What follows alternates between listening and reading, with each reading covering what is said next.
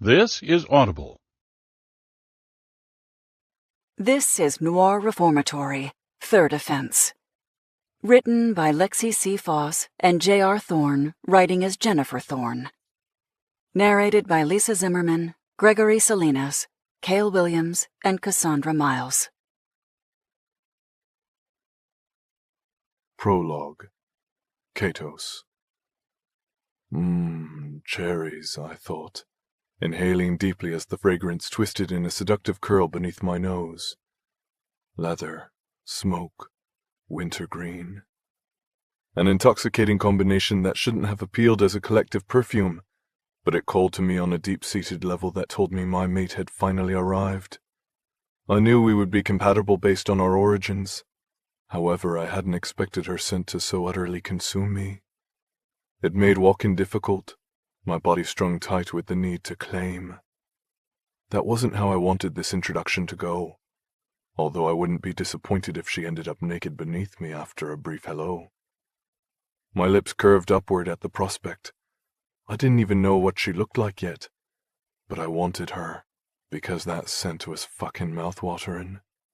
I followed it with my nose, inhaling deeply and allowing it to swathe me in a cloud of need.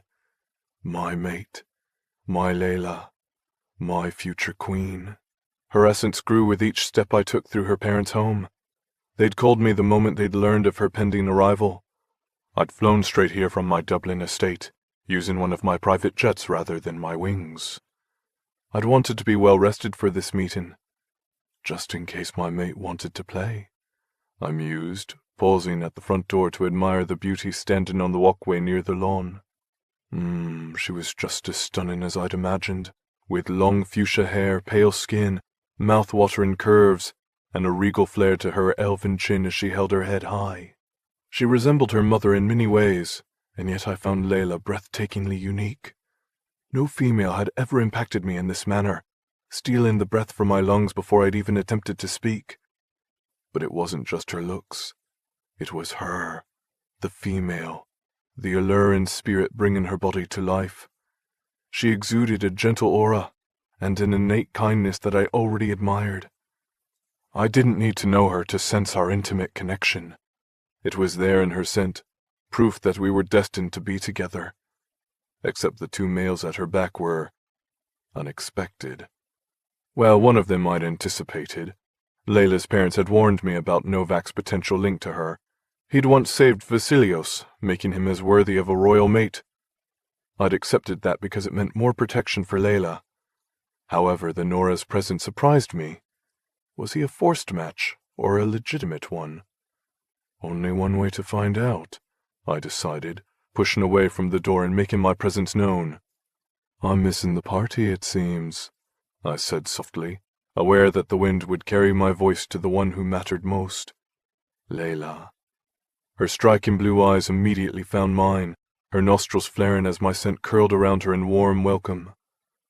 Yes, sweet girl, you definitely recognize who I am to you, I thought, my lips twitching in amusement at the delectable hint of arousal sweetening her cherry-like scent. It seemed to drown out the wintergreen and leather, leaving my mouth watering for a decadent taste of her, a reaction I allowed her to see in my gaze. There was no sense in hiding from her. We both knew how this would end.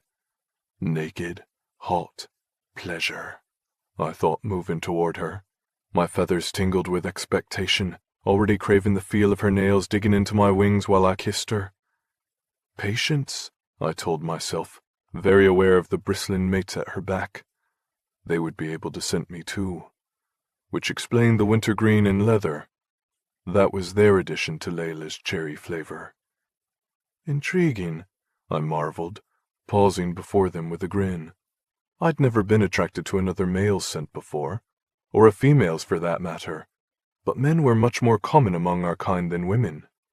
Cairo cleared his throat, the Noir an old advisor of our kind that I'd looked up to for most of my much shorter life. I wasn't young by any means, but I was nowhere near as ancient as him. Princess Layla, he said, allow me to introduce Prince Katos, your betrothed. Her lips parted, making my own turn upward.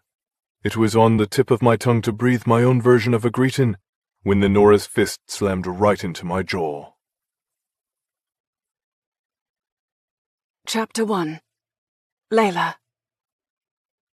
"Auric!" I shouted, but it was too late. All hell broke loose in the next second, with guards rushing forward to restrain my Nora mate, which of course made my Noir mate react. They didn't have weapons, and the elixir the Noir had given us on the way here, the one meant to help us blend into the human population, kept Novak's lethal wings from appearing. However, both males were just as skilled with their hands, going into hyper-defensive mode as the guards drew weapons meant to subdue and kill. "Stop!" I demanded, grabbing both my mates by their shoulders as a wave of power blasted outward from behind me. I shuddered, my knees buckling as the energy forced me and everyone else around us to kneel. It reminded me of when my father, King Safid, who was apparently not my father, used to take command of the Royal Nora Court. A shiver traversed my spine at the thought, confusion playing ping-pong with my nerves. Vasilios and Gaia were my true parents, yet not the parents I knew. I'd grown up a Nora princess with white wings, preparing to lead a kingdom of genial angels. Then, I'd fallen. My wings had turned black. I'd gone to prison to reform. And now, I was kneeling on the ground before my true parents, the king and queen of the Noir. My head spun with the realization, my vision blinking in and out as my father took command and called for silence among his people. How was this happening? Is this real? A dream? A false reality? My thoughts rioted, leaving me cold and subservient on the ground. What is my correct path? Who am I? Who am I meant to be? "This is my land," Vasilios, my real father, said, his voice reminding me of thunder as it reverberated through every bone of my body. "and Prince Katos is an esteemed and honored guest of my home. You dare lay a hand on him, as though you're a superior being with enough prestige to touch a Noir, let alone look upon one?"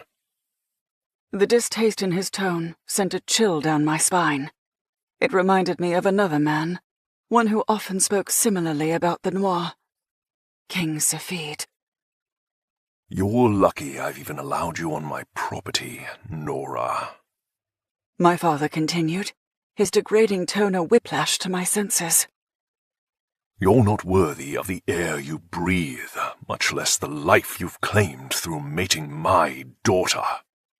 So callous, so cold, so hateful. Just like the Royal Nora Court when they spoke about Noir. Just like my King Safid when he addressed the need for reforming those who had sinned. The parallels made me dizzy, but I instinctively reached out to rest my hand on Auric's shoulder. He'd spoken to me in this manner right after my fall, making me feel so small and alone and unworthy. I wouldn't do that to him now. I would be the stronger one between us. I would show solidarity. I would protect my mate from the injustice of that tone. Silence fell, as though my touch had been felt by everyone around us. "Auric is mine," I said slowly, sternly, and with a power that was all my own. Then I repeated the action with my other mate, my arms heavy with the energy being used to hold me in a kneeling position. But I fought through it to claim my mates, to show I chose them. Novak's shoulder quivered beneath my palm, his rage barely contained by whatever enchantment my father had woven over us all. I suspected that if Novak could, he'd break through the invisible energy and force his wings to shatter the elixir. But one squeeze of my hand seemed to calm him, his head turning toward mine as though my touch allowed him to move. I met his icy gaze and nodded. Novak is mine too. Then I found the will to stand, dismantling whatever spell had forced me to my knees, and turned to face my father. Pride gleamed in his obsidian irises, his lips curling at the corners, as though impressed that I'd managed to fight through his hold. My mother wore a similar expression, only her blue eyes were a touch sadder, as if she worried for me, despite my show of strength. And Prince Katos was the only other who'd stayed standing, his hands tucked behind his back, as he remained regal with his shoulders squared. He appeared oddly contrite, like he hadn't meant for any of this to happen. But I wasn't sure I believed that. He'd walked out here like some sort of sex god, overwhelming me with his ambrosia-like scent. Definitely a compatible mate, I thought, still stunned by the revelation. And a really good-looking one, too. Long dark hair to his shoulders, violet irises that bordered on black. Tall, athletically lean, obsidian wings edged in gold tips, perfect bone structure. Lickable. I fought the urge to inhale too sharply, aware that Katos would smell just as good as before, and the combination of his scent with my mate's would probably send me back down to my knees. A hint of concern touched his expression now, like he was worried about what I would say, or perhaps concerned about whatever emotion showed on my face. Disgust? Anger? Annoyance? Confusion? I really couldn't say. I felt a whole mixture of things inside me. These are my real parents, and my dad already hates Auric. I almost laughed. I'd expected my father, King Safid, not King Vasilios, to hate Novak, not Auric. Now the roles had reversed. I cleared my throat, the urge to giggle continuing to tickle my nerves, because this was all so insane. I'd gone from being a princess of the Nora to a princess of the Noir in what felt like a breath of time. And I have a betrothed, who my mate just punched in the face. Well, that was one way to indulge in a family reunion. "Do you think we could start over?" I asked out loud, striving for some sort of normalcy here. "It's been a really long few months." I trailed off on a question because I had no idea how long I'd been incarcerated. Weeks, months, years.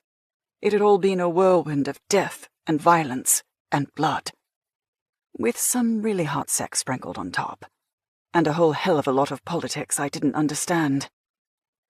Kyril had claimed the Noir were a race, not the fallen class of Nora I'd been taught to fear all my life. My parents were living proof of that truth. But I still had no idea what it all meant. Did they plan to go back to their realm and take over the kingdom from... I blinked, sighing as I tried to force myself to call him King Safid, but I'd spent 21 years referring to him as my father. Yet my real father stood before me now, confusing everything. My mind, my life, my purpose. I shook my head, trying to clear it. But the similarities were all around me, as everyone remained on their knees, just like King Safid would do when presenting to the court. Does that make them similar? What are their goals? What? Prince Katos took a step forward and held out his hand. "Hi, I'm Katos," he said, breaking the silence. I stared at him for a moment, then realized he was doing what I'd asked, starting over. I blinked down at his hand, then back up at him, and caught the twinkle in his violet gaze. He was humoring me, not to poke fun, but to try to lighten the mood. Swallowing, I slipped my fingers over his. "Hi, I'm Layla." He brought my hand up to his lips, placing a chaste kiss on my wrist. "It's a pleasure to meet you, Layla," he murmured, releasing me. A pleasant tingle remained in his wake, warming my veins. "Likewise," I breathed, unable to hide my natural reaction to being touched by a male of clear compatibility. His lips curled again, but his expression remained genuinely polite overall. No seduction or knowing stares like I'd experienced on his approach. Just a subtle note of curiosity that left me feeling mildly more at ease. My father cleared his throat and held his hand out next, following suit with Katos and introducing himself as though we hadn't already met. Then my mother hugged me like she had when I'd first arrived, her arms tight around my neck, as though she worried that I might take flight at any second. The weight of the moment slowly lifted, my father's oppressive power allowing everyone to stand again, including Auric. My mate didn't apologize. His blue eyes narrowed in distrust at everyone around him. Novak took up a similar position, as did Raven and her mates. Now you understand why I suggested leaving them behind. Eyston muttered as he passed me on his way to the front steps. "They're my family," I called after him, irritated by his unwanted commentary. "I would never leave them behind." He paused at the top step, his expression hard. I ignored him and glanced at Raven. She tipped her dark head in acknowledgement, silently agreeing with me. We might not often see eye to eye, and we might not even be true cousins now, but we'd established an understanding over these last few weeks. It wasn't a friendship so much as a familial bond. No matter what happened, we were all in this together now. My mother hummed, glancing between me and all the others before settling on my father. "We're going to need more guest rooms made up." He studied her for a moment, some sort of silent conversation flowing between them that ended in him dipping his chin in agreement to whatever unspoken question she'd asked. Her lips curled, telling him without words that his acquiescence was the right move. Then she focused on me with excitement. "May I escort you to your room?" I started to agree, then glanced at my mates. "Our room, right?" I asked her.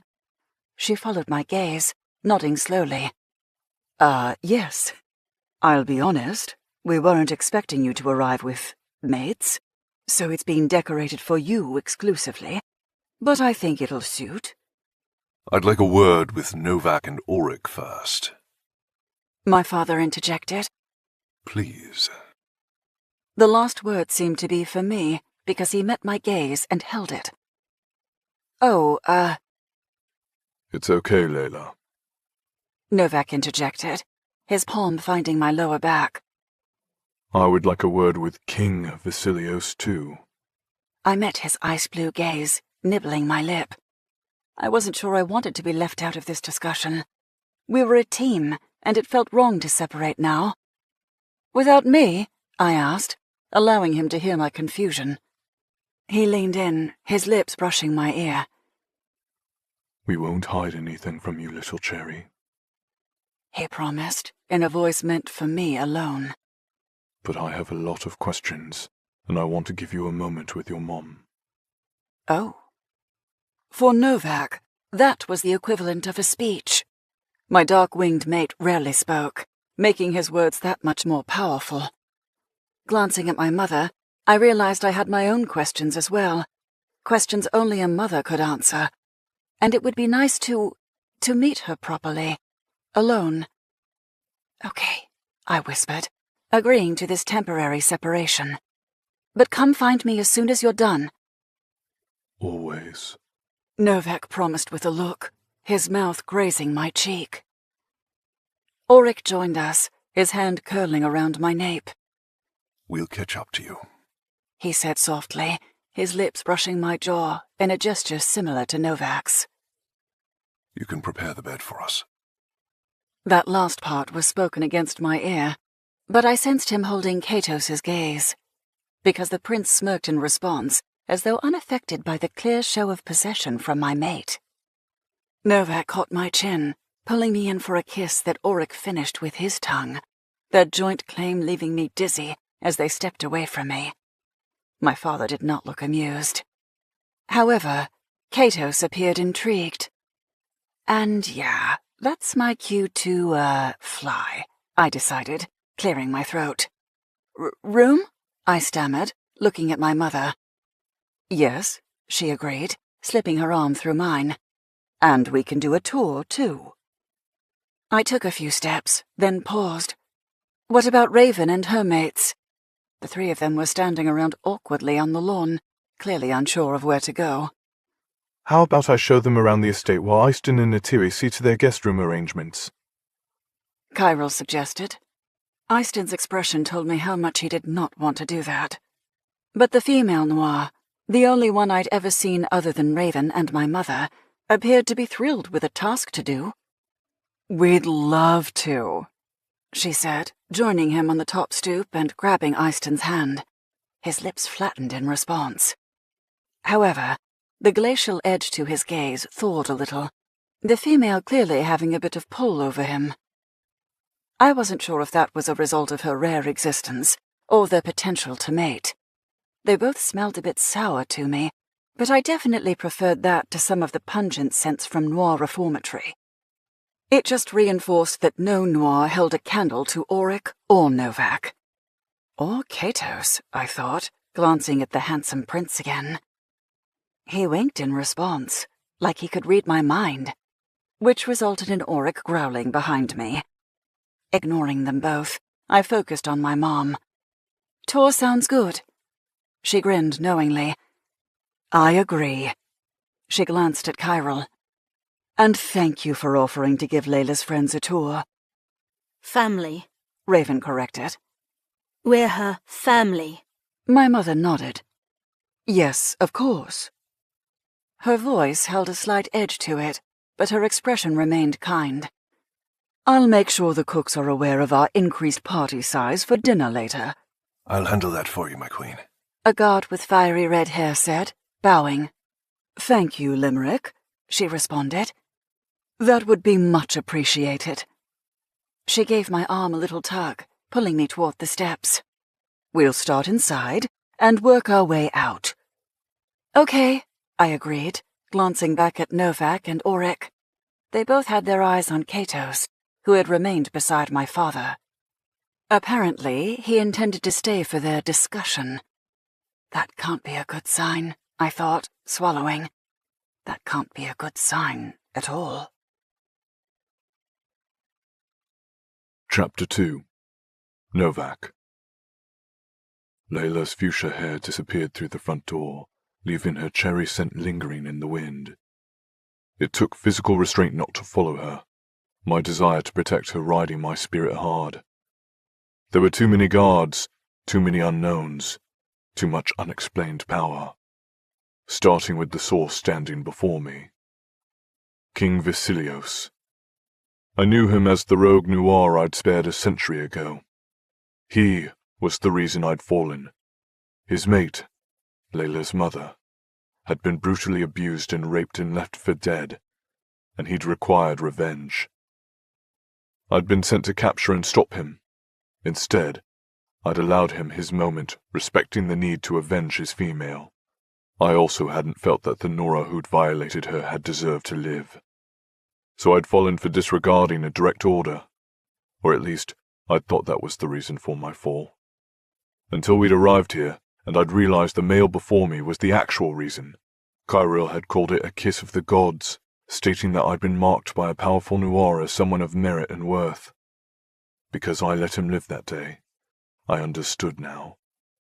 He'd marked me with favor for letting him live, which I now knew was the true cause for my wings turning black. I folded my arms and held the king's gaze, waiting as everyone around us dispersed. Zayan and I shared a quick glance and a nod, both of us immediately on the same page. If anything happened, we'd have each other's backs. No questions asked, no explanation needed. If this led to a battle, we would always be on the same side. Until then, he'd scope out the grounds on their little tour, and I'd feel out the Noir everyone referred to as a king. Katos remained, something I'd anticipated since he was apparently my mate's betrothed. Tension radiated from Auric, his displeasure over that development one I felt to the core of my being. Because no, that wasn't happening. Layla had two mates. She didn't need a third. Prince Katos could fuck right off. Vasilios studied me for a long moment after everyone left, his lips curling. I see my gifts have been used as anticipated. His dark eyes ran over me with interest. You're even more formidable now than you were that day. I grunted. He wasn't wrong, but I didn't particularly like my talents being referred to as his gifts. His focus shifted to Auric. And you're just as arrogant and close-minded as before. The Nora commander snorted at that. You don't know a damn thing about me. I know you think with your fists instead of your mind. he countered, gesturing at the male beside him. It's fine, Katos assured us all. I'm fine. Auric met his gaze directly. For now. Katos merely smiled and shifted his attention to Vasilios. I'm not offended. Auric appeared ready to challenge that opinion with another strike to his face, but I caught his wrist before he could move, giving it a squeeze. I was the volatile one in this relationship, not him. Get your shit together, I said with a glance. Then I looked at Vasilios expectantly and arched a brow. I wanted him to keep speaking, to give me something to work with here. I understood the whole history thanks to Kyril's lessons. The Noir were godlike beings who used to live peacefully with the Nora until a lethal disease wiped out 90% of the Noir race. Kyril claimed King Safid had created the Stygian plague, that he'd done it in response to his Noir father rejecting him and his Nora mother. The truth of that remained to be seen, but the Noir existence was clearly real, as I stood facing the unequivocal king. The last of the original Noir, an essential god if Kyril was to be believed. The display of power he exuded that had forced us all to kneel certainly seemed in line with Kyril's explanation, which meant my mate was a goddess. Something my spirit had recognized long before I'd known all the facts. It was why I'd felt compelled to protect her, to worship her, to mate her. Because she was mine. Mine and Auric's. Not yours, I thought at the golden-tipped black-winged arsehole. Vasilios narrowed his gaze, quickly picking up on my aggression. He rightfully seemed to recognize me as the greater threat. Auric was an admirable warrior, but King Vasilios knew firsthand what I was capable of. We clearly have a lot to discuss, he said, his invisible power tugging at my muscles to follow him when he turned. Walk with me. He led us away from the house, away from Layla, away from my cousin and his mates. My muscles tensed. I didn't appreciate being removed from those I considered mine, nor did I appreciate being led toward an unknown destination in a place I'd yet to scout, especially when I couldn't access my wings. Fucking elixir. I'd sensed the potential to fight through the magic earlier when chaos had ensued, but I hadn't been able to fully break free of the enchantment. It had loosened, though, a little, suggesting I could break it if I focused hard enough. I glanced at Auric to gauge his thoughts on the matter. We'd developed a means to talk without verbal communication long ago. He was my commander, I was his warrior, and the one he could never quite leash. We were still figuring out the hierarchy between us, but we listened to each other when it mattered, like right now. Auric wanted to talk with his fists, but our adversaries held too many unknowns. Emotion should be channeled, something I often practiced when my bloodlust and rage proved useful. Auric knew better, but Katos was an unexpected challenger when it came to our goddess. I don't trust them, Auric said with a subtle flex of his jaw. I don't either, I replied as I fought Vasilios's compulsion that drew me forward. Auric couldn't hear my thoughts, but he could read my body language. I locked my thigh a moment before I took another reluctant step. When Katos gave me an easy smile, I knew he was showing me his power. Either Vasilios wasn't compelling him, or he can't. Either way, I would play along for now. I found Auric's gaze once more, telling him my intent with a single look. We play along and learn more about our situation and location. Then we send that pretty boy with the golden-tipped feathers a message he'll never forget, preferably in blood. Auric seemed satisfied with the murder I bled through my eyes because he fell into step beside me and stopped fighting Vasilios's pull. The powerful angel led us to a cliff, a place that normally would make me feel free. Plenty of room to escape. No bars masking the scenery. Except I didn't have my wings, which made this view of the vast ocean and rocky surface below more of a threat than anything else. Something the glint in Vasilios's black eyes told me he knew. He wanted us to know that this was his territory, one where he was in control. Katos simply took in the view, his nostrils flaring as he inhaled the salty breeze, his feathers ruffled in contentment, the royal noir the picture of ease and comfort. probably because he frequented this location often, which meant he knew the territory well. He also had his wings, something I was growing increasingly jealous of as Vasilios led us all to the very edge of the cliff. It was only then that he lifted his compulsion, his message roaring even louder than before. I own this place, and I can own you too. He also lacked wings, his feathers merely a faint shadow behind him as the powerful elixir kept them hidden. However, that didn't seem to impact his confidence in our situation, a reveal that suggested I was right about being able to break the elixir's hold. Or perhaps it was being in his own territory that allowed Vasilios to appear so calmly self-assured. He rolled his shoulders as he faced us, the motion one that was more angel than human. While the Noir had lived amongst mortals for a long time, per Chiral's information, there were still subtle signs of what Vasilios was, if one knew what to look for. It made me wonder how much time he'd really spent among the humans. He had a nice little fortress tucked away in this cliff, and it was entirely possible he didn't know this world's people as well as Chiral had suggested. Maybe Vasilios preferred to hide. It was a potential weakness that I took note of for later, because if he didn't know this world, then we would escape and hide within it, assuming we were able to gather the right intelligence and resources to do so. As I'm sure Chiral has mentioned, Vasilios began, your version of history is skewed. Auric gave the king a flat stare. He told us Noir are a godlike race of angels, not fallen Nora. Auric's tone wasn't one of disbelief, but I could sense he was having a hard time swallowing the explanation. He refused to look at me, and I suspected it was because he didn't want me to see the truth of his discomfort. If what Chiral had told us was accurate, then everything my noble commander had been doing for the last several centuries had been on the side of evil, not good. And Auric was an honorable Nora, an angel who believed in right over wrong. It would be a difficult reality for him to believe, similar to how he'd struggled to understand Layla's black feathers. He claimed to accept the latter now, but I suspected he still struggled with her situation, with our situation. Vasilios considered Auric for a moment before saying, We're the children of gods, and Nora were created to serve us. The last part was said with a slight sneer as he looked over my commander. To protect us? Katos added with a softness I didn't trust. There was something different about him, something other. Divine, perhaps, now that I knew what to look for. He reminded me of Layla in ways I didn't want to admit. He held a presence that demanded respect. Only Layla had earned my devotion. He had not, and he never would either.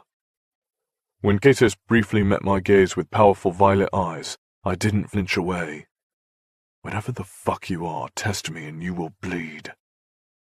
Katos grinned as if he could hear my thoughts. Yes, for protection.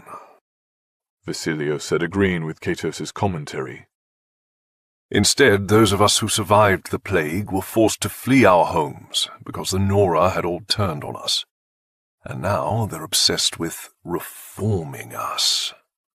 He growled the word reform as if it were a curse. But the gods are turning the tides, Katos murmured thoughtfully, still holding my gaze. Your wings are proof of that.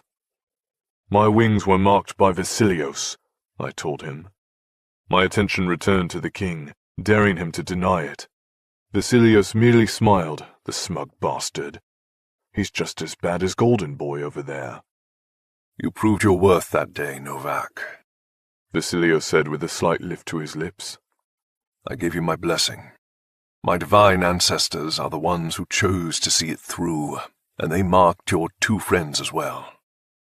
His approval faded as he turned to Auric. But not you. If Auric was offended, he didn't show it. Because I believed in a cause that I'm now starting to question. Only starting to? Vasilios asked, arching a brow. Well, that's disappointing. Auric's gaze narrowed, as did mine, because that tone hadn't just been condescending, it had been challenging. and the look Vasilios gave his guards afterward suggested it had been some sort of a sign as well. The hairs along my arms lifted, my instinct to break through the elixir and fly causing my pulse to accelerate in anticipation. But a gentle breeze instantly cooled the air, giving Auric pause as strands of his long white hair whipped across his turquoise eyes. His voice was calm as he said, "If I've learned anything over the last few months, it's that nothing is what it seems. So I'll be reserving my judgment on this entire situation until I feel more confident in my findings." Chapter 3. Novak. I waited, curious to see how this god would respond. He appraised Auric with a shrewd look, the guards behind us still bristling. Waiting, I translated. Waiting for their king to make a choice. My fingers twitched, my desire to flip a blade in time with my pulse making me almost anxious for whatever came next. Give me a reason, king. Give me a sign that allows me to kill. Except his expression told me that wasn't going to happen, because he grinned. Thick-headed and stubborn. Two fascinating qualities. He remarked, his tone suggesting Auric had just unexpectedly passed some sort of test. Then the king glanced at Katos and added, "I'm going to assume that Safid passed similar traits on to my daughter as well." Seems to me it could easily be your own influence, king, I thought, my eyes narrowing. But he started walking again before any of us could reply, this time without compulsion and without bothering to see if we would follow. Because of course we would. He was the king. We were minions. But we're also your daughter's mates, I mused, which makes us heir to your territory, right? Auric glanced at the guards behind us, his nostrils flaring with distaste. They were still on high alert, their disgust for us evident in their stances and expressions. Try it, I thought at them. Then I took a purposeful step to Vasilios's direction. All they did was bristle again, which confirmed that whatever signal Vasilios had given was simply one meant to put them on alert. I hummed, my fingers twitching again. When he does give the word, I'll be taking you down first. I decided, my gaze on the guard closest to me. And I'll be taking that blade from your pocket, too. Katos flashed me an amused look as he walked along the cliff's edge. But it was the wind playing through his feathers that captured my interest. They almost appeared majestic, like he was pulling energy to him somehow. Odd. Society used to work with the Noir residing in the court, Vasilios said, distracting me momentarily and drawing my gaze back to him. The court, Auric repeated as my eyes returned to Katos and those mystical feathers of his. If I dispel the elixir, I can free my feathers and cut his pretty wings, then shove him off the cliff. Except no. The guards will likely be on me before I finish sawing off a wing. Maybe I can go for his jugular first, then... Vasilios cleared his throat, pointedly looking at me as if he could hear my thoughts. I glanced at him. What? I arched a brow. I didn't come here for a fucking history lesson. His eyes narrowed a little. Then he looked at Auric. Yes, the court. The one that Safid maintains today. Only back then it was a court of Noir, not Nora. Fascinating, I deadpanned. Can we get to the point? Because I hated words, I much preferred actions. A Noir court. Auric seemed to be tasting the phrase because apparently he found this captivating. I supposed it couldn't hurt to learn additional details, but I suspected this whole historical lecture wasn't the purpose of this walk. Vasilios was just warming us up, and I really wasn't one for belaboring the point. Just get to it. The Nora were protectors, Katos reiterated with an easy smile, obviously not hearing my request. But we've established that already. No shit, I thought. What I mean to say is, he continued, they held an important role, one that the Noir cherished and valued. Vasilios tilted his head in agreement. Yes, they served the Noir court in many ways, similar to the servant class, but with far fewer restrictions. Auric frowned. Define fewer restrictions. From what I understand, Safid has strict rules in place that keep lower-level Nora out of his personal palaces. Correct? Yes. Auric confirmed. Well, it wasn't like that when the Noir ruled. We allowed the Nora free rein. It provided a harmonious atmosphere. Or so we thought. Vasilius's inky irises flickered with power, his expression one that suggested the memories he was recalling now weren't fond ones. Vasilius stopped at the peak of the cliff and overlooked the glittering water for a moment. The change was subtle at first. We only knew that Noir were dying, but we didn't understand how or why. His jaw flexed with the words. Death for a Noir or Nora is quite rare. Not in my world, I nearly said. But the king wasn't done. It started with the wings. They molted down to the bones, he said ominously as the breeze died. Then the angelic bodies began to deteriorate as well. Darkness weighed over him like an aura, one that choked the oxygen from the air, which suggested that what he was saying was real, or he was a very, very good liar. The portals saved our lives, he continued grimly. But they took time to build, as we'd never attempted to leave before. I studied him. My interest finally peaked, because this plague hadn't just ended the Noir. It had served as a gruesome punishment, one that had drawn out the suffering before it had claimed their immortal lives. I enjoyed violence. However, this was devastation. Cruel, a twisted, dark game that I would never have encouraged even in my most lethal hours. Some angels deserved to pay for their sins, to be tortured, to die brutally, Safid being chiefly among them. But an entire race? No. Alas had explained the hatred in Vasilius's dark expression when he regarded Auric again. His midnight gaze raked over Auric as though he could see his pristine white wings beyond the effect of the elixir, and he made no effort to hide his distaste.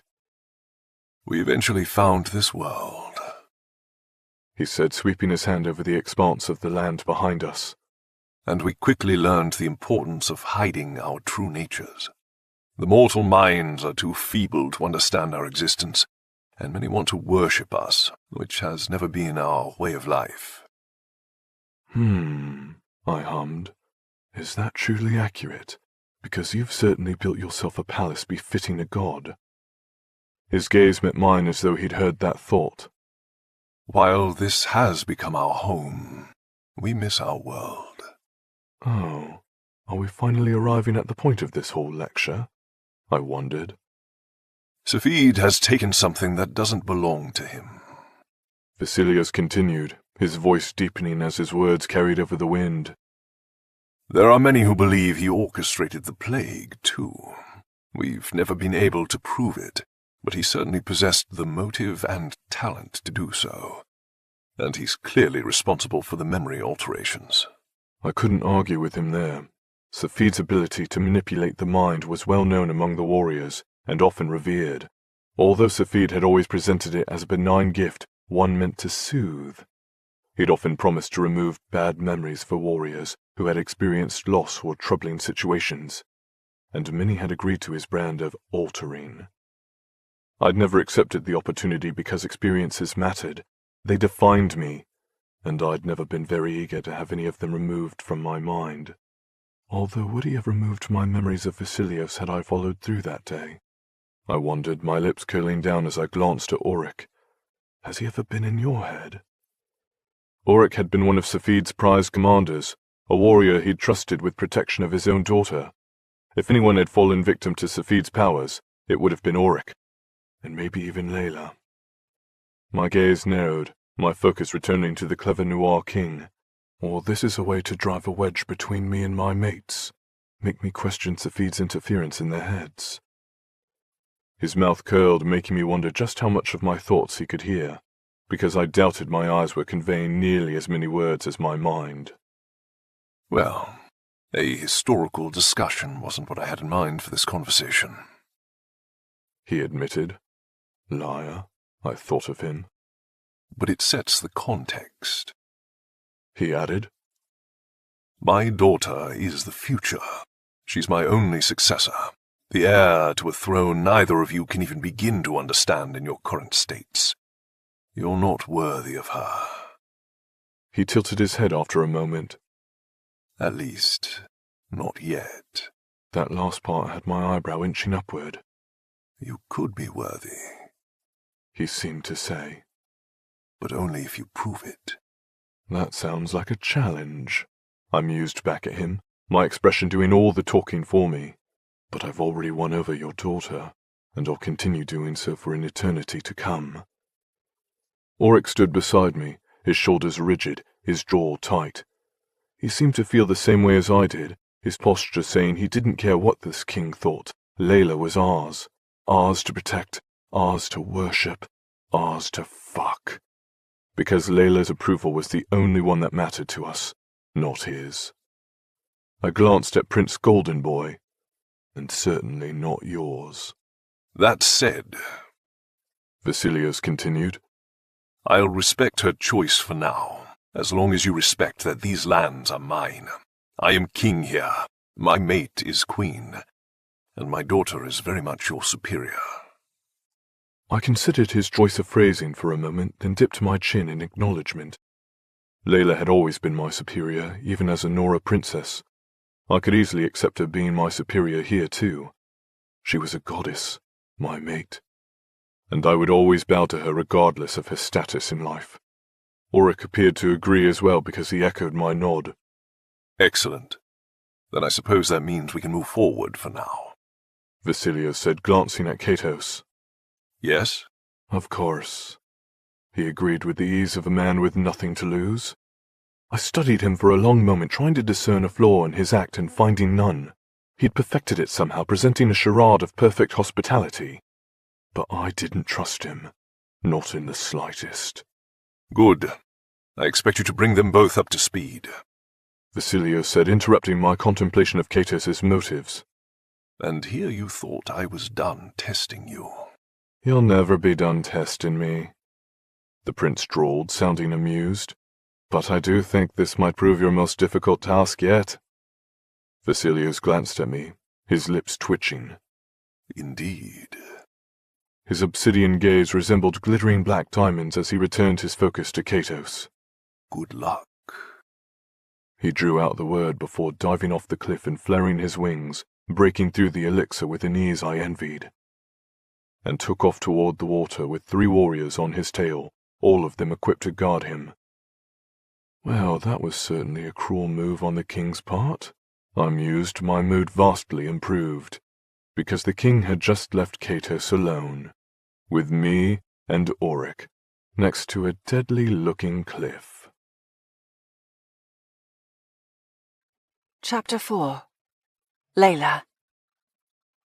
Gold and white opulence, I mused, glancing around the palatial estate with a sense of ease I hadn't felt in a long time. This place felt like home. Not the one I'd lived in as a Nora, but a new sort of home. My home. As though I'd always been meant to find this palace and call it my own. Windows lined most of the exterior, the glass all easily removable with a latch along the silver-stained frames. Gaia, my mother, showed me how to remove one in the hallway upstairs, explaining that it was designed that way to enable easy arrival and departure by flight. "Can you still fly with the elixir?" I asked, my invisible feathers ruffling at my back. She nodded. "It feels a bit strange at first, but the incantation is easily broken." She considered that for a moment. "Well, that may not be the right term. It feels like breaking through a fog, but the substance sort of sticks to your feathers, which is how it appears again when you land, camouflaging your wings once more." That all sounded a bit suffocating, a reaction she must have read on my face, because she reached out to squeeze my arm in a reassuring manner. "Do you recall the first time you took flight?" she asked softly. I swallowed, nodding. Yes. My mother, or the woman I'd always thought was my mother, had pushed me out a window and waited for me to master my wings. She'd been right behind me in case I fell, but I'd instinctively thrust out my plumes and soared through the wind for several glorious moments before stumbling onto the ground below. A misty gleam met Gaia's gaze, but she blinked away the emotion and cleared her throat. It's similar to that, only a little trickier because our adult minds are used to sensing wind a little differently after years or centuries of flight. Oh, I whispered. She paused in the hallway, glancing at me again. Would you like me to show you? She asked, a hopeful note in her tone, like she wanted the opportunity to teach me something. Maybe after we see your room? I nodded. Yes, I think I would like that. Her lips curled, her face lighting up with excitement. I would like that too. She threaded her arm through mine again and led me the rest of the way down the overly wide hallway, obviously created to accommodate wings, through a pair of double doors at the end. We constructed this wing for you, she said softly. I've kept it maintained throughout the years, hoping you would come home to us someday. That sheen returned to her gaze, her voice choking up a little at the end and causing her to clear her throat again. My heart gave a little pang, not just at her watery expression, but also at the knowledge that they'd been waiting for me to come home, to return to them, to be here, as their daughter, because I'm a Noir. I swallowed, the notion making me uneasy. It was a feeling that only worsened when I realized that we had an audience waiting for us on the other side of the doors. 2 Noir guards. They stood at attention against the wall, their weapons on full display at their hips. But I caught the subtle scent of metal, too, suggesting they had at least one knife between them, probably in the seam of a boot. Auric had taught me how to scent out weapons, a defensive maneuver, one that Novak had enhanced over the last few months with his own version of training. I glanced out the window to my left, searching for them instinctively. My heart told me they were okay. However, that didn't stop my mind from whirring with possibilities of how quickly that could change. Be safe, I thought at them, aware that they couldn't hear me, but hoping they felt me all the same. You're uncomfortable, my mother murmured, intruding on my thoughts. I blinked at her and caught the concern knitting her otherwise perfect brow. She glanced at the guards and waved them away, wrongly interpreting my worry. I could handle a few Noir guards. It was my mates who occupied my mind, and their inability to remain polite. Stand guard at the entrance to the wing, my mother told them. There's no need to linger inside my daughter's suite. My heart did a strange stutter when she said my daughter. Home. Noir princess. Daughter. Not a Nora. My head spun, each thought seeming to swirl in circles inside my mind. This was all so much to absorb. But I did appreciate the guards leaving. Their presence reminded me a little too much of the Nora Palace, and ultimately the prison I'd been wrongly sent to when my wings had turned black. Because I'm a Noir. Because I'm supposed to have black wings. Because King Safid is not my father. King Vasilios. Your father is overly cautious, Gaia said, interrupting my thoughts and making me wince at the timing of her statement. These are my parents. Gaia is my mother. I'm a Noir. She gave me a sad smile, likely sensing my continued unease. I'll tell him to only station the guards at the end of the hall from now on. That wasn't the problem at all, but I nodded anyway, not wanting to voice the wandering thoughts in my head. Well, she murmured, taking another step deeper into the room. This is yours. Such a simple statement, one that had me blinking my eyes. But of course, she'd already said this was mine, because they've been keeping it prepared for my arrival for 2 decades. I swallowed, the emotions threatening to suffocate me as I forced my eyes to take in the room around us. Then my lips parted, because, wow! I'd grown up with finery and luxury, but even my royal Nora chambers struggled to compare to the glory of this room. Wing, I corrected myself. It's beautiful, I whispered, totally in awe as I traced my fingertips along a low sofa built to accommodate wings over the back. It struck me as more modern than regal, a stark contrast to the Nora Palace. This place felt real. Palatial and stunning, but with practical undertones. The humans must have impacted the choices for this room, I decided, as I took in the decorative touches. They weren't over the top, but still boasted wealth and vibrancy. My favorite part was the elaborate living area that faced a set of 3-story windows. The whole room overlooked a glittering ocean. And a circular arc in the glass guided me through the entirety of the wing, complete with every luxury I could imagine. A butler's pantry stocked with drinks and a waiting bucket of ice inside a chilled cabinet. A dining room built to fit a party of 6, with a table already set with silver. And finally, a separate bedroom with a master bathroom suite that was easily 3 times the size of the space I'd had at home. Not home, I corrected myself. My chambers in the Nora Palace aren't my home. This is.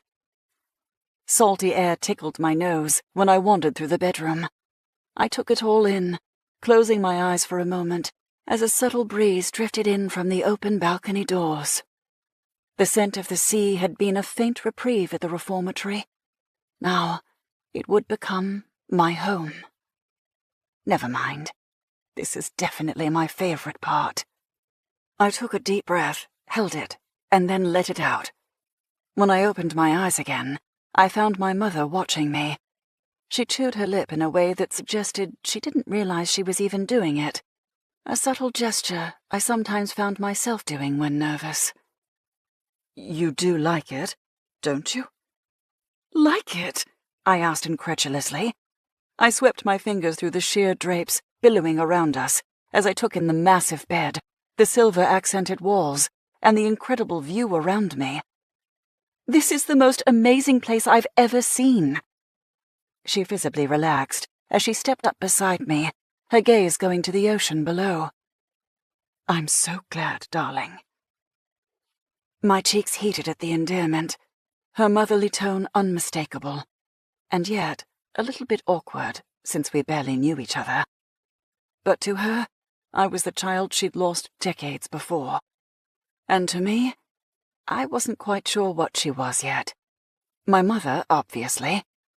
However, that was more of a title than a true familial connection. She seemed to be waiting for me to say more, perhaps to reassure her that I really did like the rooms. I cleared my throat and forced a smile. You don't have to worry about me. My mother, Queen and Ice, taught me to always appreciate gifts in life, and even if she hadn't taught me that, I can tell how much work has been put into this place to make me feel welcome. So thank you. I love it. I waited to see if Queen Gaia would be offended by my slip of the tongue, but her blue eyes, the same color as my own, merely smiled in response. No hint of chastisement or hurt. Simply acceptance and a touch of happiness, because I'd told her that I approved of my new room. We fell into a strange sort of silence, both of us admiring the view and just existing beside each other. It felt right, like I belonged here. I inhaled deeply again, the scents warming my blood and making me feel at peace. It was a moment I absorbed and clung to, needing my mind to still, just for another few minutes. But all too soon, that nagging little voice in my head started whispering, "Is she really our mother? What about a nice?" I'd always loved my mom growing up, despite our time together often being brief and to the point. However, had it all been a ruse, a way to keep me in line, a lie meant to groom me for a future beneath King Safid's wing? I knew deep down that the answer was yes, but that didn't make it any easier to stomach. Still, I couldn't deny the pull I felt toward Queen Gaia. There was something about her aura that I couldn't quite describe. Some sort of divine authority that called to my inner spirit, demanding that I recognize my place by her side.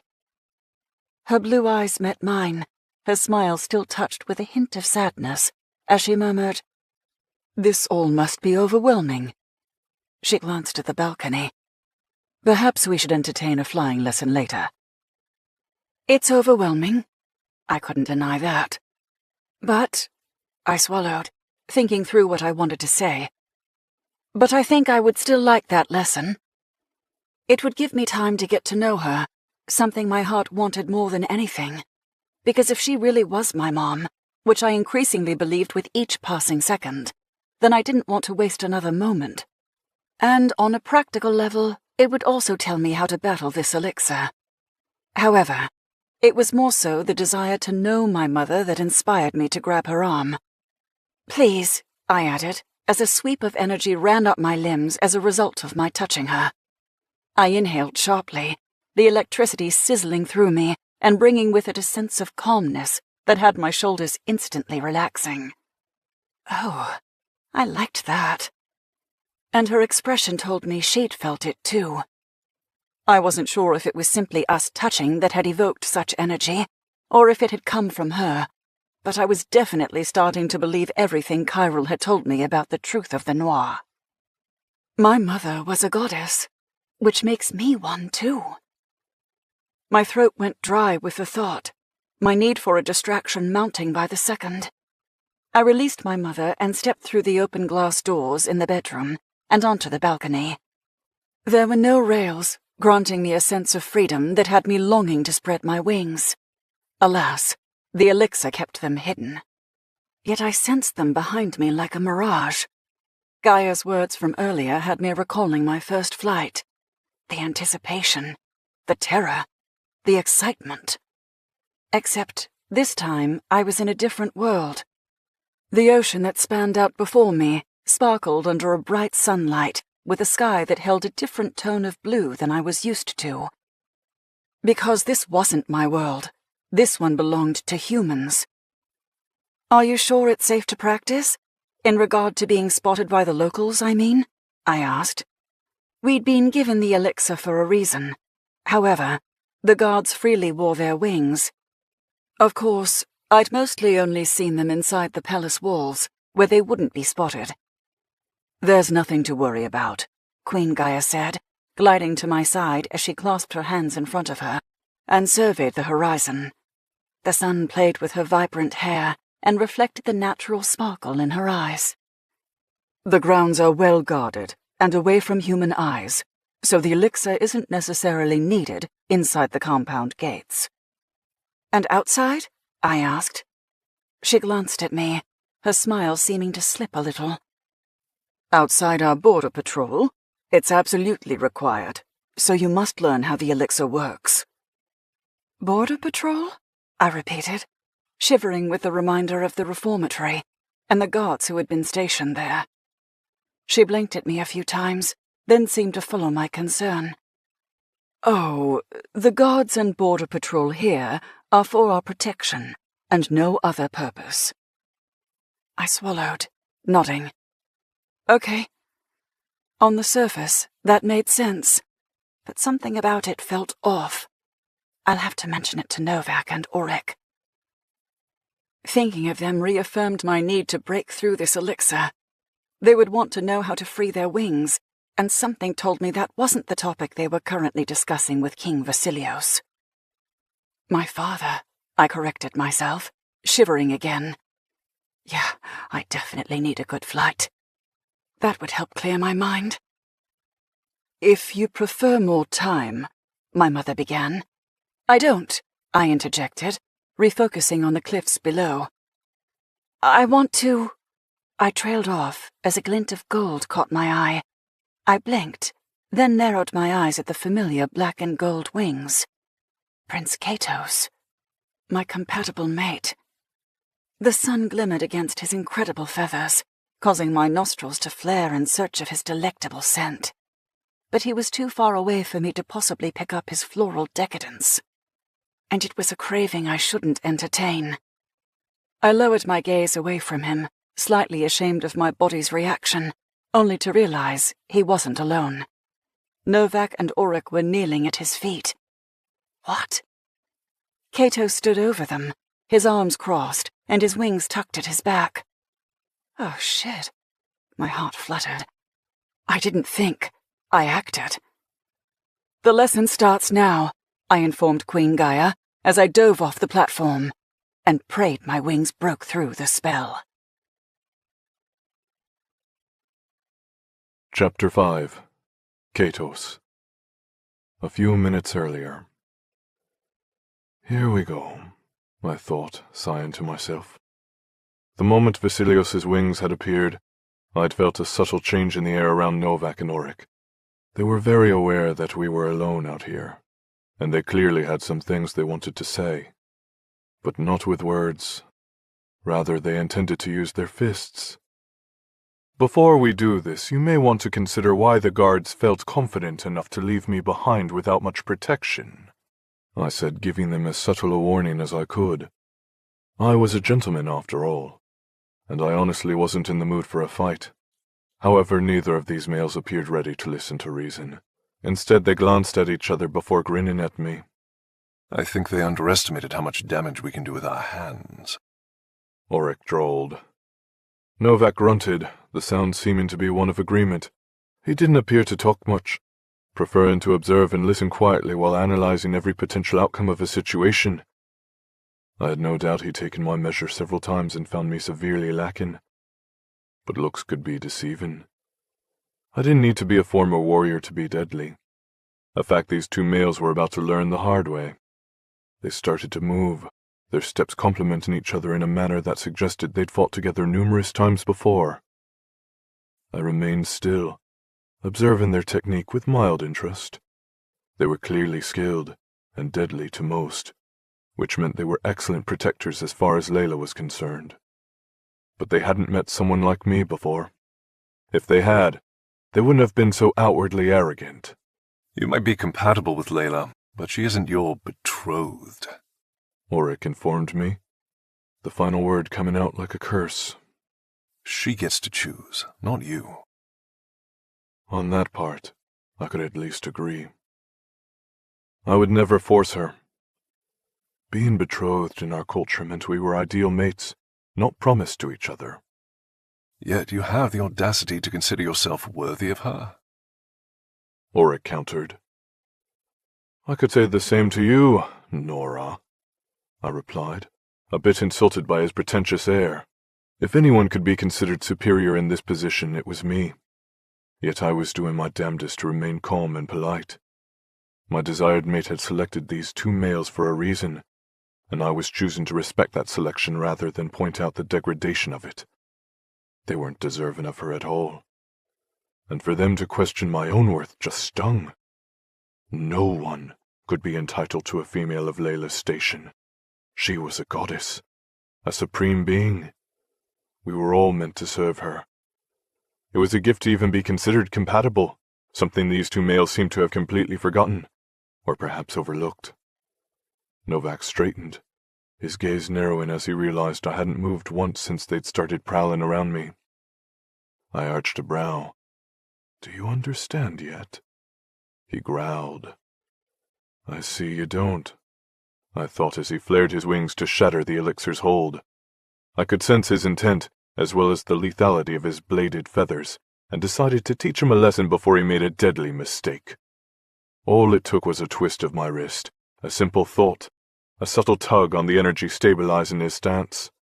And down he went. I hummed, glancing at Auric, awaiting his next move.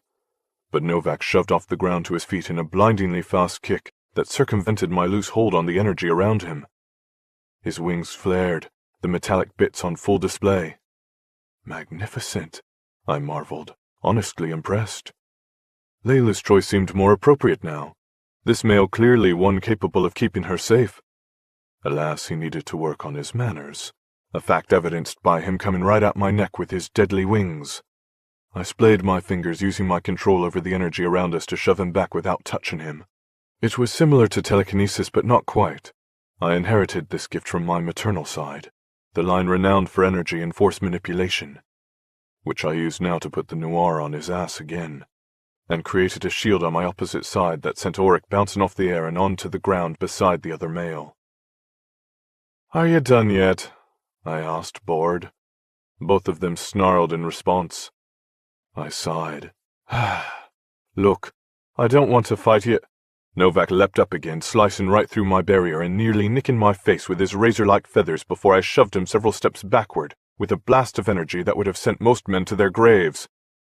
But not this one. No, he pushed against my energy shield, his gaze determined. My respect for him grew with each passing second, until he came a little too close for comfort, thus forcing me to apply a lot more effort into pushing him off. "You started this," I told him, "not me."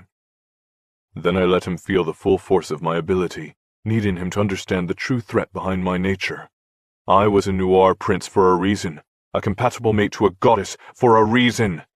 I would not bow to him. Layla, yes. Novak, no. He might have borne the famous kiss of the god's mark, but my godly bloodline far superseded his. Something I displayed now as I hit him with a second blast of power, followed by a third that lowered him to the ground and held him there. Auric started to move in my peripheral vision, so I hit him with a blow just to keep him down.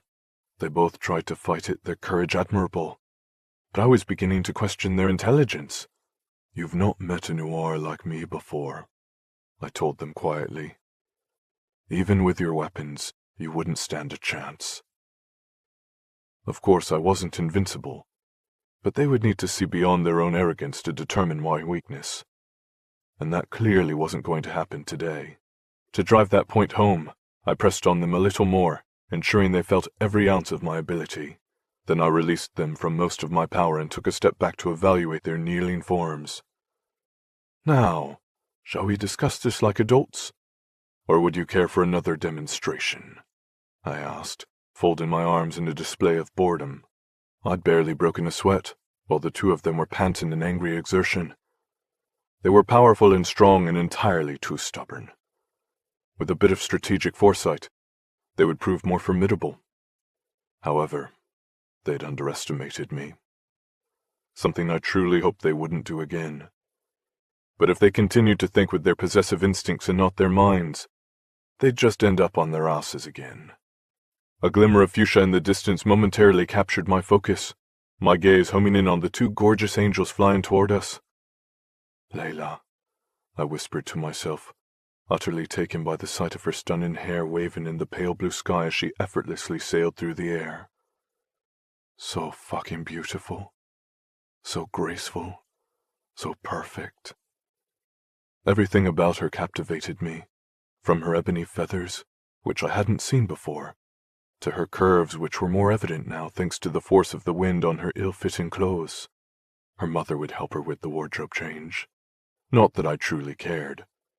Her mere presence took my breath away, as did her addictive scent. I inhaled, loving the way it mingled with the natural cologne of her two mates.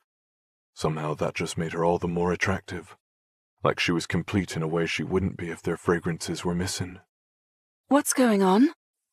she demanded, as she landed deftly in the grass, her execution as flawless as the rest of her. "Your mates wanted to spar, but I don't use weapons," I explained. "I use my mind." Novak snorted. Auric glowered at me. He's a fucking telekinetic. "Not quite," I murmured. "Katos?" Gaia said, her tone holding a note of chastisement that I hadn't heard in a very long time. She often reminded me of my mother. "I warned them," I told her. "They chose not to listen." "Yes, I'm quite certain this was their doing." Layla said, sounding irritated. "What the hell is wrong with you two? Whether they started it or not, Prince Katos knows better. Gaia interjected. He's the son of two very powerful gods. There is no such thing as a fair match where he's concerned." "I'm choosing to take all of that as a compliment," I decided out loud. "And as I said, I warned them. More than once, I might add." I gestured to where Novak's wings were lodged in the grass. "That one is almost as lethal as me, just in physical form rather than mental." I pointed at Auric. "And that one is too stubborn for his own good." And you're not, Gaia countered. We all have our weaknesses, I murmured, fixing my jacket and stepping forward to kiss her on the cheek. In most cases it involves a woman too. I winked at Layla as I said it, then continued on past her, because if I didn't leave now, I'd probably end up trying to kiss her. And that would likely end with me introducing Auric and Novak to the ground again. I'm going to freshen up for dinner, I called over my shoulder, my gaze finding Layla once more, mostly because I couldn't help myself. I also didn't want to appear rude to her by leaving so suddenly. I look forward to chatting more later, darling. I think we have a lot to discuss. That elicited a twin pair of growls from the ground, causing me to sigh. Shaking my head, I waved my hand to release them of their final binds. Then I used my wings to propel me up into the sky before they could even think to stand up and attack me again. As far as introductions went, it could have been worse. Layla's perfume wrapped around me as I flew through the same strand of air she'd taken here, and my groin tightened. Could have been better, too. Alas, patience was a virtue, after all. I would wait as long as it took. As I told Novak and Auric, I believe in the right to choose, and with that belief came an important task to prove myself worthy enough of that choice, which was exactly what I intended to do now. Chapter 6. Auric. Fuck.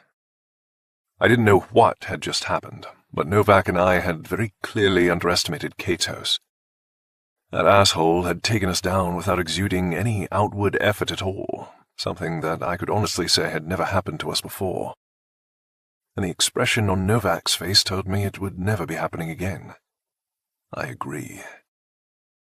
Layla's cherry fragrance wrapped around me in a claiming scent, drawing my focus to her. She stood with her gaze on the sky, a note of wonder in her expression as she watched Katos fly. My heart gave a little pang at the sight, because this was what I'd never wanted to see. A compatible mate for Layla. Fuck, I'd even asked to be reassigned from her guard specifically so I would never have to witness her fall for another man. And now she's mine, I thought, my eyes narrowing as I followed her gaze. You may be some crazy, powerful noir, but you are not betrothed to my mate. Novak grunted beside me, the sound one of agreement. It didn't matter that he couldn't hear me. He understood loud and clear how this was going to go down. That royal is going to die. He's the son of two gods? Layla asked, her eyes still on the retreating noir in the sky. Her voice held a note of wonder that matched her expression. It made me want to growl, but I refrained in order to hear the answer to that question, as I'd wondered the same after her mother had originally voiced that revelation. He's the son of two very powerful gods. Which two? And what exactly does that mean? I wanted to demand. Yes, Bia and Krios, her mother replied, the familiar names making my lips curl down. I met Novak's gaze, and he arched a brow in return. Coincidence? He seemed to be asking. Doubtful, I replied. The way his icy gaze flashed told me he agreed with my assessment, which raised a hell of a lot more questions, but I wasn't sure I wanted to voice them out loud here. I'd listen first. Oh, that's what's to be believed, anyway, her mother continued. His powers directly correspond to their lines. Layla pulled her focus away from the sky, a frown marring her brow.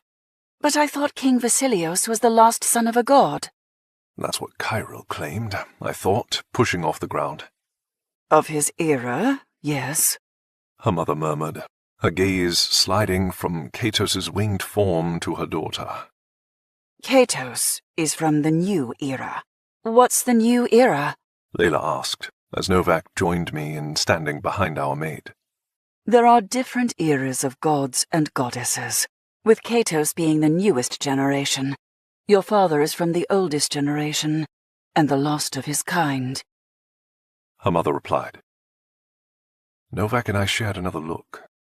He'd been bored and borderline annoyed by Layla's father, but he seemed intrigued now, as was I. Because Prince Katos had just handed us our asses without so much as breaking a sweat, and we were both very interested in how he'd accomplished that. Son of two gods, new era. Keep going, I thought, my focus returning to Layla's mom. But it was Layla who said, Okay, so the gods started a new generation? In a manner of speaking. Her mother fell silent for a moment, her gaze thoughtful. Power has a way of recreating itself, and in this case, it's happening with a newer generation. Katos' generation? Layla translated. She nodded. Yes. Certain Noir have been born within the last few decades with inexplicable power, and the remaining elders of our kind have confirmed that the bloodlines are similar to those of the ancient gods. That was interesting.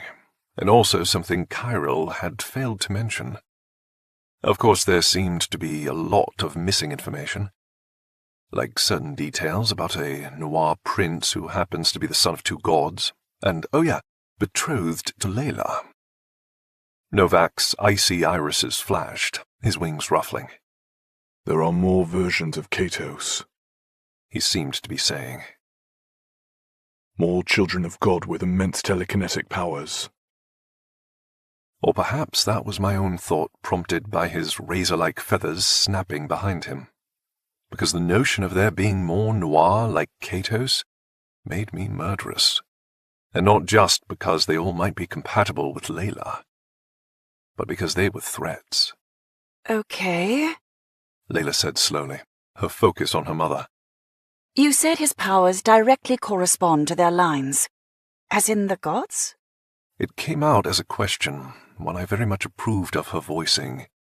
Yes, tell us more about these mysterious lines and Katos' powers. Yes. Katos showed signs of having been blessed by Bia and Krios in his younger years, and he's grown into that power, perfecting it in ways that confirm his heritage. Blessed? Layla repeated. By his parents? Her mother considered her for a moment, her blue eyes searching. We say blessed because his origin is unknown. My eyebrow arched upward. Unknown in my world isn't considered a positive trait. The godlike Noir of the new era just sort of appear to certain mate circles. In Katos' case, he appeared to Ariel's mate circle in Ireland.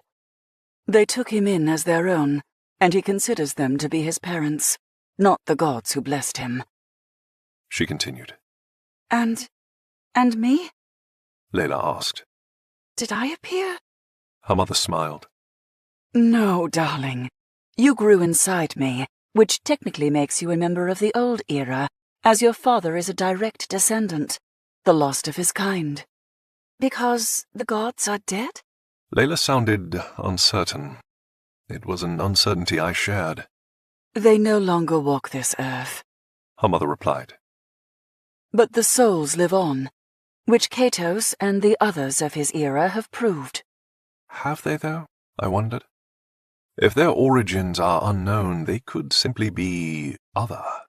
And you base that on his gifts? Layla hedged, clearly following my line of thought. I would have smiled if I weren't still focused on Katos and his godlike abilities. Yes, he's not only particularly skilled with wealth management, but he's also able to control force and energy. The former comes from Bia, the latter from Krios.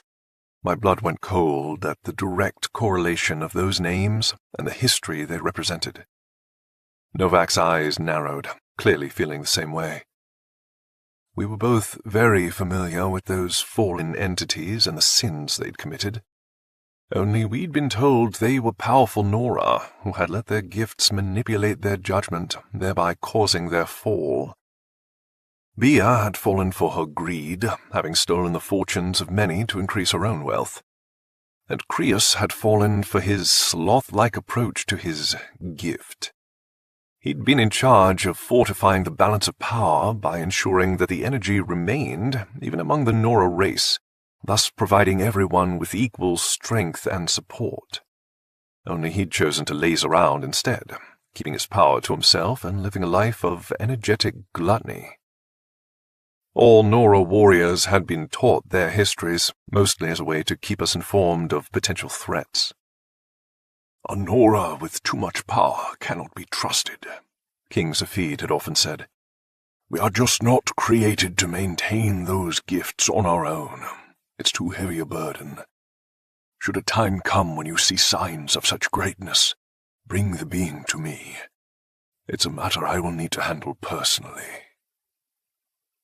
He'd always sounded so grave when he'd made that speech, like he hadn't wanted to be responsible for that task, but would take it on as king of our kind. But now I wondered if he'd feared the re-manifestation of the gods, if he'd known a new era would eventually come to be. Because, as Queen Gaia had just said, the souls lived on. That was true of all angel kind. Our bodies might die, but our spirits would be reincarnated. It was part of what made reformation acceptable to the Nora. We were healing the souls, and those who couldn't be healed were reborn as pure once more. That was how the warriors justified killing. So many truths and lies, I marveled, my head spinning. And the others? Layla asked. Are they considered the children of gods because of their powers? Her mother nodded. Yes. Certain Noir who have been born in the new era have exquisite abilities, all of which go back to our ancestors, to the era that gave birth to the first line, otherwise known as your father's generation. But he knew his, parents? Layla asked. Yes, very well. I knew them too. And they were gods? Layla's voice held a hint of unease, probably because she was essentially asking if her grandparents were gods, which, yes, it sounded like they were. Her mother smiled, the expression gentle. It's a lot to take in, I know. However, yes, his parents were gods. But they looked like us, like Noir. They were just incredibly powerful. And taken down by a majestic plague, I thought, my lips flattening. Does that mean Layla could be injured if another plague happened? I stepped up to her side, instinctively taking her hand, because I didn't like that train of thought, or the way the answer twisted my stomach. So, Vasilios, my father, knew his parents, but Katos' origin is more of an assumption or a guess, right? Layla asked, her fingers threading through mine as she gave my hand a squeeze. She was seeking comfort, which I gladly gave her. Her mother's expression turned amused, perhaps because Layla appeared to be questioning Katos' origin story. However, it was a valid question on Layla's part, because it did seem to be a theory more than a solid truth. But I could admit his gift had certainly felt otherworldly and dangerous. The more you learn about him, the more you'll understand how we know the truth about Katos' origins. His royal status was bestowed upon him for good reason. She murmured, her blue eyes glittering with pride. Novak stepped up to Layla's opposite side, his hand grabbing hers as though to say, "Mine. You can talk highly of her compatible mate all you like, but that will not change the men standing by your daughter's side." Queen Gaia must have noticed the possessive aura around us, because she took a step back. Well, I think it's time to freshen up a bit. You all have had a long flight here, and I imagine you'd like a quick rest before dinner. A rest would be good, I said. Although we wouldn't be resting at all, we would be talking. About Katos and his telekinetic-like ability. Layla glanced at me, her lips pursed. All right, we may be talking about more than just that, because I could practically taste her displeasure. But she didn't release my hand. She kept a hold of me and Novak as we followed her mom toward a massive staircase that led into the palace. It was almost as though Layla was afraid to let us go. However, I suspected her reason had nothing to do with support and everything to do with making sure we didn't attack anyone. Katos's gift for wealth actually extends to financial management. Her mother said conversationally. While your father and I did well on our own, it was Katos who helped us afford this property. Something about investments. I don't quite understand it all, but I'm sure he would be happy to explain it. I'm sure he would, I thought darkly. Novak growled, expressing his distaste for the subject matter and subsequent notion that had followed. I would be interested in learning more, Layla said, her focus having gone to a now scowling Novak. Good, Her mother replied. I think you could learn a lot from him, especially about Noir history. Perhaps your mates will join you for the discussions. Queen Gaia's blue eyes met mine over her shoulder, the smile in her features kind yet calculating. I simply stared back at her, not willing to reply. We'd love to learn more from Katos, Layla said, earning a grunt from Novak. I narrowed my gaze at her. What are you thinking, Lay? Why would I want anything to do with that Noir? He must know a lot about this human world as well, since he grew up in it, and I'd like to hear more about that, she added, her eyes conveying the meaning behind her words. Knowledge is power. And while we'd traveled quite far to reach this place, she didn't fully trust it. She was trying to be prepared, while appearing polite. All right, I thought. We can play this game together. I would like to know more as well, I agreed. Not just about this place, but about Katos himself, particularly his weaknesses. Maybe you can mention it over dinner, her mother suggested, as she led us through the interior of the palace and up a set of stairs. We didn't say much else on our way to our destination, giving me freedom to evaluate the interior and the guards stationed throughout the palace. Why are they needed inside? Shouldn't they be focused on protecting the perimeter, not guarding the inhabitants? Novak seemed to feel similarly, as his shrewd gaze evaluated the Noir around us. He didn't appear as confident now that we'd been introduced to Katos's style of fighting. I felt similarly. Because who knew what sort of mental talents these assholes had hidden beneath their bulky exterior? And here we are again, her mother said, speaking to Layla. There are several dresses and other items in your closet.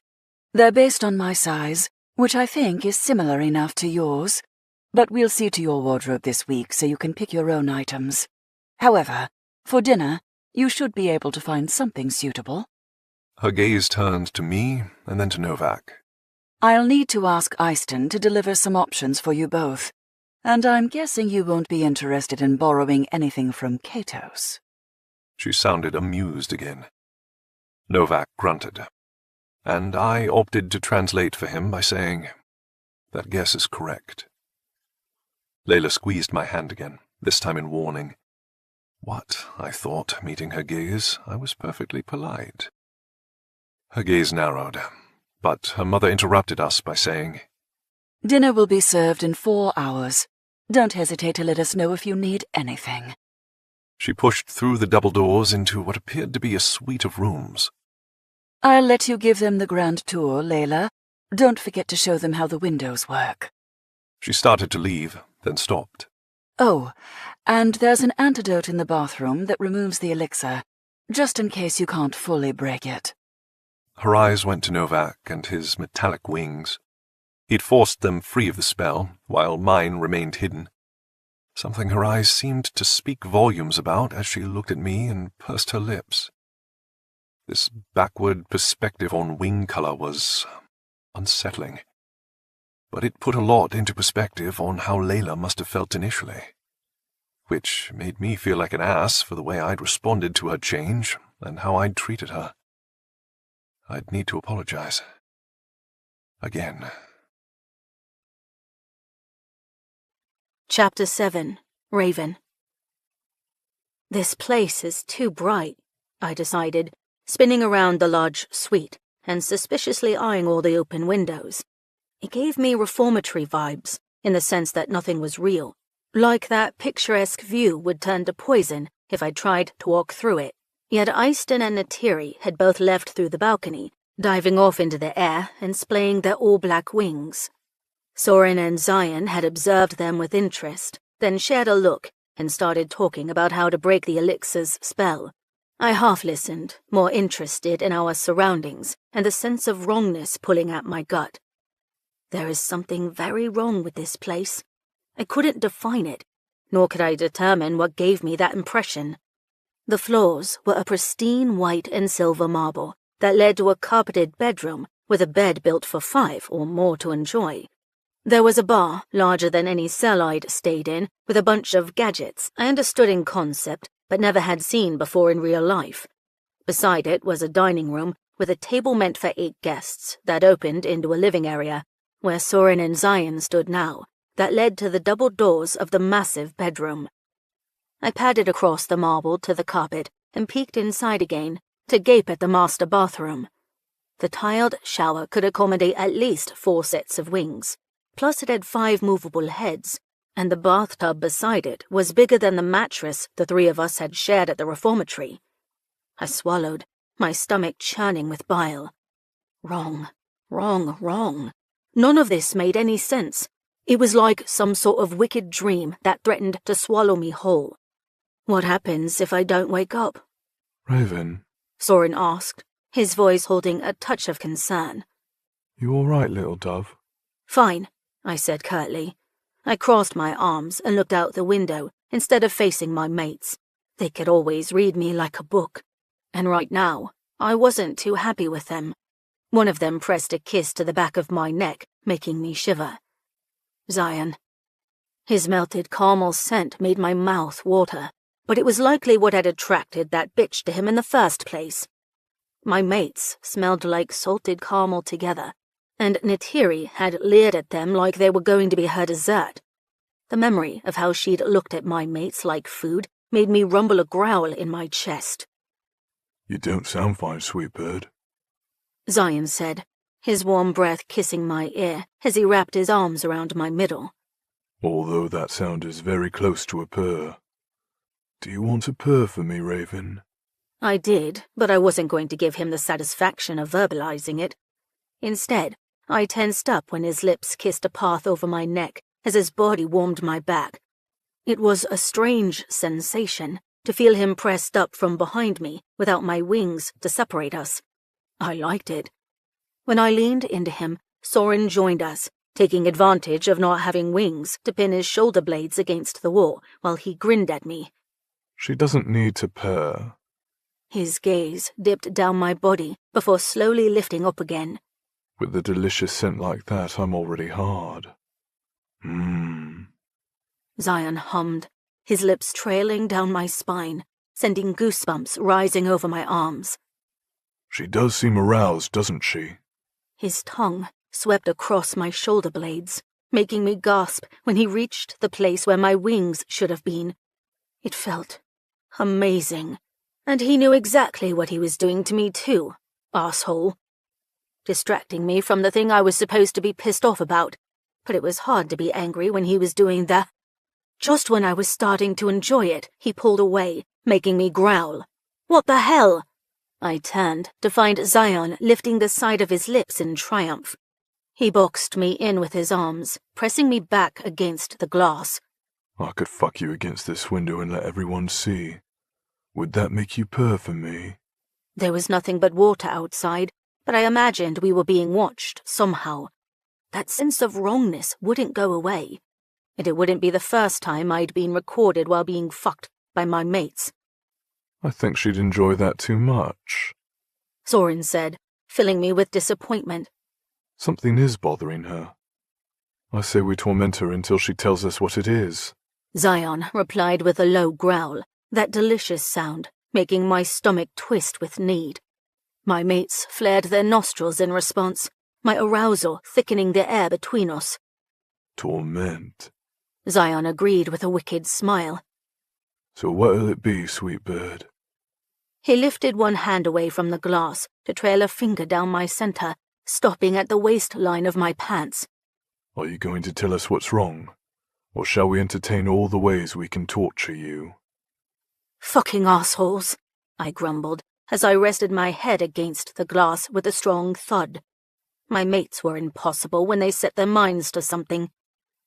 I stared up at the ceiling, hoping to ground myself, but more of their opulent extravagance assaulted my senses.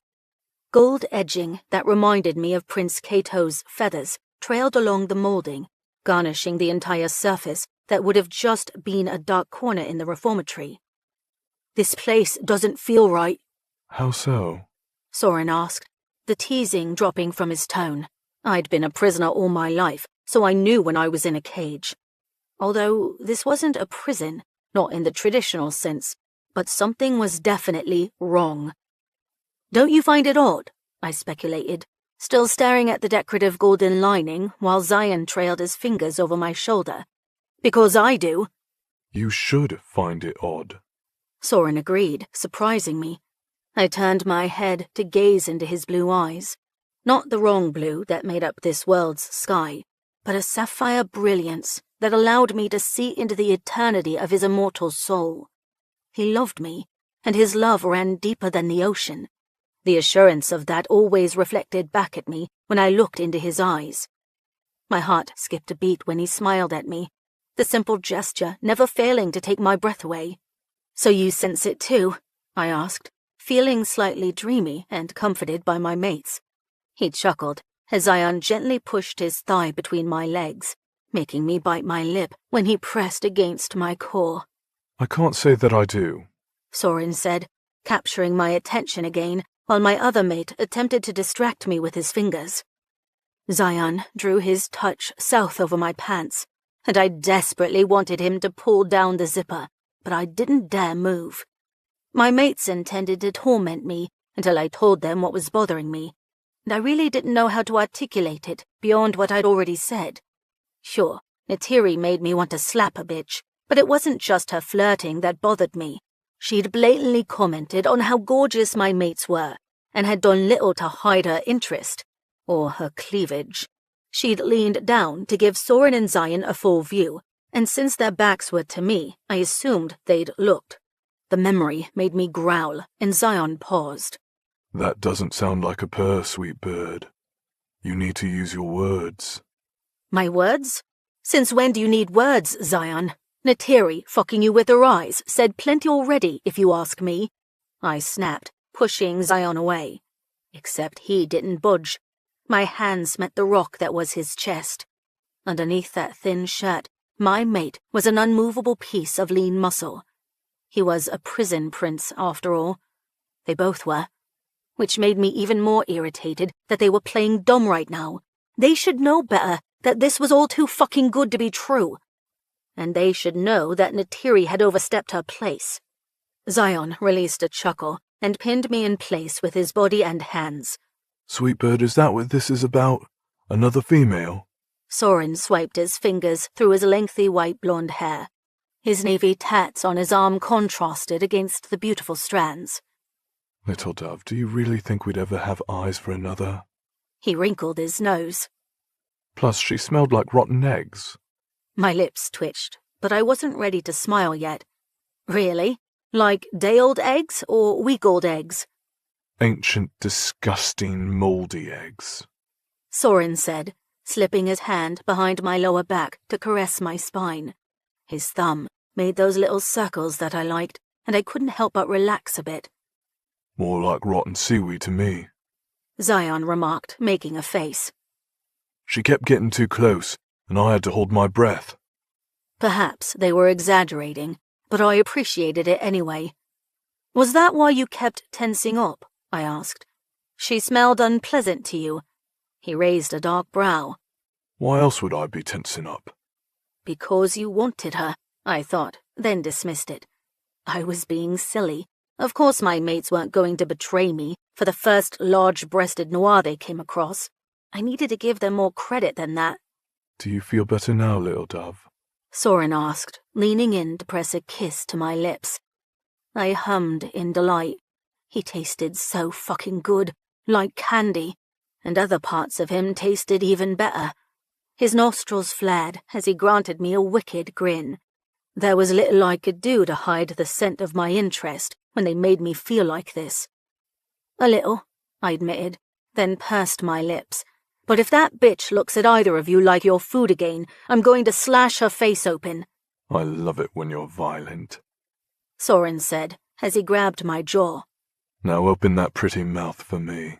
I obeyed, unsure of what he intended to do, until he drew his tongue over my mouth, tasting me like I was something to be savored.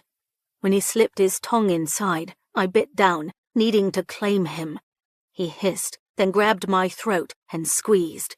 I grinned, releasing him. He growled in response. Bathtub, now. Soren let go of me and turned to walk toward the bathroom, disrobing along the way. Now you've done it. Zion mused as he curled his fingers around my wrist. I wonder what punishment he has in mind, That bathtub is mighty large. My stomach flipped with excitement as Zion yanked me away from the window, the two of us following Soren. I was glad I'd already had a chance to admire the extravagance, because the sight of Soren naked and wingless fascinated me. Muscles created deep grooves down his back, indicating places that I wanted to trace my tongue. Do you want to touch him? Zion asked as we entered the bathroom. He slipped his fingers underneath the hem of my shirt from behind. Then he curled his grip around the fabric, holding it taut against my chest. Because you'll have to earn it, he said. Then he ripped. Spinning on him, I swung my legs over his hips, trusting him to catch me. Without my wings, I felt off balance, but I was getting the hang of being lighter. Using that to my advantage, I grinned when Zion predictably settled his hands under my arse to catch me. His gaze went to my breasts as what was left of my shirt fell to the floor. You're mine, I told him as I scratched my nails down his bulging biceps. You hear me? I leaned in and bit him on the neck, wanting to draw blood, wanting to mock. The sound of the water starting vaguely caught my attention, not the shower, but the tub. Hurry up, Soren, Zion hissed when I squeezed my legs around his hips, pressing myself against his hard erection. I shifted up, then down, then up again, tormenting us both through our clothes. Mine, I told him again, seemingly unable to form a more cohesive thought than that. Steam filtered across the ceiling, and it was all I could see for a moment when Soren wrapped his arms through mine and hauled me off of Zion. Grab the towels and use them to bind her wrists, Soren instructed, making my eyes go wide. Zion grinned and went to the cabinet that Soren had opened. Soren leaned in, his white blonde hair draping over my cheek. You want to be a wild creature tonight? We'll tame you, little dove. But don't worry. You'll enjoy every minute of it. I knew my mates liked it when I fought them, and they liked it even more when they had their way with me. Soren tugged off my pants, then pinched my clit, making me cry out. Be a good little dove, and we'll reward you, he told me, leaving me dazed as he slipped me into the warm water of the massive tub. Although I wasn't going to be able to enjoy much of it by the looks of it, my mates had other ideas. Zion deftly wrapped my wrists with the long towels, then tied them off together so that I faced the edge of the tub that overlooked the marble bathroom. He disrobed and entered the water, spreading my legs along the way and tying me up so that my knees pressed against the bathtub wall. Soren observed beneath hooded eyes, his cock hard and eager, but too far away for me to touch or lick. Not that I could with the way Zion had me bound in the massive tub. There were various handles meant to help one enter or exit the tub, all of which created perfect tie-off points that put me in a compromising position. Although I was facing the rest of the bathroom with my knees pressed to my chest and my bound hands over the edge, which wasn't an ideal position for fucking. I didn't understand what they were doing until Zion gave Soren the signal, and he reached for a switch on the wall to turn on the jets. I screamed as water blasted between my legs, filling me up in a way I'd never felt before, while instantly sending me careening over an orgasmic cliff. "Turn it off!" I screamed, my clit throbbing from the orgasmic bliss and protesting the pressure of the jets. Unintelligible words left my lips, my body shaking, quaking, fucking leaving this plane of existence. Zion tested the bindings, making me think we were done. Only he exited the tub and faced me, his dick harder than I'd ever seen it before. You look so beautiful tied up and forced to come for us, he said, his grin wicked and sending a shiver down my spine. If you won't purr, then we'll make you scream instead. Soren hummed his approval as I pulled against the towels, handcuffing my wrists, but Zion had been thorough in his securing them. I twisted, trying to find a position that took me out of the relentless blast of water, but it only seemed to stimulate me more, making me come again on a wave of ecstasy that I felt to my very soul. It burned in the best way. But the water, it was intense. Already, I felt another orgasm building. Too soon. Soren, I cried, not sure what I was begging for, but my vision was blackening. Too much pressure, too much pleasure. Oh, gods! It felt so good, and the hungry way my mates watched me come undone for them turned me on even more. Soren's mouth parted when I arched my back, my wings shimmering into existence for a split second before disappearing again. It made the water thrash around me like a blast of magic, my skin on fire with sensation as the jets pulsated against my core. Fuck, Soren said, turning as if to stop the jets, but Zion wrapped an arm around him and held him in place, and stroked Soren's dick, making me whimper. Because I wanted his cum. Right fucking now. Soren, I begged. Zion, please. Zion pushed Soren closer, jerking him so that I could see every movement. I think she wants this, Zion told him, his grip tightening around Soren's shaft.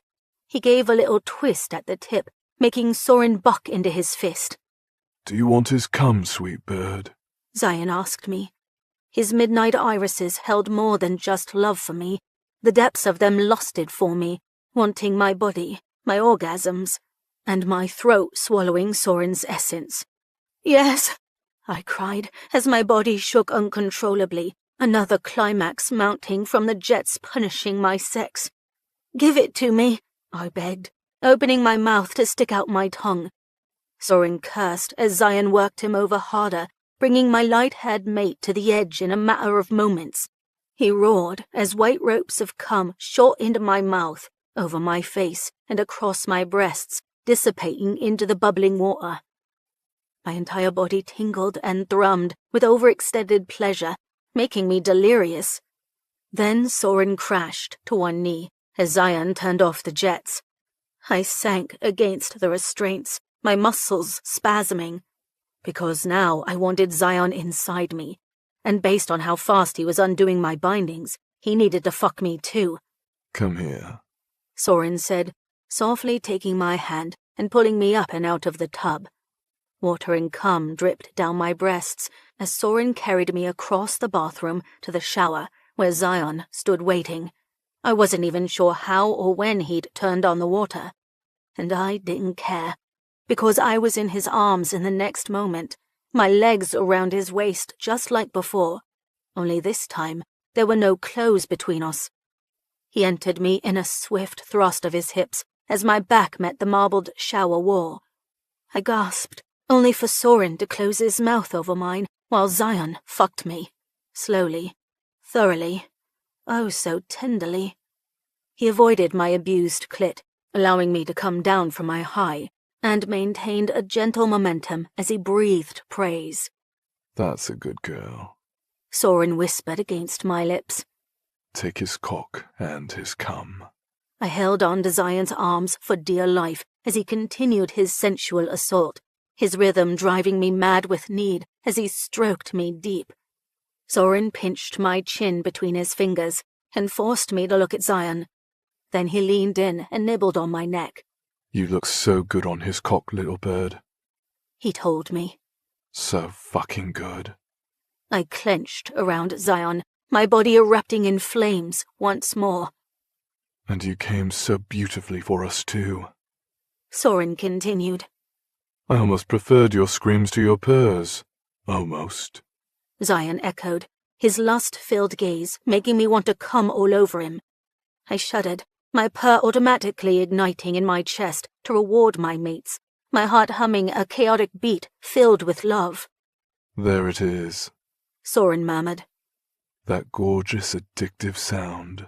Mine. Zion rumbled, his expression borderline possessive. Ours. Soren corrected as he grabbed my breast and sucked a nipple into his mouth. The sensation made me cry out as Zion increased his pace, my body coiling tight with another climax, one that would probably knock me senseless.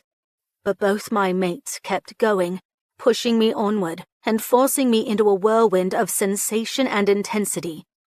Soren's hand slid down between me and Zion, his thumb gently finding my clit. And that stroke alone was enough to set me off. I exploded on an unintelligible noise, part purr, part scream, as Zion followed me over the edge. Then suddenly I was kissing Soren, drowning in his sensuality and tongue. But he didn't try to fuck me.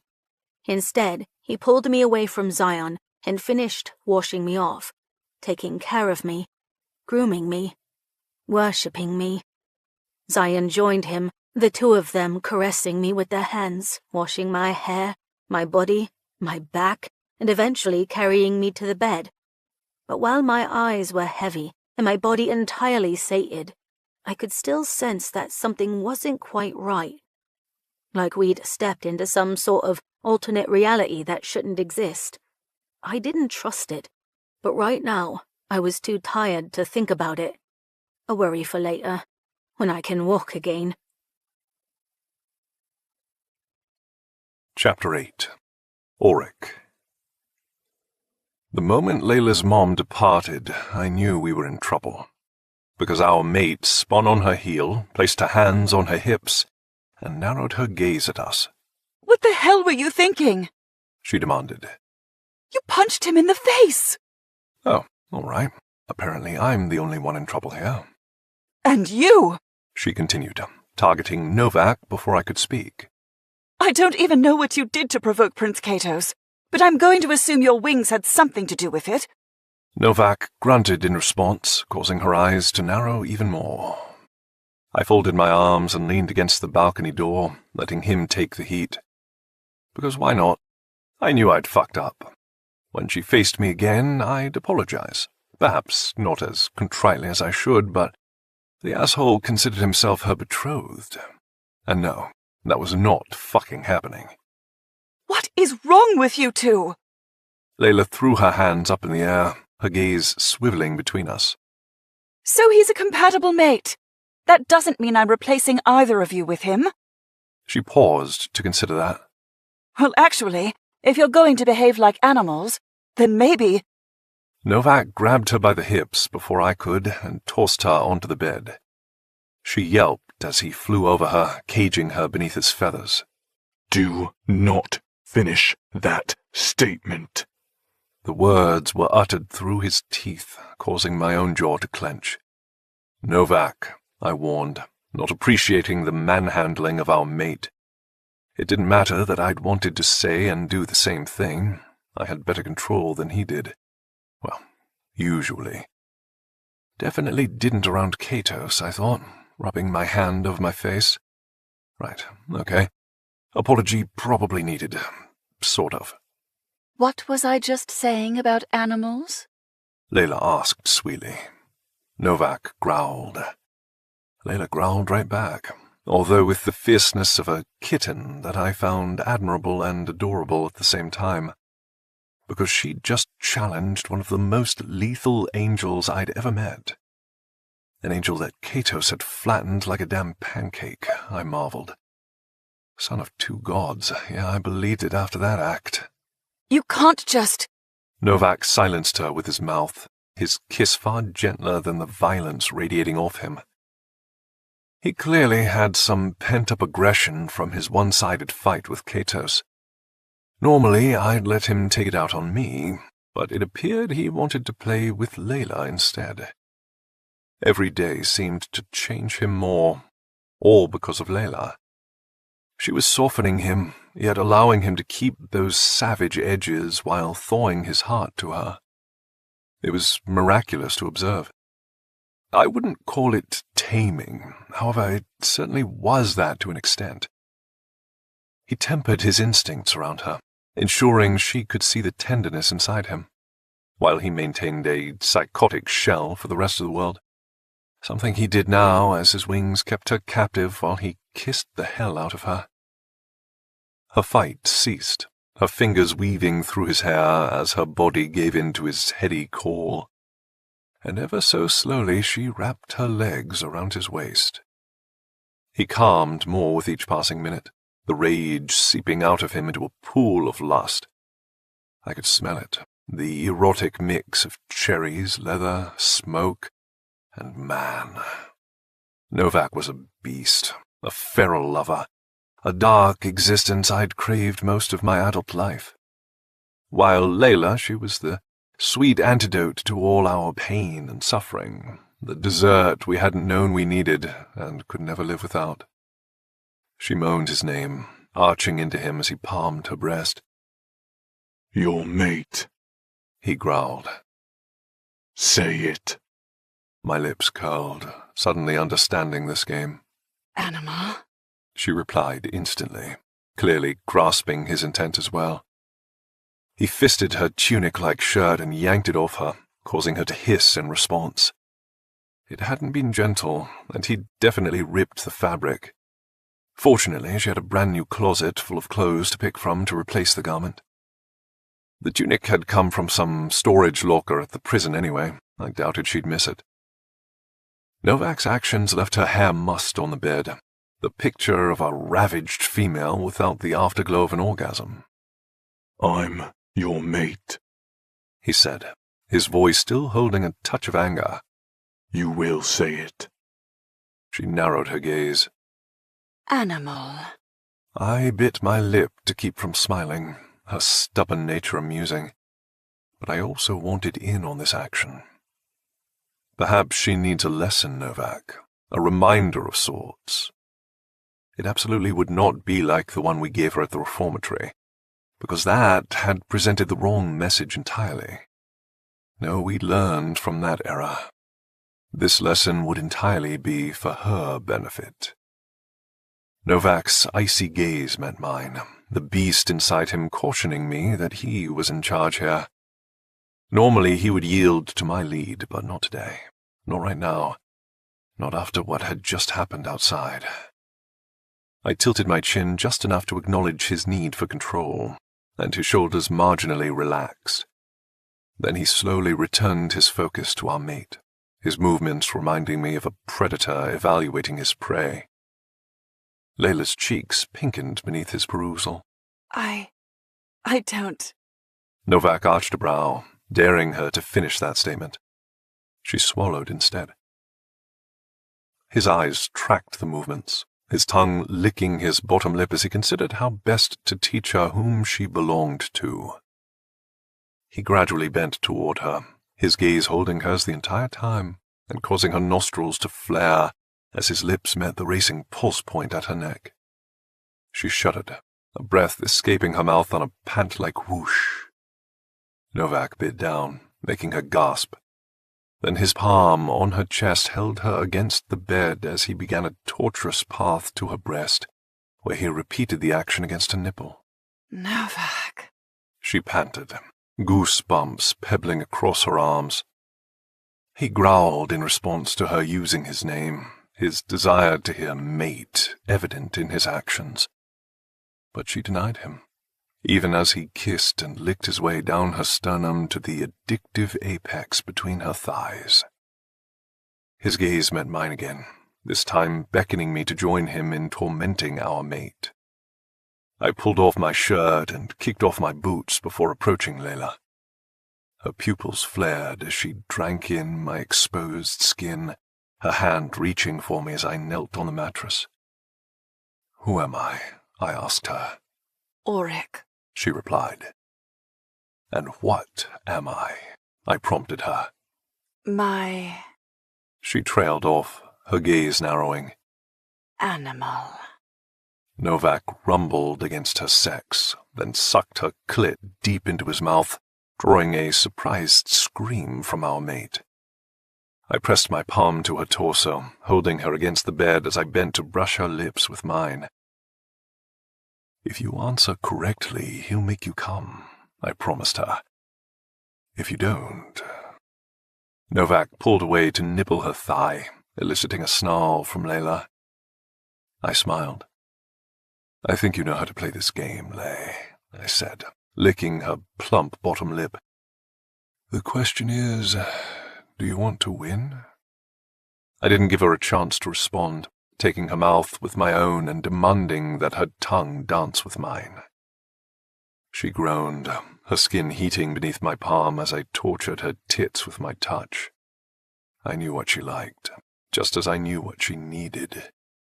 I pinched her, then soothed her, then drew my fingertips across her stiff peaks in gentle, feather-like strokes that made her whimper beneath me. Novak paired the movements with his tongue and fingers, tormenting her below with strokes meant to take her near climax, only to pull away before she could fall over the edge. It was a wicked game, one meant to sensually lure her into submission. She knew it too.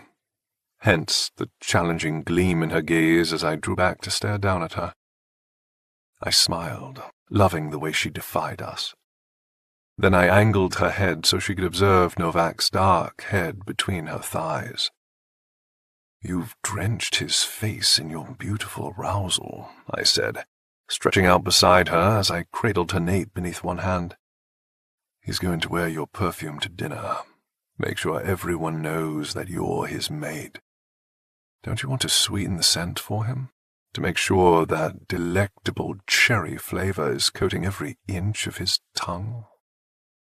Novak's irises flashed up to meet her gaze as he licked the seam of her weeping pussy, ensuring she could see his hunger and desperation. It wasn't just for his own release, but also for the claim he desperately needed to hear her say. She'd threatened to replace him, perhaps as a joke. However, the events of today weren't laughable. We might have reacted like animals, as she'd claimed, but she was our mate. Instinct had demanded that we mark our territory, to inform the potential competitor that we already belonged to her. Our mate. Novak licked her again, then laved her sweet little nub until she trembled with a pending release. And stopped again. "You know what to say," I told her, brushing my fingers through her hair as I guided her back down to the bed and pressed my lips to her throat. "Tell us who we are, Lay, and we'll give you everything you want and more." She shuddered, an unintelligible sound slipping from her mouth as she tried to close her legs. But Novak's body was in the way, his arms holding her thighs open and allowing that cherry-like fragrance to perfume the air around us. "I hate both of you," she whispered, causing my lips to curl down and Novak to freeze entirely. It had been the wrong thing to say. I rolled back a little, my brow furrowing. "Why?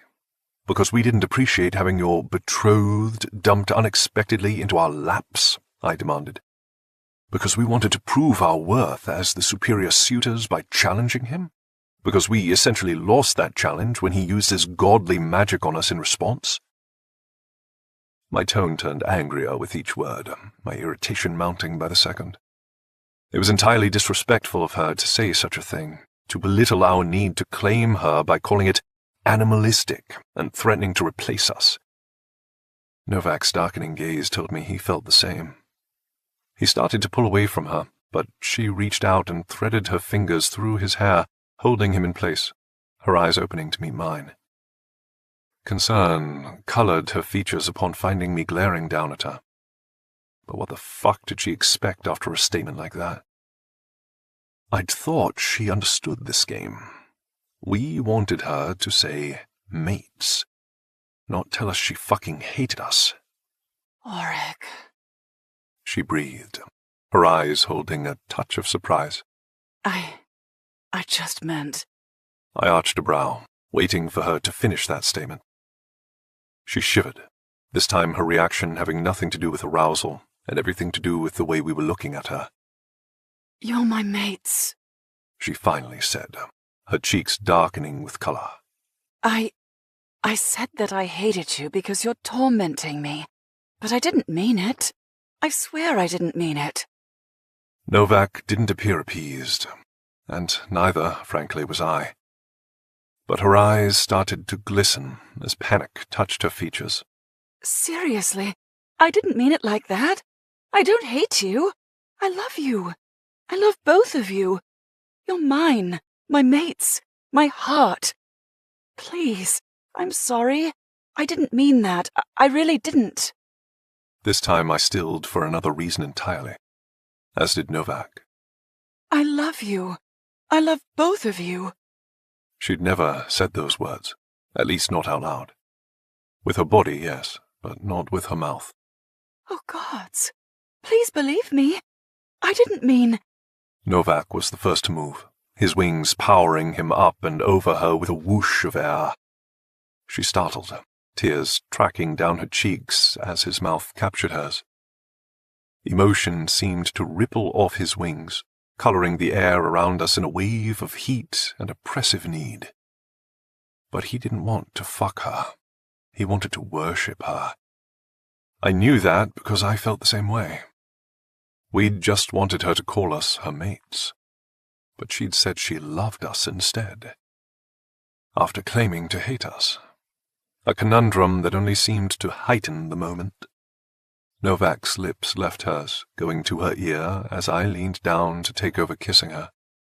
"I love you too," he whispered to her, the agonized emotion in those 4 words jolting through all 3 of us. I doubted Novak had ever considered voicing such a phrase, but now that he'd spoken it once, he kept repeating it as he kissed his way back down Layla's body, the words resembling a benediction.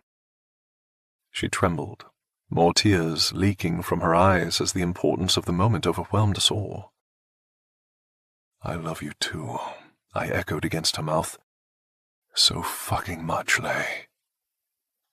She continued to cry, even as Novak brought her to climax with his skilled mouth. It was a beautiful embrace underlined in sensuality and adoration, and quickly shifted into something so incredibly intense that I couldn't define it, like we'd just crossed some sort of threshold. I kissed her as though my life depended on it, while Novak devoured her to completion again. Then we switched positions with his mouth on hers and my tongue indulging in her sweet cherry flavor. I hummed in approval, licking every inch of her and ensuring she felt my love for her in my touch. She squirmed, screamed, cried, and begged. It was a beautiful cacophony of carnality that cemented us all in this moment. Her orgasm blossomed on my tongue. Her whimpers and yelps soothed Novak's beast, and her essence swathed us all in the heady afterglow of her pleasure. We took her into the shower to worship her more with our hands, washing her with soap, water, and then our tongues again, needing to taste her, to cherish her, to love her. By the time we finished, her pupils were blown wide, her lips were parted in a permanent pant, and her cheeks glowed with the contentment of a very satisfied woman. "You look radiant," I told her, loving the gold dress she'd chosen for dinner. "I need a nap," Layla whispered groggily.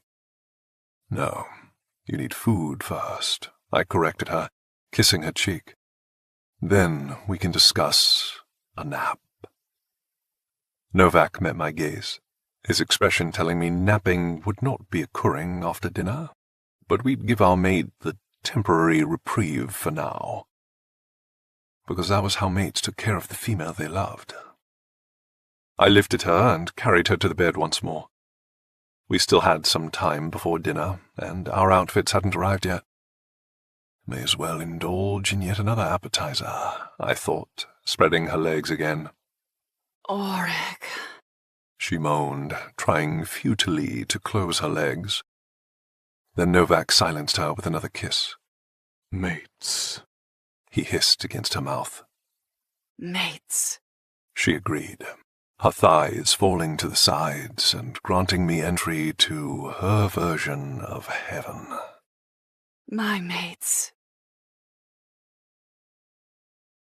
Chapter 9. Novak.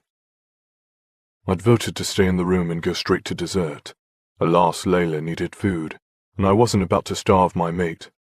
I could also go for a meal. It would help with strength, something I suspected we would be needing soon, especially with that prince wandering around. The fragrant aroma of garlic and onion preceded our arrival in the dining hall. I inhaled deeply, my stomach rumbling in approval, from both the fresh scent of food and the lingering taste of Layla on my tongue. I love you, she'd said. 3 words I'd never expected to hear nor ever wanted to hear. However, hearing them in Layla's voice had awakened a part of me I hadn't known existed. A part of me that craved the sentiment and shared it in kind. Because I loved her too. So fucking much that it hurt. It left me feeling vulnerable, a sensation I did not appreciate.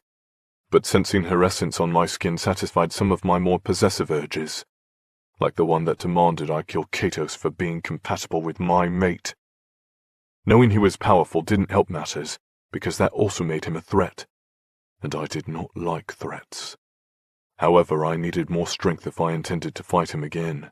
Being taken down by his manipulative energy caused me to be even more uncertain about our surroundings, because I shouldn't have been that easy to beat. I'd been weak. From the elixir? I wondered again, flexing my wings. Or something else. Hunger, perhaps. My stomach growled again, lending credence to the thought. It felt as though I hadn't eaten in years, which was more realistically a day since our last meal had been in Buenos Aires the night before. Well, with the time change, I suppose that made it more than a day, I mused. Except it feels like a lot longer than a day. My brow furrowed as I tried to calculate the number of hours that had passed on the plane ride here. I'd been awake and alert throughout the flight, and Auric had as well. Yet I questioned whether or not that was true, because somehow we'd gone from nighttime to daytime in what had felt like the blink of an eye. Perhaps as a result of the globe spinning with our flight, turning night to day faster than anticipated? Controlled flying had never appealed to me, which explained a lot of my disorientation. But fuck, I was starving. It felt like a week had passed, not a mere day. Maybe it was a consequence of the travel prior to reaching Kyriel's contacts. Or it was the scent of fresh food that jolted my hunger into overdrive. Swallowing, I quieted my urges and focused on our surroundings, taking note of the abundance of noir in the room. Only a handful of them sat at the table. Layla's father took over the head position with Gaia beside him, and Kato sat on his opposite side, the pompous ass, smiling benignly as though he hadn't pinned me to the earth beneath his power only hours ago. His wave of energy had left me extremely unsettled. No one should be that powerful. Except I sensed an air similar to Vasilios's. Gods, I thought. They're descendants of the gods. Which was mind-blowing indeed. Layla moved to the open space beside her mother. Auric sat next to her, leaving me the end seat in this row with Kyriel at the opposite head. Cyan seated himself across from me, then Raven took the chair next to him, and Sorin placed himself between Raven and Katos. A table for 10. Yet there were still several other noir in the room, including Eistin and Natiri, but they remained silently standing near the walls, like guards. What did they think would happen? That I'd release my wings again and slice through the dinner party? If it was a table full of Katos lookalikes, then maybe. But the others weren't on my kill list, just the asshole looking at my mate like she already belonged to him. I suppressed a growl of warning, not wishing to be introduced to the marble floor of the room. No, Katos would take more strategic thought and planning. Auric seemed to agree because he remained quiet beside me, allowing the dinner festivities to begin, which included the noir guards leaving the room and returning with trays of food. My lips threatened to curl down as I realized they weren't warriors at all, but servants, except for Eistin and Natiri, who remained at their posts. What are you waiting for? I wondered, distracted by them again. What do you think is going to happen? Their focus appeared to be on Auric, something he clearly noticed but was striving not to react to. He caught my gaze more than once, his blue-green orbs filled with irritation. They were watching him like some sort of animal, which I supposed was how he used to view the noir, making it oddly fitting to have the roles reversed. However, I didn't particularly appreciate it either. Auric hadn't known the truth. None of us had. I glanced around him at Layla, wondering if she'd noticed the scrutiny as well, but her focus was on her father as he spoke about living among the humans. I narrowed my gaze and peeked at Kyriel, curious as to if he'd told Vasilius about Layla's fascination with mortal life. Or perhaps Gaia had shared Layla's interest in learning more about Katos growing up in the human realm.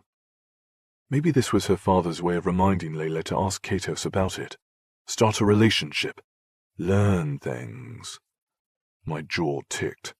Layla had volunteered to include Auric and me in that discussion, which I'd known was a way to provide us all with more knowledge of our situation. But fuck if I wanted to be taught anything by that royal asshole. He met my gaze from across the table and gave me another of those benign smiles before bringing a soup spoon to his lips. Minestrone, one of the noir servers had called it. My jaw clenched as I tried to decide whether or not to start eating. My cousin and his mates had already dug in, their gazes clouding over in obvious approval. Considering what we'd lived off of for the last century, it wasn't surprising that they were easily swayed by food. However, I couldn't ignore the sensation that something about this place was very wrong. Noir servants, opulence. It reminds me of the royal Nora court. There were even similar fixtures and gold accents, just like Safid preferred in his home. Did the Noir model this home after the Nora Palace? Or did Safid borrow from this old culture? I wondered, smoothing my hand down my tie, an item that felt like a damn noose around my neck. That only added to my discomfort. When Eyston had arrived with twin suits for Auric and me to wear, I'd immediately refused, but then Layla had put on a silky gold dress that flirted with her knees, and I'd realized that I'd wanted to dress the part as her mate, because we'd already known Katos would, and I couldn't allow him to be the only one who matched. So I'd put on the all-black suit, as had Auric, and here we were having this marvelous dinner in a palace with a bunch of servant noir. Like Katos, I'd chosen to keep my wings free. No elixir for me, thank you very fucking much. However, Auric and Layla had chosen to blend in with the others. Not that it made much of a difference. The chairs were all designed for wings, as was the entire palace.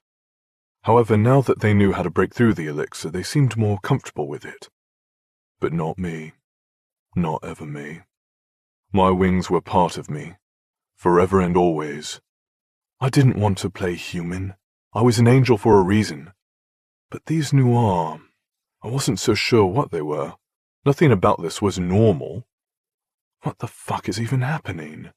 I mused, confused as hell by the change in scenery. It was giving me severe whiplash. I don't do suits or fancy cutlery. I don't indulge in feasts of whatever the fuck this is. I've never desired a place in the court. That was all Auric. And apparently Katos. I swallowed a snarl as I caught the prince ogling the neckline of my mate's silky dress. I should have put a sweater on her, or a cape, or one of those puffy white coats that made her look like a cotton ball. Ugh, not that it would have helped. Layla was stunning in all forms, her scent a fragrance that overrode reason entirely. I would always want her, which meant I couldn't exactly blame Katos for reacting to her. But if he so much as touches her, I'm cutting off his hand. Zion cleared his throat, drawing my focus to him and his arched brow. Obviously he could sense my unease, which meant Auric and Layla could too. I just shook my head and picked up the damn soup spoon before I lost my shit in front of this entire dinner party and gave the noir against the wall a reason to react. Suppressing another growl, I finally tasted the minestrone. The explosion of spices and flavor pleased my senses, making me understand why the others had given in so quickly. My stomach roared with approval, demanding that I empty my bowl immediately. But I put my spoon down as I savored the bite. I wouldn't be lost to my meal like everyone else. I intended to stay fully aware, no matter how strong my hunger pangs might be. Every shift and flicker at this fucking table would be seared in my memory. Every movement, every guard, every look. I didn't trust this place or its inhabitants. It just didn't feel right. But to keep up appearances, I picked up my spoon again and swallowed another bite. The conversation hummed on, but I wasn't listening to the words. Words weren't important. They rarely were. Except for those beautiful words I heard from my mate, little else in the verbal realm could interest me right now. Auric mimicked a warrior's alertness as he likewise quietly surveyed the room. Noir servants. 10. No, 20. They filtered in and out of the dining area with various courses and bottles of wine. When Layla asked for water, no one took notice, but my lips slightly lifted on the sides, pleased by her choice. She must have sensed my approval because she gave me a faint smile when she sipped her crystal glass filled with perfectly see-through water and ice. She wouldn't indulge either. Even though she seemed fascinated by the conversation, she intended to remain aware of her surroundings. No, it was more than fascination. She had a sense of bewilderment about her, as if all this was so outlandish that it was difficult to believe. It was a sentiment I echoed, although it was more like a nightmare for me. At the reformatory, I had been king.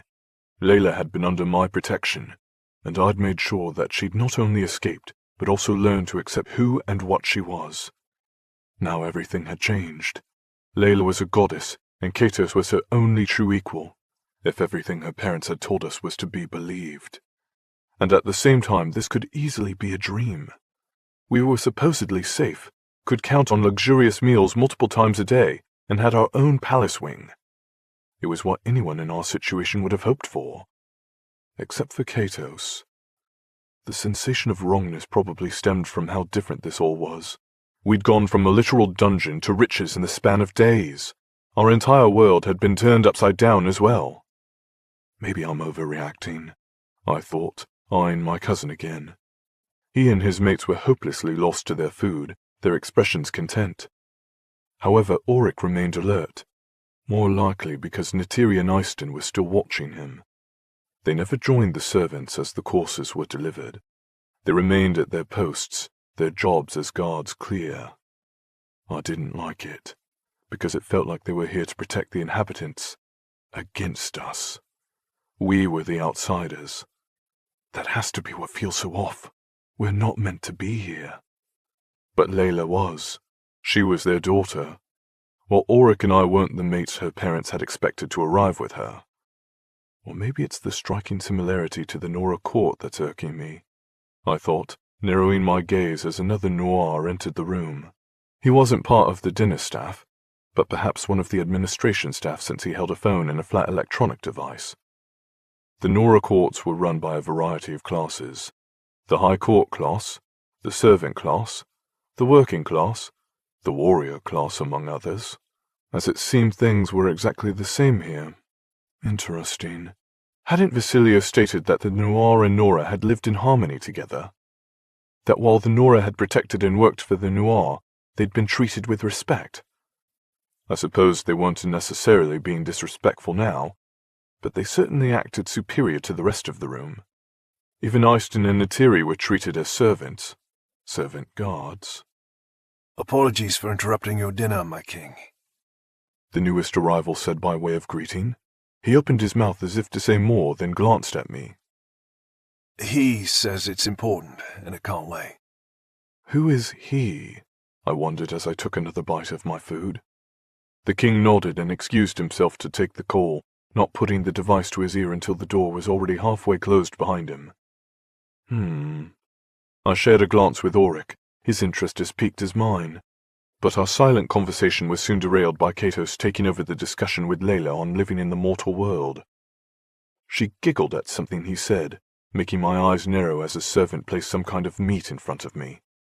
I stabbed it with a knife, purposefully looking at Katos as I did so.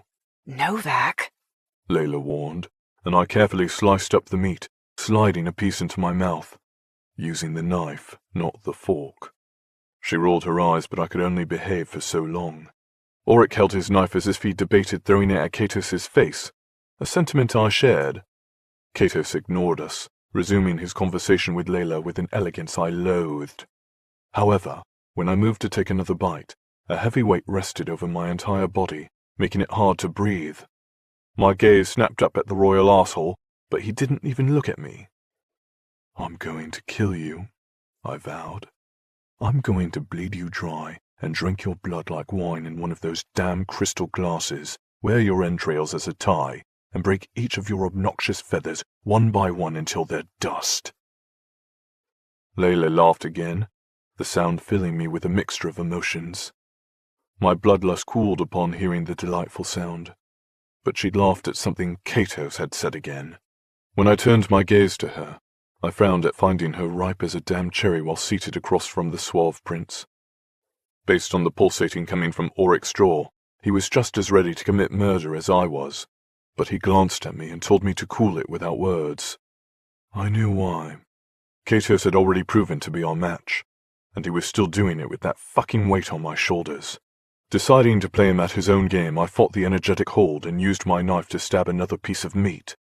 It took effort, but I managed to bring it to my lips, which earned me a smirk from the prince as he released me from his hold. I couldn't help but feel that he was testing me a little. Not a smart plan, I thought at him. You test me, and I'll test you, and I guarantee you will fail my test. Ah, Katos is telling you about his Dublin estate, Vasilios said as he returned. It is truly glorious. Katos sipped a glass of wine before responding. You give me too much credit, my king. Dublin was already an impressive estate before I came along. Gaia placed a hand on Layla's arm. He's being humble. He tripled the Dublin estate's lands, not to mention what I already told you about our estate. Your father and I have managed our financial empire among the humans for many years, but Katos makes it look easy. She gave him a warm smile. Through your gifts, we've had a chance to focus on other matters to help save the Noir and bring us back to our former glory. The conversation continued, praising Katos for what a fucking gift he was to Noir kind. Katos, Katos, Katos. I fucking hated the name. Perhaps it was childish on my part, and I should be open to Layla taking another mate. Katos was clearly powerful and an ally that could indisputably protect her. Except I can't trust the arsehole. I couldn't trust any of them, not even Vasilios, the Noir who'd marked me and caused my fall. There's something they're not saying, I decided as the conversation continued on to lighter matters such as human fashion. While it explained the noose-like ties, it was a safe topic, but if I started asking the hard questions, I'd likely start an argument. It's not the time to ask.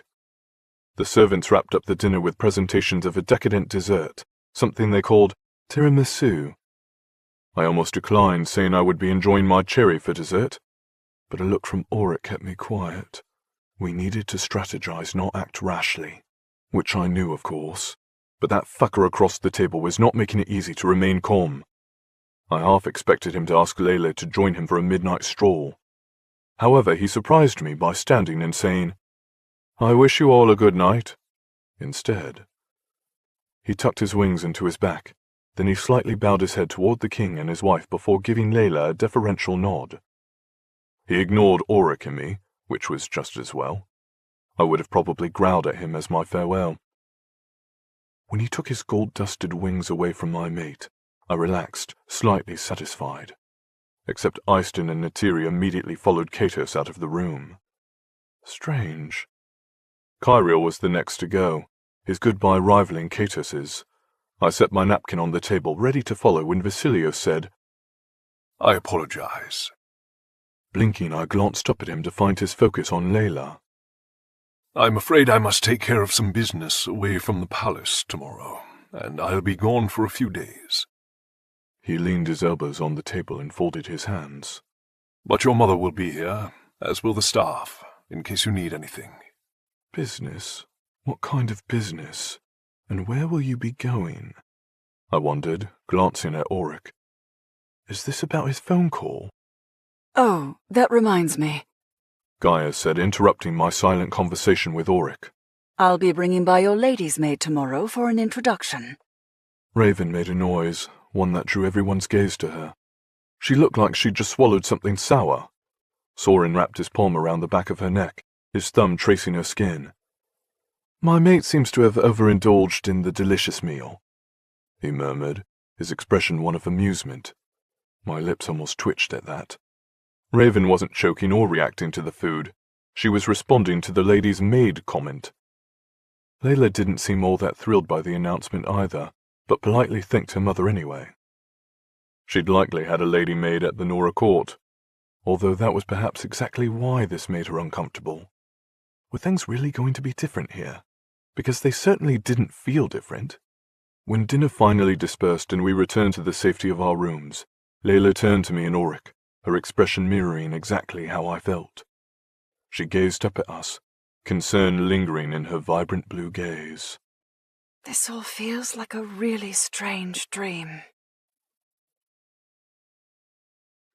Chapter 10. Layla.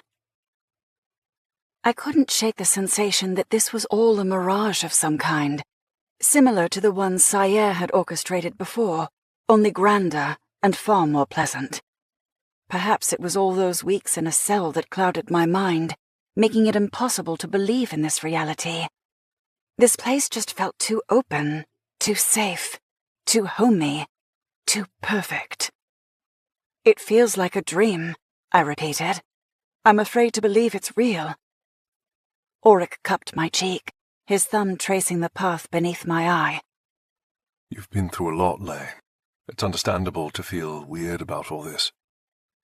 But they're my parents, I whispered. I should be thrilled, thankful, elated to meet them.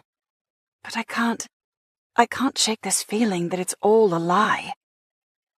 For 21 years, you believed King Safid and Queen Anais were your parents, only for that history to be turned upside down, to be taken to a prison to reform, to be sent to Earth just to travel halfway across the human realm to meet your real parents.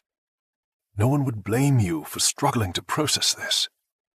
I swallowed, leaning into his touch and allowing him to ground me in the moment. Part of me doesn't feel worthy of this fate. It was a quiet confession, one I hadn't realized I possessed until I'd voiced it. But saying the words out loud made it all the more real. I fell. I've been told all my life that only sinners fall.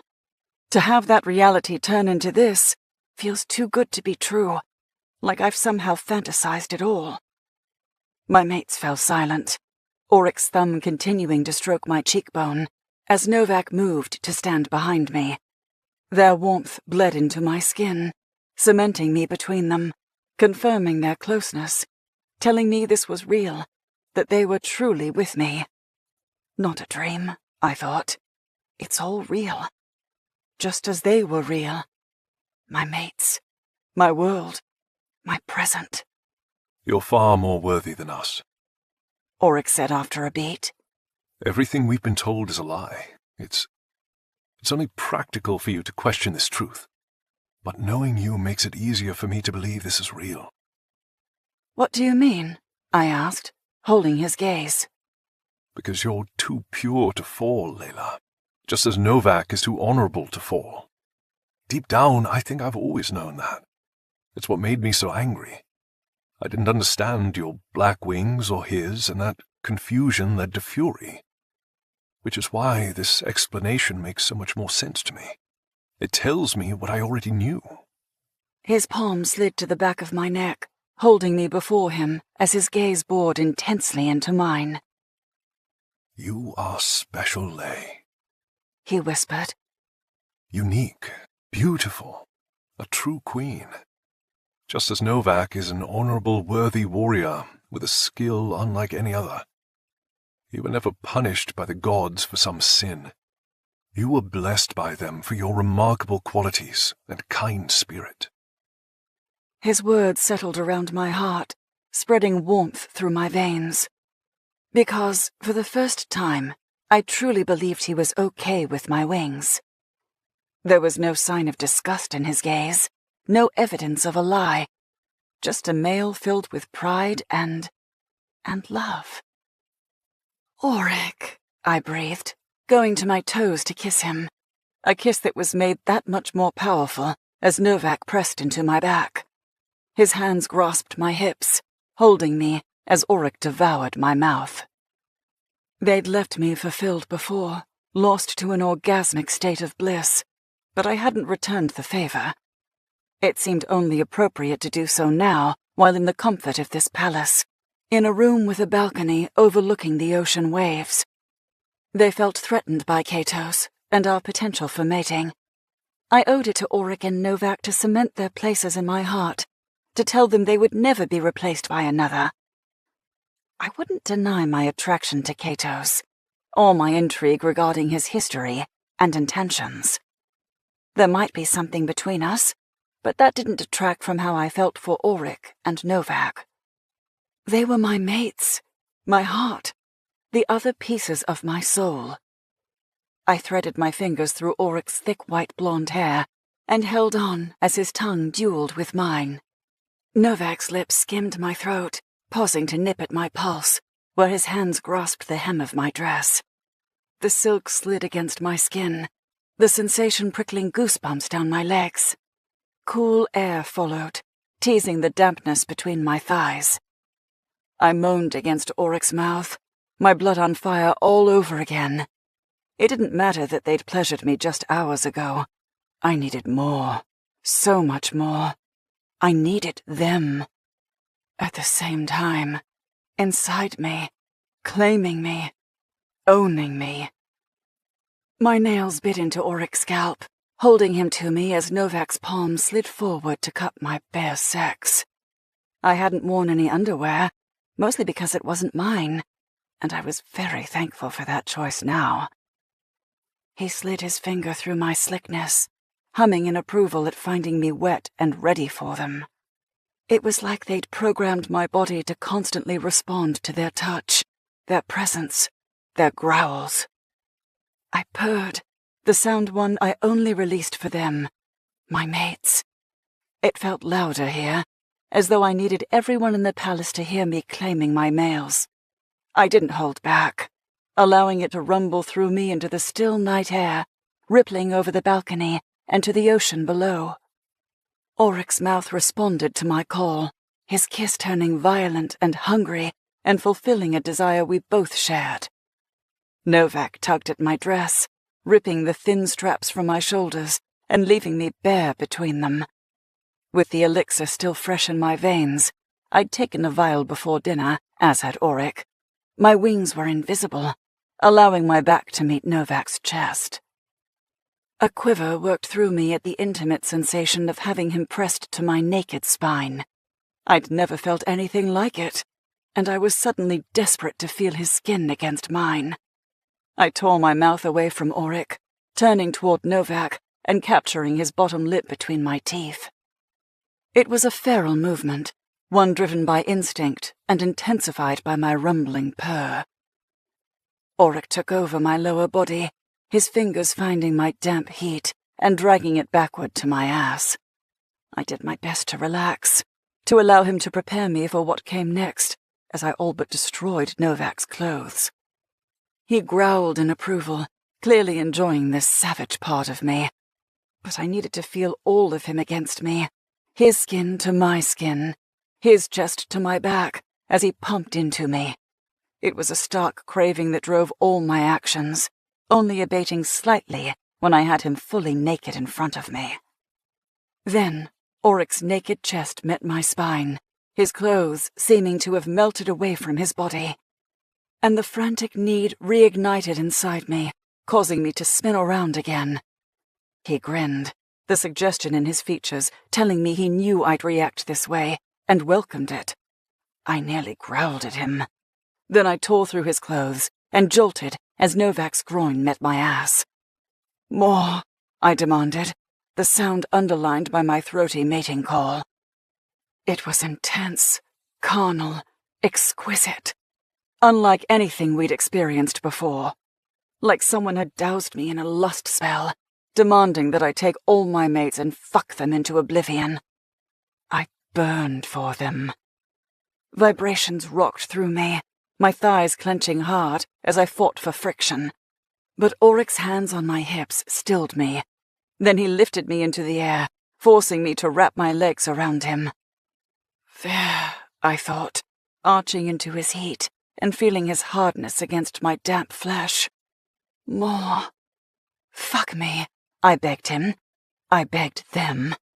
Because I needed Novak, too. I reached around behind me, catching his nape and tugging him into me. Now! Novak bit my neck, his chuckle a taunting echo against my spine. But it felt too good to reprimand him.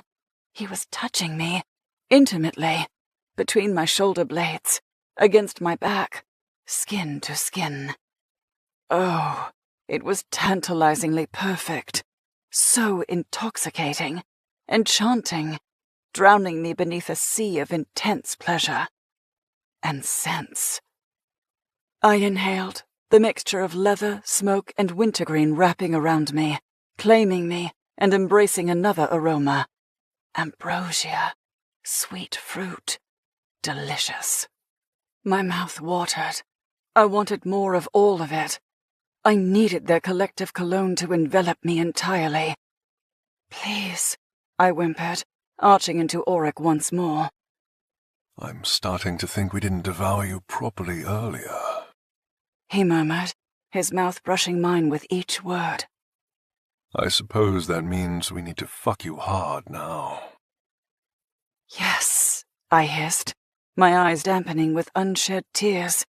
I'd never been this overwhelmed in all of my life, like I needed them to ground me, to take me, to make me fly and drag me down again. Am I going into heat? I wondered idly, this overpowering sense of lust leaving me foggy and confused, and so damn hot. I grabbed Auric's shoulders, digging my nails into his skin hard enough to leave marks. He growled in response, telling Novak to hurry up. I didn't understand at first, until I felt him below, still preparing me for their penetration. I'd been so lost to this insane need that I hadn't even felt his hands. I'm losing my mind, I thought blissfully, utterly captivated by the carnal passion throbbing inside me.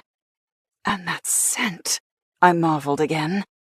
Oh gods, it's heady and right, and oh so perfect. I bathed in it, swallowing heaps of air, allowing it to settle inside me, possess me, mark me as theirs. Wintergreen, leather and smoke, ambrosia. Something about that nagged at me, but it was gone in the next second, my mind lost to the needs of my body, as Auric finally slid inside me at the same time Novak took me from behind. Complete, whole, home. I screamed their names, my purr loud and demanding, my body moving of its own volition between them, as though hypnotized by some other entity. I couldn't stop it. I didn't even want to try. I gave in, embracing my mates and their groans, and feeling them taking me all the way to the stars. Auric braced himself against the doorway that led to the balcony, while he held me with ease against him, his lips capturing mine and indulging me in the sweetest kiss. Novak remained at my back, his mouth against my neck, as he used his wings to propel our bodies together in a sinful dance, highlighted by the moon above. It was a sensual sublimity, a beautiful oblivion. A coupling meant for true mates, love, sexuality, and passion. I moved fluidly between them, indulging in the heat of the moment, climbing my way to the heavens above. Fuck, you're beautiful, Novak whispered against my ear. So fucking beautiful. I moaned in response, my stomach coiling with intensity and causing my thighs to clamp down around Auric. He thrust deep, hitting me in a spot that made me see stars behind my closed lids. We're going to make you fly, Lay, Auric vowed, his lips skimming my cheek as Novak reached around to grab my chin. Those words were so specific that I decided I must have been speaking my demands about heaven out loud. Novak tugged my head to the side, forcing me to meet his savage kiss. I allowed him to guide me, to take me, to fuck me, to claim me, to make me his in all ways. He was thicker than Auric, ensuring I would feel his penetration in my ass for the next day or two. But I didn't care. I wanted to feel him there. Just as I loved the experience of Auric finding that place deep inside, his pace and positioning purposeful and right. Come for us, Lay. Auric said, his teeth skimming my throat as he bit down hard enough to leave a mark, just like my nails had done to his shoulders, similar to what my teeth now did to Novak's lower lip. Claiming, I realized. We were claiming each other again. But it wasn't enough. I needed more blood, more bites, more scratches, more scent. I inhaled again, losing myself to the bliss of the fragrance of my mates. Auric slammed into me, his thumb finding my clit and shooting me to the heavens in the next breath.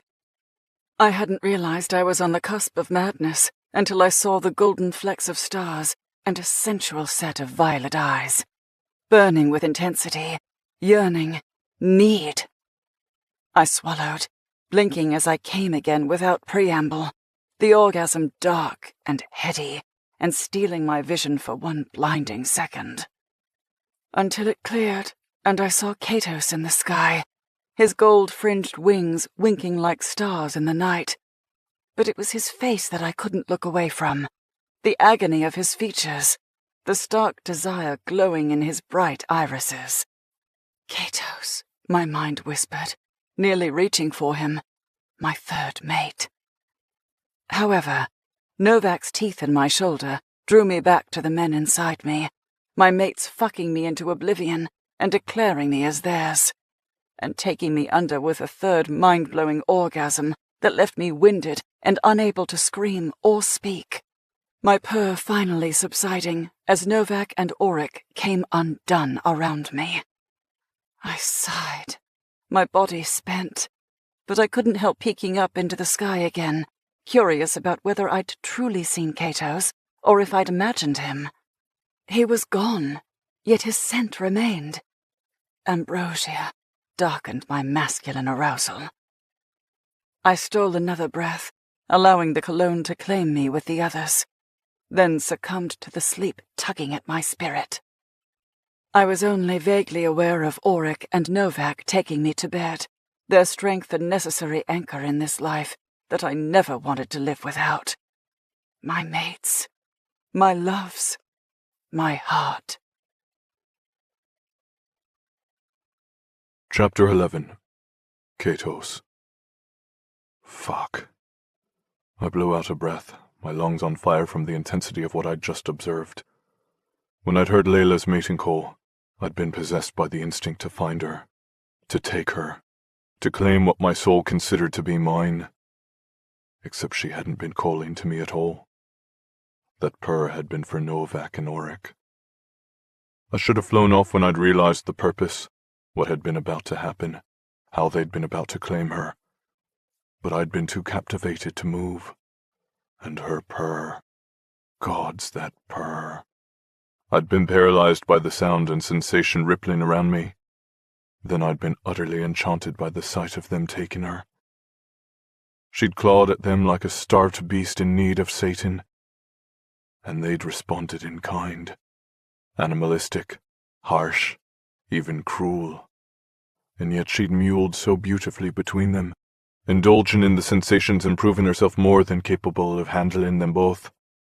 No fear, no screams for them to stop, just demands for more. I ran my hand over my face, my lungs burning with the need to breathe. But her scent, if I inhaled, I would be forced to return to her, to take her in my own way, to stake a claim on the female whose purr had summoned me from my rooms. With a shake of my head, I jumped off my balcony again and sprinted toward the ocean, away from the palace, away from Layla, away from her mouth-watering fragrance. A few vigils on the outskirts immediately reacted to my approach, but I blew past them, not caring at all about protocol. I needed to fly. The guards could reprimand me later for leaving the compound without appropriate permissions. I was a prince, the son of two gods. What could they even do to me? No, I needed fresh air, a new perspective, a plan. One that would help me win over my mate, and maybe even her mates. Because it was clear to me now that to be with Layla meant I needed Novak and Auric to approve of me too. Otherwise, there would be strife in the bonds, and that would lead to a weakened circle. Layla couldn't be the core of a weak circle, because weak circles were easily broken. Finding a way for us all to coexist was the only way to thrive. The question was, how do I even begin to persuade Novak and Auric to let me in? Chapter 12. Layla. Gods, this bed is soft, I mused, rolling around on the down feathers and sighing in bliss. Until those feathers started to move. Feathers that did not belong to me, but to the hot male body beside me. My eyes flew open to find Novak grinning in amusement, his eyebrow arching. Comfortable? He asked, his voice silky and filled with the afterglow of our sex from last night. I ducked my head into his wing and inhaled his leather-laced scent. Yes, I mumbled, unashamed to admit that yes, I was indeed very comfortable. Except... I glanced over my shoulder and frowned at the empty space behind me. Where's Auric? I started to sit up, but Novak's wing wrapped around me, folding me into his chest. He went to find breakfast, he replied. I narrowed my gaze at the ease with which he'd uttered that bold-faced lie. I knew my mates better than they wanted to admit. You mean he went to scout? And find breakfast, yes, he murmured, drawing out the and. Uh-huh. I glanced up at him through the mess of my hair, my chin finding his chest. What's he scouting? Novak shrugged. I intend to ask him that when he returns. And in the interim? It's my job to distract you so you don't ask any more questions, he admitted, his grin positively devilish. Questions like, did he manage to ditch the security in the hallway? I asked. Or rather, how did he manage to ditch them? Because I knew my mate. He wouldn't have allowed them to follow him like they had trailed after us last night. They might have just been there to give us directions when we'd needed them, which we had since I hadn't been shown the dining hall on my initial tour with my mother. But I'd suspected there was more to it than that, as had my mates. Questions exactly like that, Novak said, as he skimmed my lower lip with his teeth before sliding his tongue inside my mouth. I knew what he was doing. But as I lost myself to his devouring kiss, I found it difficult to care. Auric could take care of himself, and when he returned, I'd question him. Time seemed to slip by as Novak taught me the skill of his tongue all over again. He didn't fuck me. Instead, he tenderly adored me as his touch and kiss painted every inch of my skin. Whatever need that had consumed me the night before was temporarily sated, and I easily lost myself to a language without words, one that Novak was absolutely fluent in. When the scent of evergreen mixed with a delicious leather and smoke aroma that held me captive, I fluttered my eyes open with a sigh. The sight of Auric with a gold-trimmed serving cart jolted me straight into the past, making me suck in a breath. A mixture of their scents assaulted me at once, but there was something else there, something that didn't quite belong. Something rotten. I frowned. Did you bring eggs? I asked, wondering if the sour smell was coming from there. Yes, Auric said, momentarily calming me until he lifted one of the trays. It became immediately clear that the smell couldn't possibly be coming from the delicious breakfast he'd just presented to me. 2 delicate egg cups, made of more golden trim designs, held the eggs in place with edible purple flowers as their garnish. The meal was complete with thin slices of toast, as well as a piece of golden-dusted chocolate for dessert. You brought my favorite, I marveled. I know. Auric grinned and took out the bed trays from the cart and settled the plate in front of me on the bed as I sat up against the headboard. Novak leaned on his elbow with a funny smile on his face, seemingly content to watch me eat. You know? I repeated, my gaze on Auric. Yes, I know it's your favorite. Auric said with a laugh. He completed the meal with a glass of pomegranate juice. I brought this meal to you for years, chocolate included. Always. My cheeks burned at the reminder of all those mornings that he'd shown up with my favorite breakfast. All those years I pined for him, desired him. And now I have him. He used to regale me with the current news, telling me anything important happening with the Nora court. But today, he just started preparing trays for himself and Novak. It all felt like a lifetime ago, a former life. It was a time that he'd been supposed to be coaching me on various lessons, which he'd also often done, but our time together had always included a measure of good-natured conversation as well.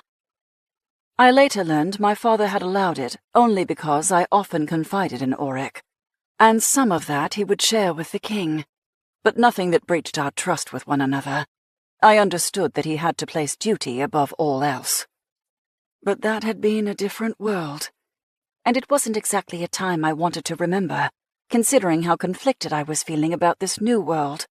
However, we'd experienced some good times together, at least before Auric had left.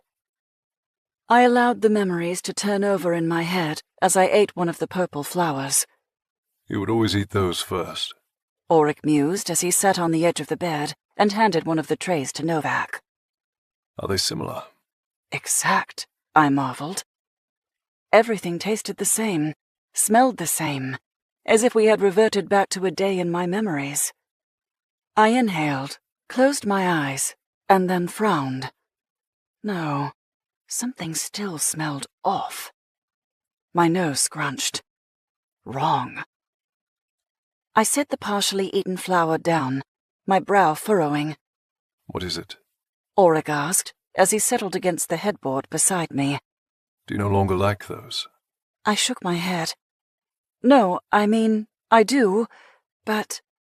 I trailed off, sniffing again and turning toward him.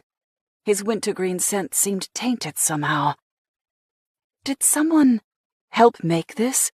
I asked, wondering if that could be the hint of sourness I tasted in the air. Auric nodded. Natiri helped me with breakfast since no one else was around. Apparently there are multiple kitchens, and the one down the hall is reserved for our use whenever we need it. And no servants have been stationed there yet other than to keep it stocked. Oh, my nose scrunched again. Natiri. A rival female. Is that why she smells so wrong to me? Why didn't I notice that at dinner last night? Maybe she hadn't been close enough to me. Which had me wondering how close she'd gotten to my mate if I could smell her on him. Did she touch you? I asked. He snorted. Unfortunately. She put her hand on my shoulder while helping me open the fridge. I suspect it was meant to soothe me, but it had the opposite effect. He glanced at me. Why? Can you scent her? Yes. Rotten eggs? He guessed. My eyebrows flew upward. Yes. Me too. He made a face as Novak grunted on the other side of me, clearly agreeing with the sentiment. You can help me wash it off later, after you're done eating. Tap, tap, tap. I frowned as Novak poked at one of the soft-boiled eggs until he broke through the shell. Golden yolk oozed down the sides, and I gently took his hand away. Unable to resist the urge to stick his finger in my mouth, I licked him clean before showing him how to crack the other one with the backside of the spoon. He only grinned at me as if he already damn well knew he had not been doing it properly, and my reaction had been his intent. Novak wasn't suited for court life, and I never would want to force him into it. He was perfect exactly as he was. Those sentiments traveled between us unspoken, another language I was beginning to master with him after so much time together. After confessing our love for one another, he and Auric, they were my mates. Which explained my elation over Auric having found Natiri's scent as repulsive as I did. They're mine, I thought, not yours. Novak grunted, then gave Auric a knowing tilt of his head. His messy dark hair fell into his ice-blue eyes, giving him a lazy and devious appearance. So? He seemed to be asking. There wasn't much to scout. Auric lamented. Before I could get anywhere, Easton found me and directed me to the kitchen. Then Neytiri appeared. At least I didn't leave entirely empty-handed. He gestured to the trays. Novak's expression told me he didn't like Auric's response, just as Auric's tone told me he wasn't pleased with his lack of discovery. But both my mates fell silent as they indulged in our meals. I joined them, sighing contentedly at the familiar flavors. I could get used to living like this again. Maybe. "What about the guards?" I asked as I finished eating. "Did they follow you, or did you bypass them?" Neither. They let me wander. Auric replied. Although I suspect they're how Easton and Neytiri found me, or perhaps it was the cameras.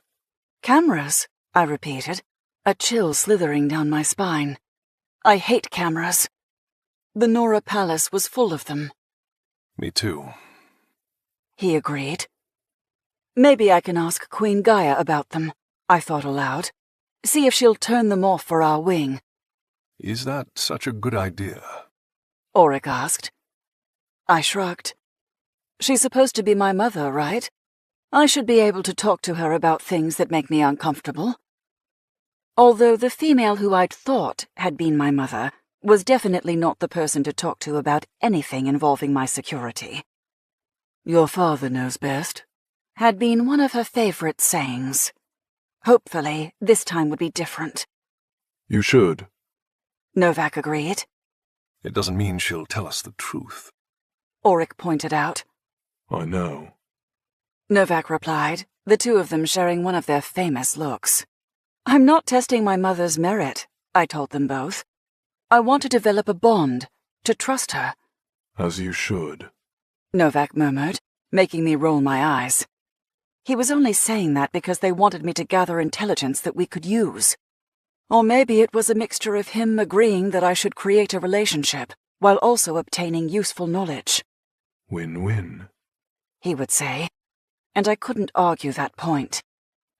Sighing, we all finished our breakfasts, until only the chocolate was left.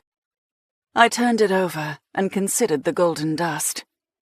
It was ironic that I'd always had a little treat like this back home, never realizing that one day a noir with gold-dusted wings would flip my world upside down. Maybe it had been a subtle nod from my father, King Safid, a mockery of sorts. If so, the joke was on him now. I popped the treat into my mouth as Novak disappeared into the bathroom. He returned a moment later with the antidote that my mother had mentioned regarding the elixir.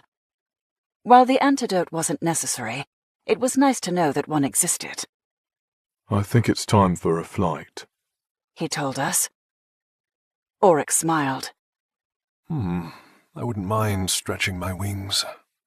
He rubbed the back of his neck. It feels strange to have them missing for so long. Novak offered me the vial, but Auric snatched it up before I could accept it. Better let me test it out first. We don't know what it does. It gives you your wings back. Novak grumbled, but he crossed his arms and waited. Auric shot him a look and slid off the bed. After returning the trays to the cart, he knocked back a shot of the antidote. The air behind him rippled as his wings instantly manifested. He wore clothes that my mother had supplied, but she'd informed me that the fabric was infused with the elixir that made our wings disappear. It was fascinating technology, but I was more interested in the emergence of Auric's pleasing aroma. Glorious white plumes fanned around him, strengthening the heady scent of evergreen already permeating the room. No more rotten eggs. Because our scents came from our feathers. The fact that I could still smell my mates, even without their wings, further assured me that the elixir only hid them. It didn't do anything more permanent. Auric sighed, all the tension leaving him, as if the antidote possessed a rejuvenating effect. "Everything okay?" I asked him, when he didn't give me the vial. He focused those vibrant eyes on me and smiled. Well, it's not poison. It doesn't taste too bad, and it feels amazing. With a wink, he handed me the bottle as Novak set a dress on the bed for me to wear. I pulled on the gown, but set the antidote to the side, causing Auric to arch a brow. My lips curled, my stomach fluttering with excitement. "Catch me if you can!" I shrieked, as I ran toward the sheer curtains and flung myself into the wind. Layla! Auric shouted, as Novak's growl rippled in my wake. The incredible sensation of free-falling without wings made me both terrified and giddy at the same time, but this was how I'd broken the effects of the elixir once before. I didn't need the antidote, and neither did Novak. That was the purpose of this little stunt, to remind my mates that we didn't need to rely on anyone else. Not when we had each other. The first time I'd broken the elixir had been because my mates were in danger. This time, I knew they would catch me if I failed. But I didn't fail. Their presence lingered at my back as my love for them filled my chest. A love so full that it overflowed my heart in waves, bringing my wings to life. Dark, shimmering feathers spanned wide, and I caught the low drafts that hugged the ocean, sending myself soaring over the surface of the glittering waves.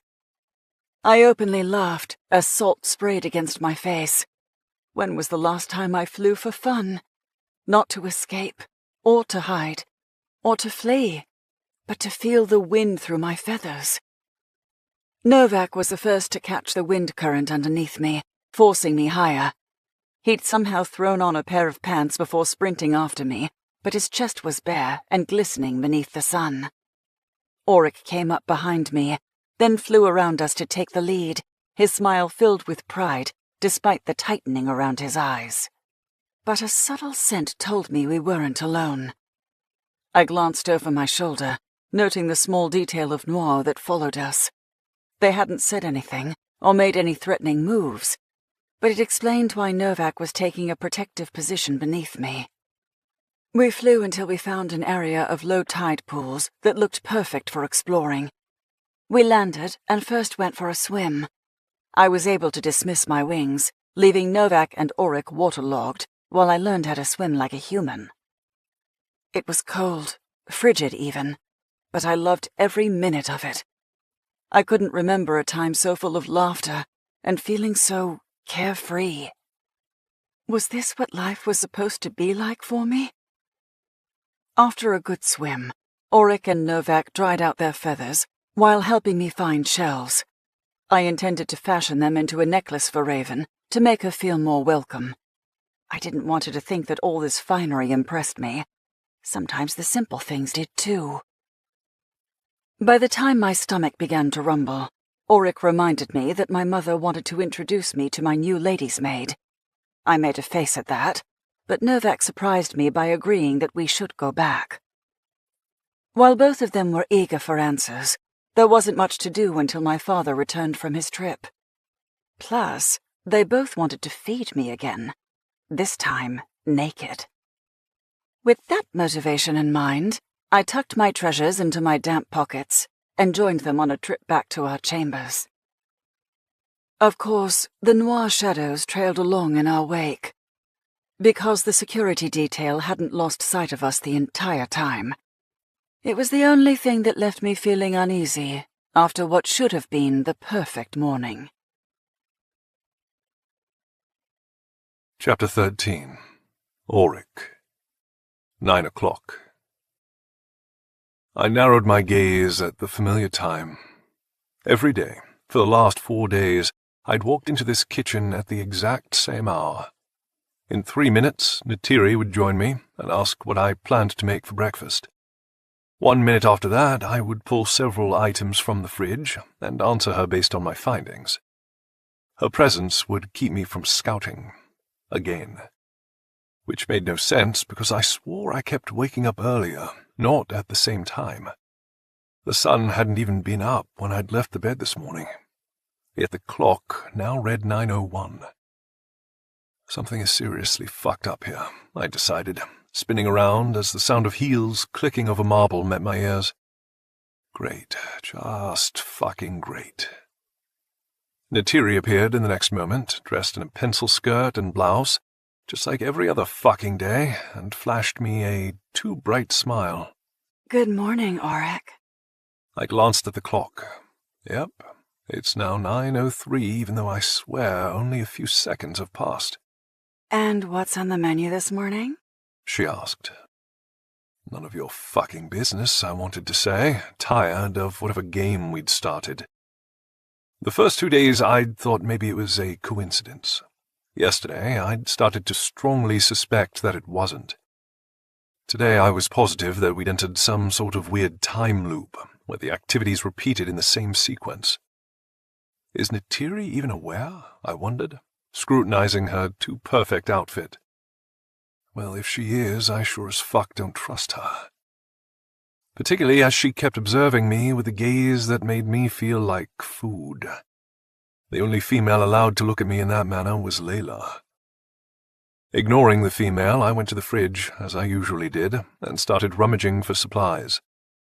I'd done this the first day here as a ruse, because Easton had caught me snooping around the palace, and I'd pretended to be looking for the kitchen. He'd guided me here, right at 9 o'clock.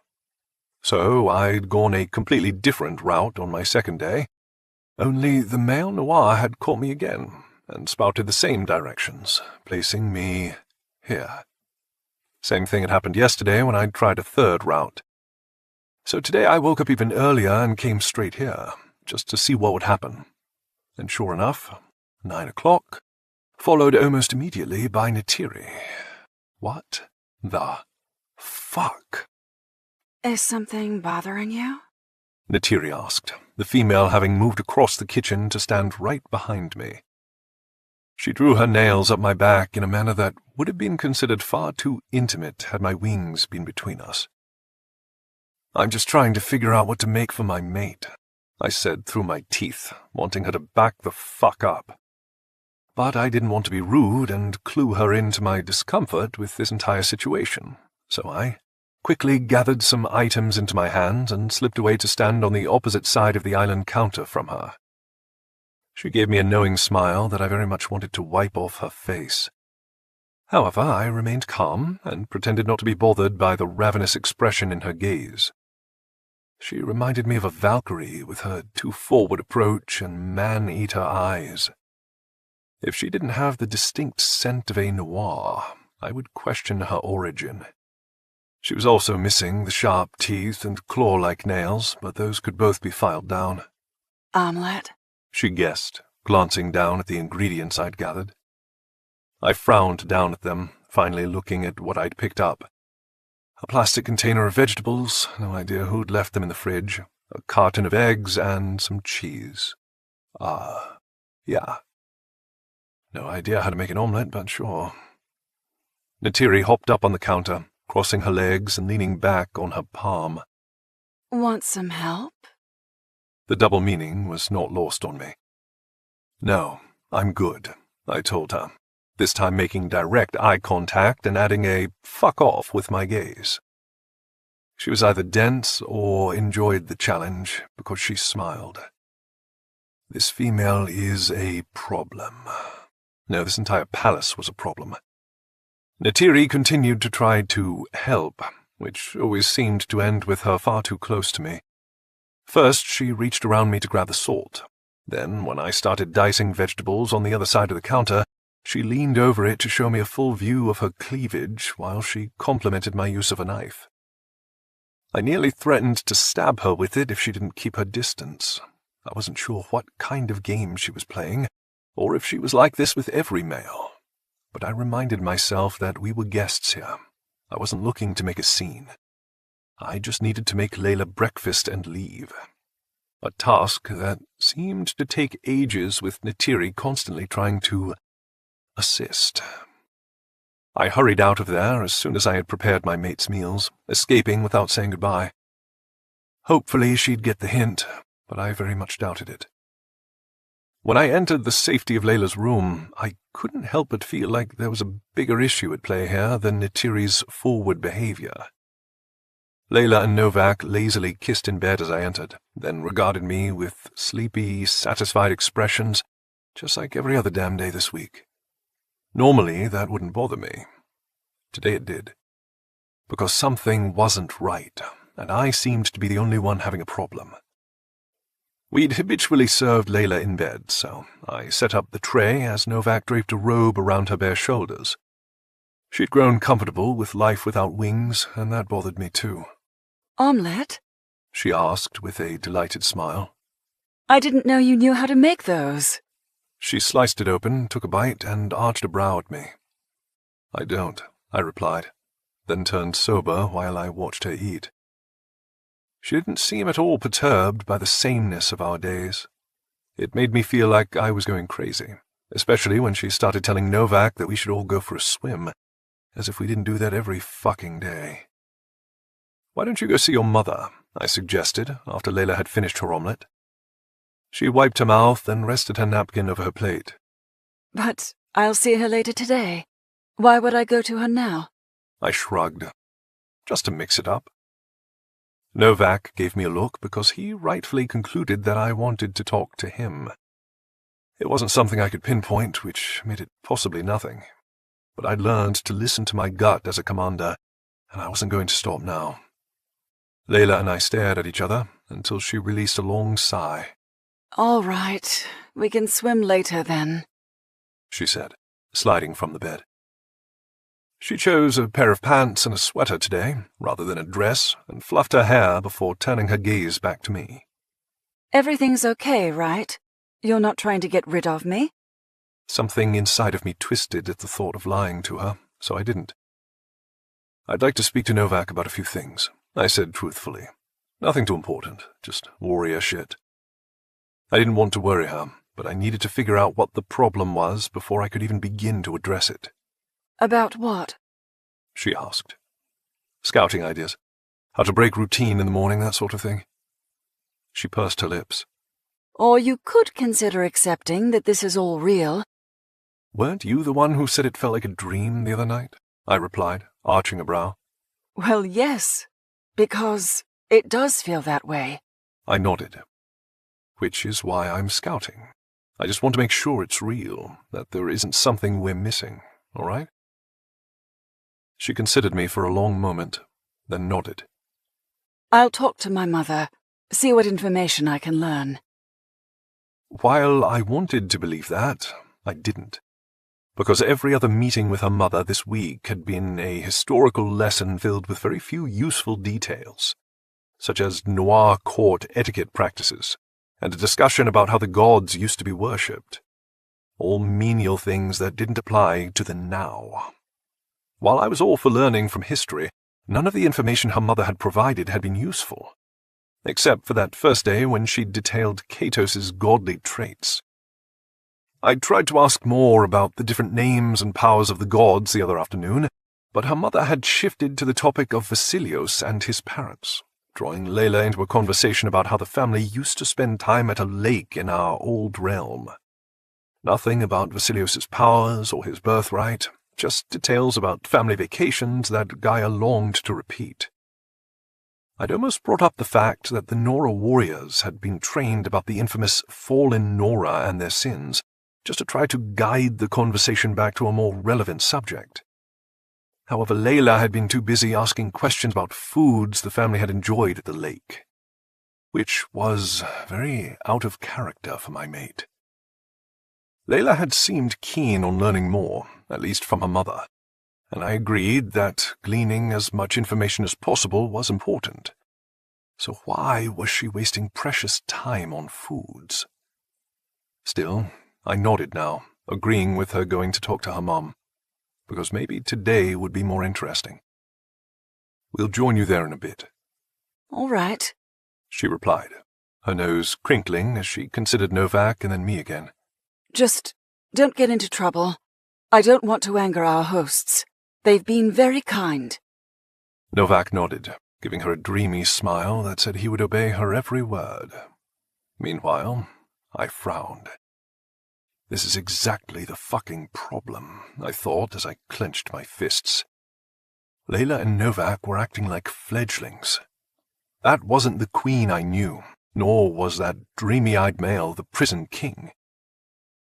When Layla left the room and the door closed behind her, I caught Novak by the shoulder.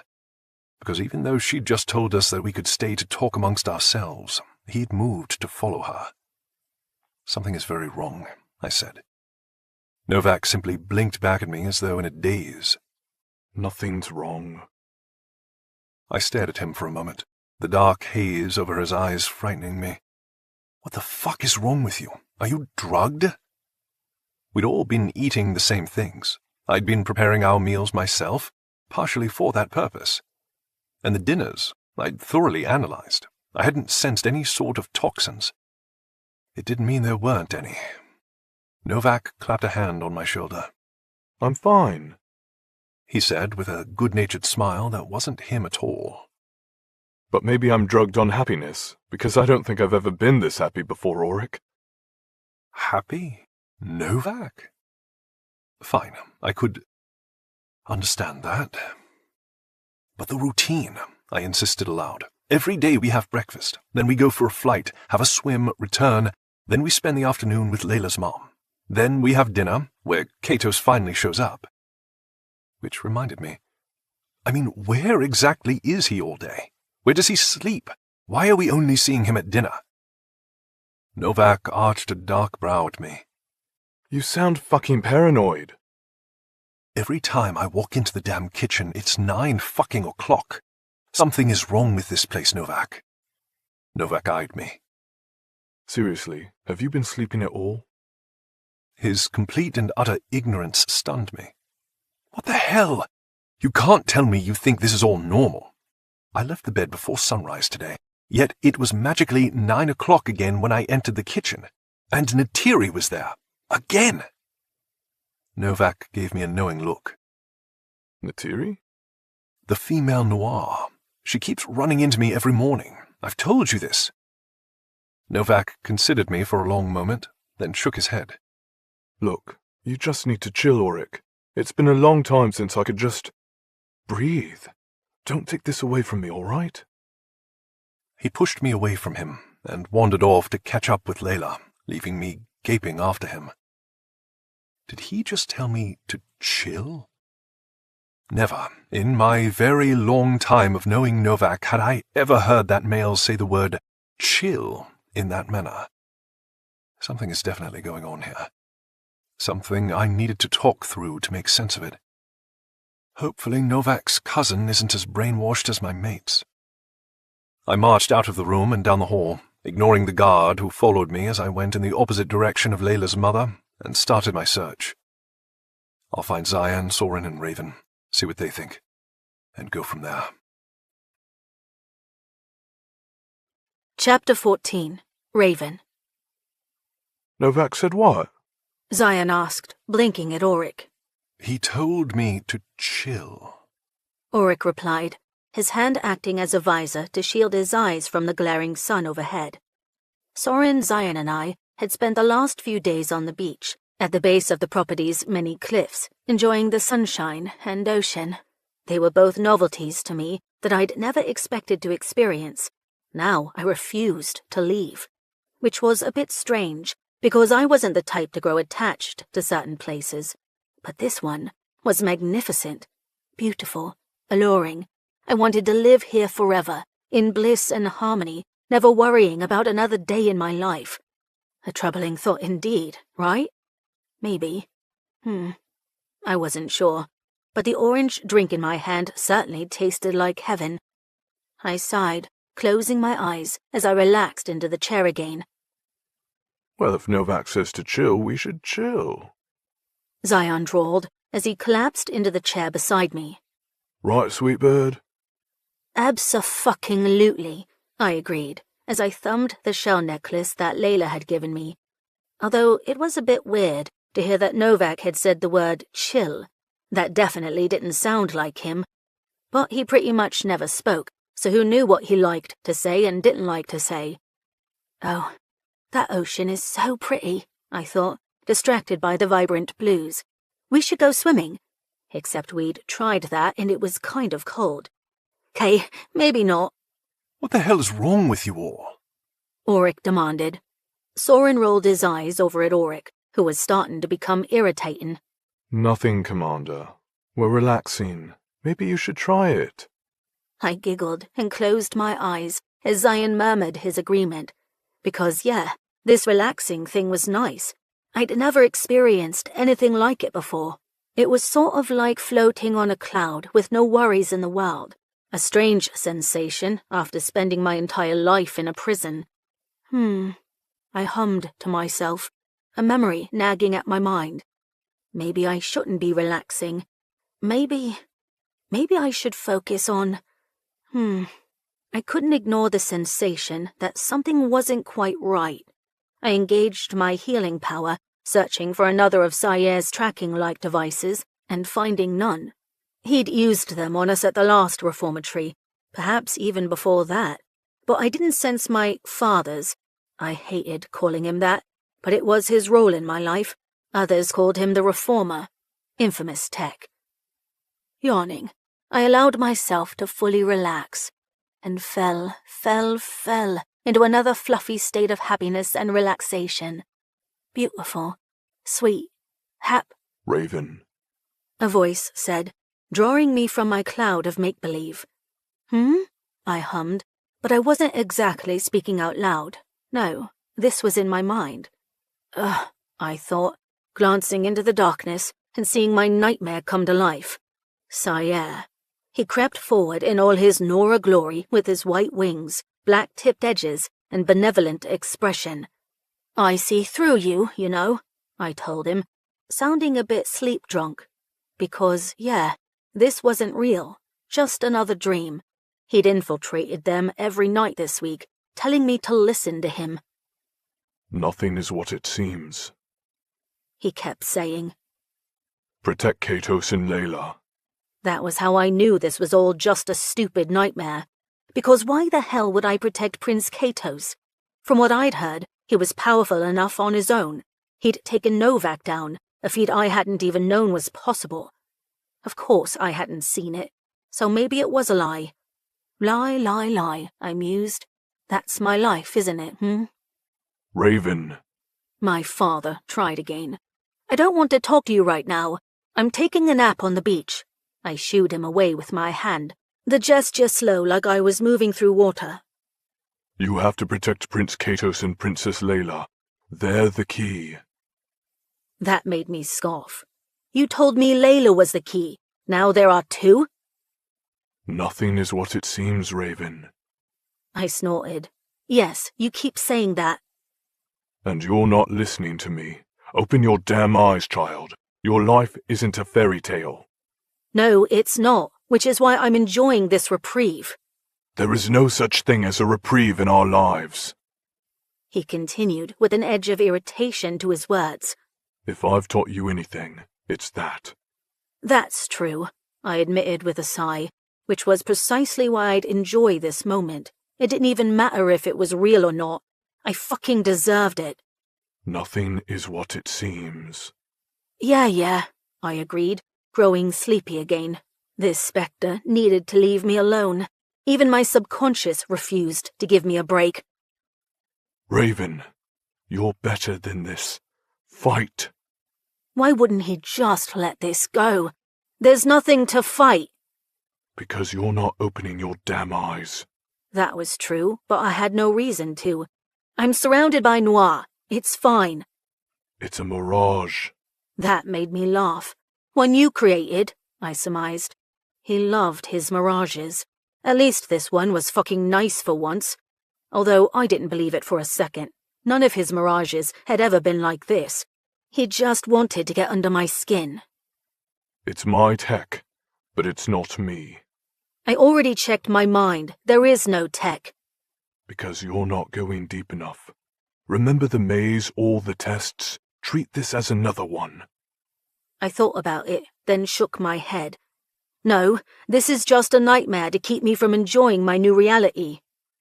It's not a new reality, Raven. It's a new game. Wake up! Wake up! Wake up!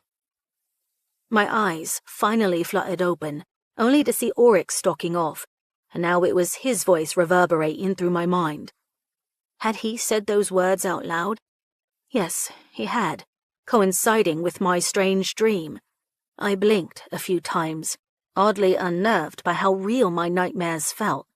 It was as if I was actually talking to my father. A swim will cool me off, I thought, as the vibrant blues called to my heart. Shaking my head, I stood up, stretched, and decided to go for a swim. That was a lot more pleasant than dealing with all these lingering nightmares that didn't want to leave me alone.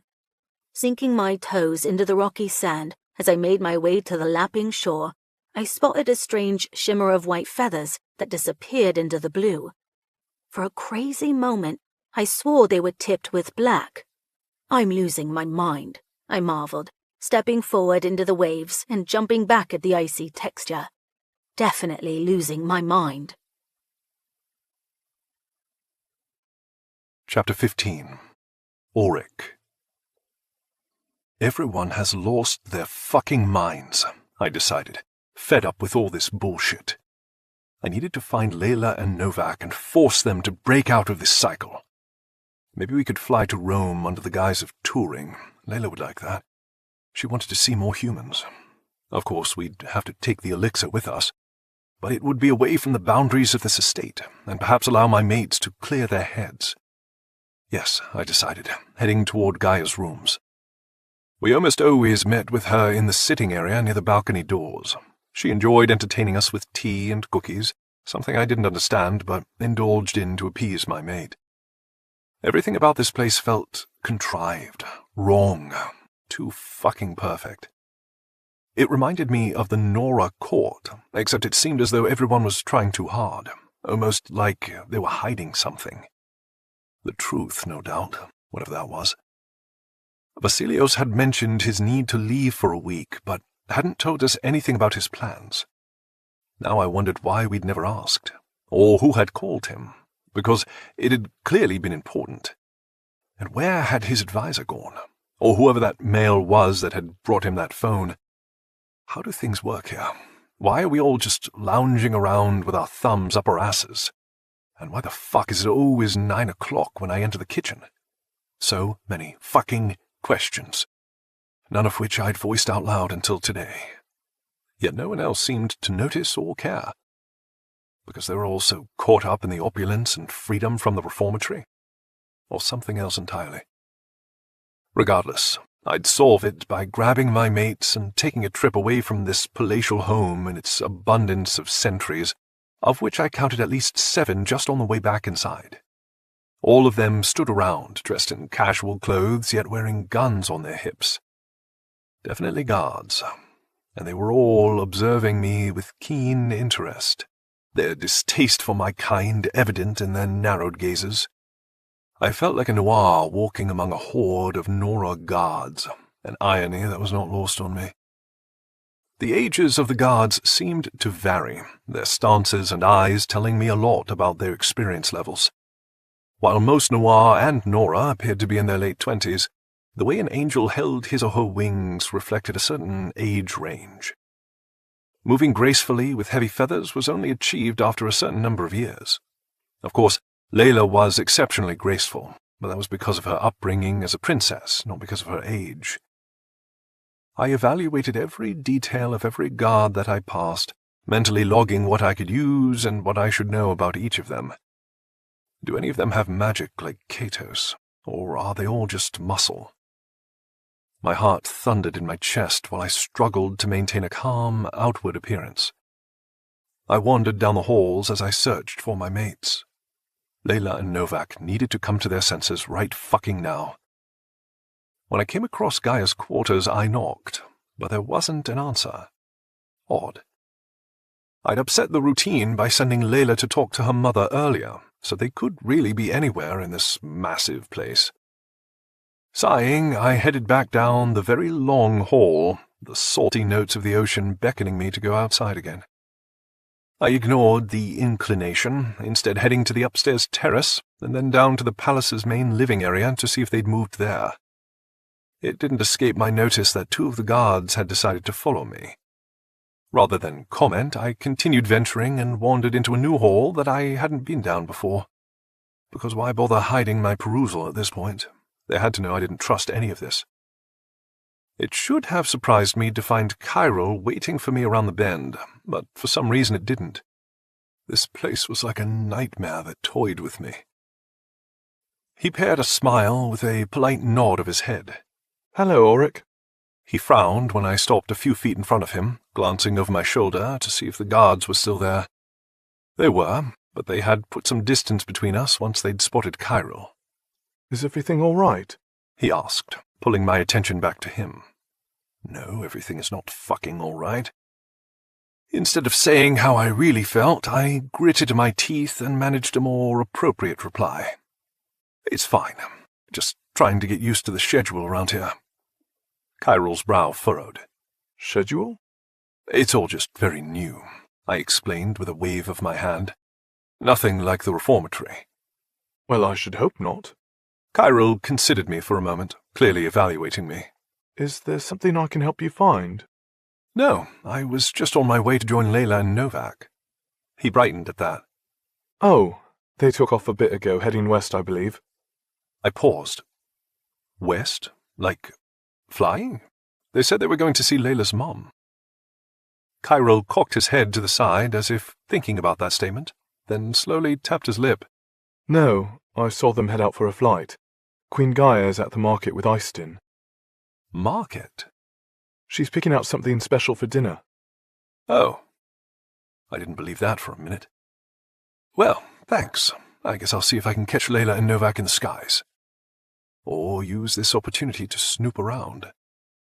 I turned around and barely avoided slamming into a male whom I hadn't even heard sneak up behind me. Katos.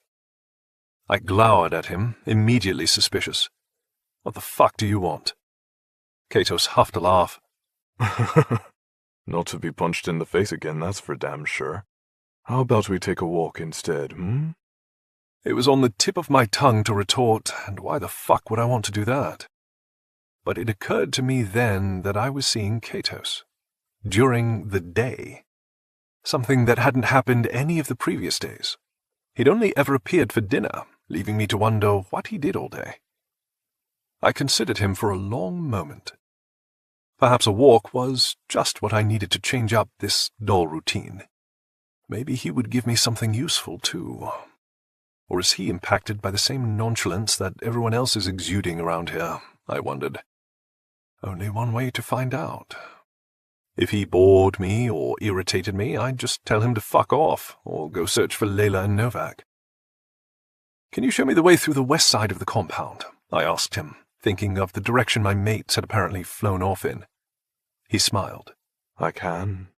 "Then lead the way," I drawled, waving a hand and making it clear that I would not be walking with him behind me. He would have to give me his back first. Because fuck if I trusted this man. I was only agreeing to this because it broke routine, and I was desperate to learn something, anything, that could help. Even if it meant turning to the one male I'd never thought I'd willingly talk to. Prince fucking Katos. He gave a stiff nod and turned. "Follow me, then." It was a strange sort of truce, a gesture, or perhaps an arrogant display that said, "I don't fear having you behind me." Maybe it was all of the above. But he seemed a little too eager to just accept my challenge and present his back. So either he was trying to lull me into a state of comfort, one he intended to take full advantage of, or he wanted to prove he wasn't a threat. My jaw ticked as I tried to determine his motive. Either way, I followed, because I was curious, and because I was feeling a bit lost in this palatial heaven. It's wrong, this is all wrong, but no one seems interested in listening. Maybe Katos would be different. Unless he was somehow responsible for this. What if he's in on this mirage, playing a role that I have yet to understand? A fake, compatible mate, perhaps, here to add a hint of distrust and challenge to our existing mate circle? But no, if that was the case, he would have tried to see Layla outside of dinner this week. He'd left her alone, remaining as polite as ever through the meals. Why? I wanted to demand. Why haven't you tried to talk to her, to pursue her, to woo her? Is it because you're not really compatible? Or are you just giving her space to acclimate to these surroundings? These insane, repetitive, whirling surroundings that made no sense whatsoever. I frowned, conflicted and confused, and wondering why I was bothering to follow him at all.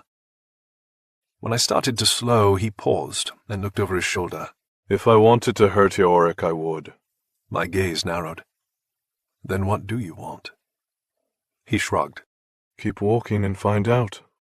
Rather than wait for me to decide, he turned and continued down the hallway, leaving me glaring after him. A challenge. One I wanted to run in the opposite direction from, which was why I immediately stepped forward. Because I was not a coward, nor did I fear him and his energy voodoo. I'm going to find your weakness, I thought, narrowing my gaze at his back. I vow it. The prince glanced back at me, a grin in his eyes as though entertained by my mental threat. Can he read my mind, I wondered. But rather than confirm or deny the question, he simply twisted back around and kept going.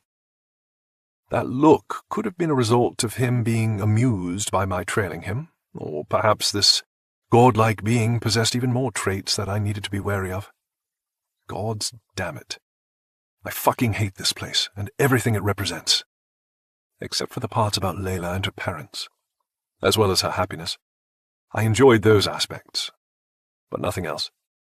And especially not the confident prince sauntering up ahead of me, or the mind games this palace seemed to be playing on me and my mates. Chapter 16. Gatos. Auric's reluctance resembled a whip on the wind, but his distress cut through it like a knife. My ability to manipulate energy allowed me a glimpse of insight into the emotions of others, particularly strong ones that pulsated vibrantly in another being's aura, which was precisely what I picked up from Auric now, and also why I'd asked him to go for a walk. The reluctance bit didn't bother me. I'd expected that. But the despair hanging over him had piqued my interest. I hadn't spent much time around the estate the last few days, only choosing to stop by in the evenings for dinner. Seeing Layla come undone between her mates had left me conflicted about how to proceed. Mostly because I no longer trusted myself to be patient in her presence. It took considerable effort just to sit across from her at the table and pretend like I didn't want to devour her instead of the food. Just thinking about her made me hard. And those noises she'd made, her purr, fuck, they haunted my dreams. I wanted her more than I desired to breathe, and it was wreaking havoc on my senses. I'd returned earlier than expected today because I needed to check in on my affairs up in Ireland, and I couldn't do that from the air over the Tyrrhenian Sea. But I'd overheard Auric speaking with Kyril on my way, and I'd stopped to listen. The anxiety wafting off of Auric had made it difficult to breathe. I'd been concerned about Layla first. However, Kyril had confirmed that she was out for a flight with Novak, which had left me wondering, what has Auric so bent out of shape? He didn't strike me as the type to worry for nothing, which meant something had to be wrong. I suspected he wouldn't want to open up here in the presence of all the sentries, so I casually steered us toward the back terrace on the lower level and onto the rocky path that led to the cliffs. His expression told me that this wasn't much better, so I paused to face him.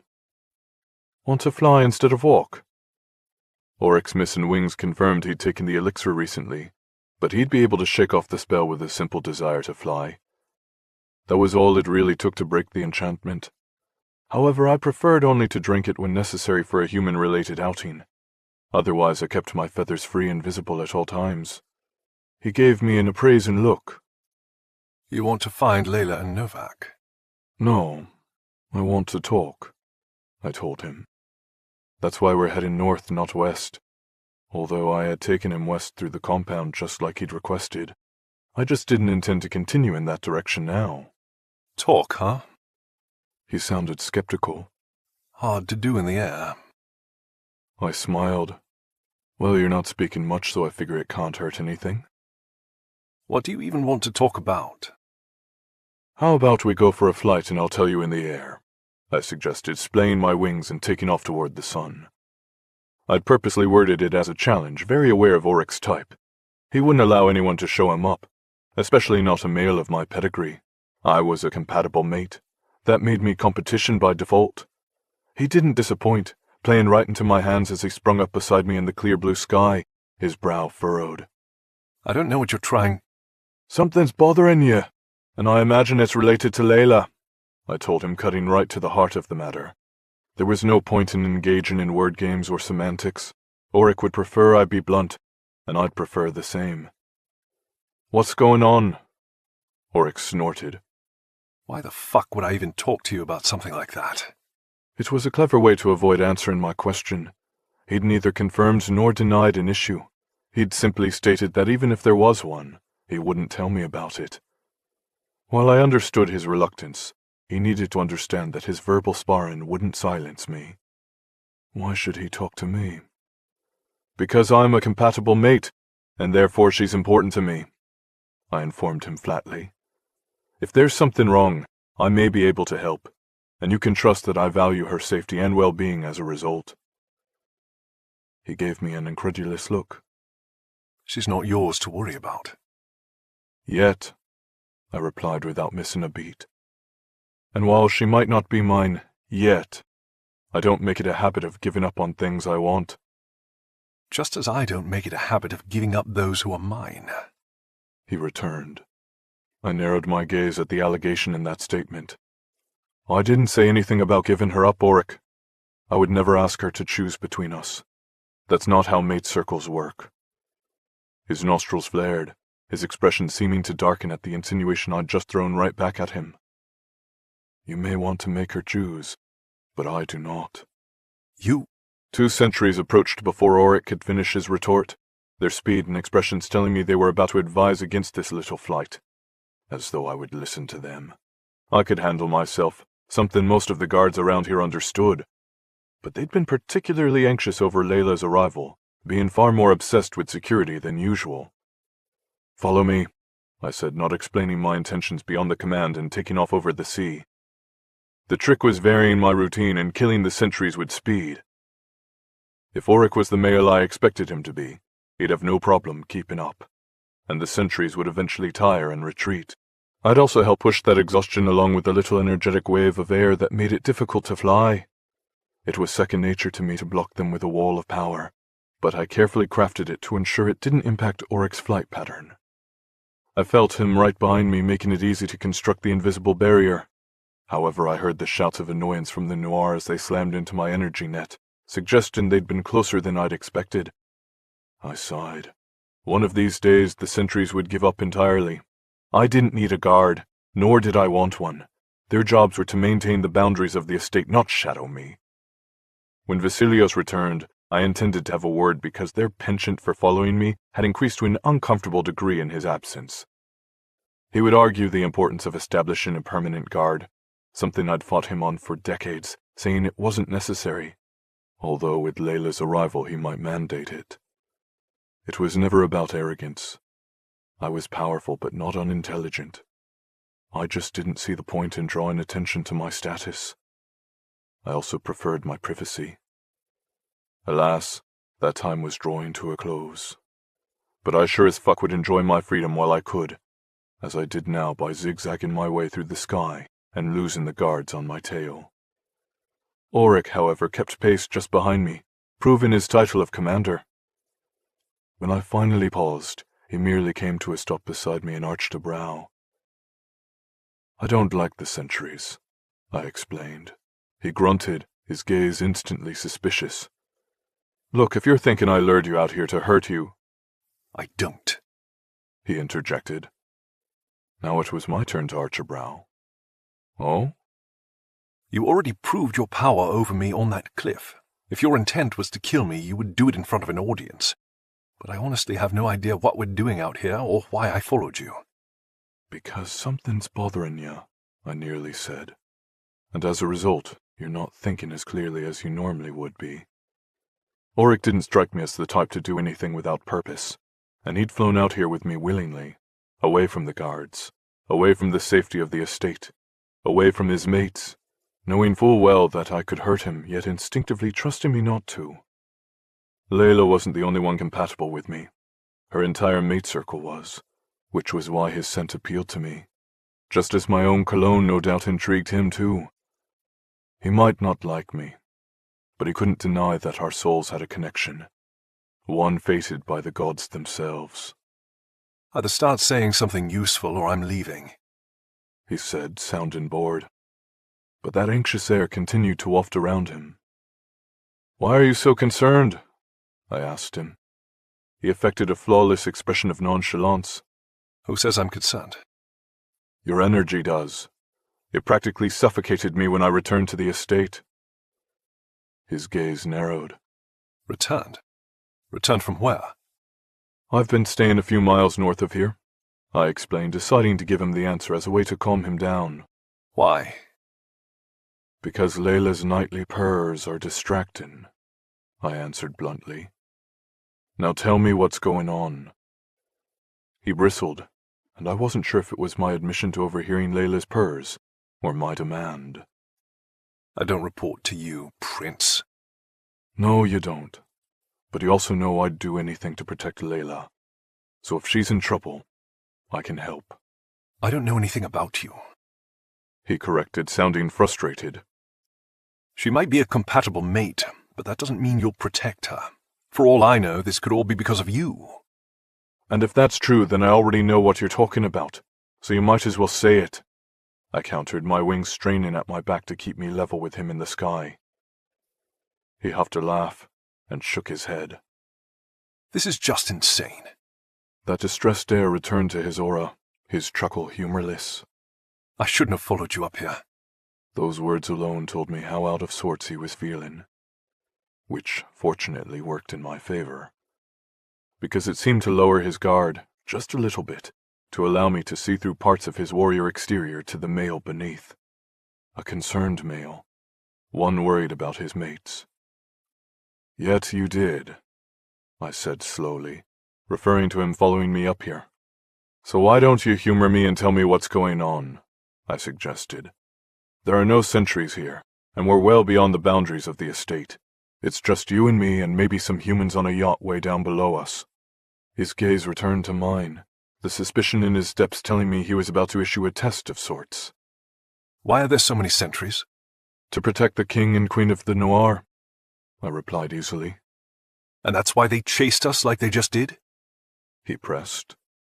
I frowned. Well, no. That was to tell us not to leave the boundaries, but I never listened to them.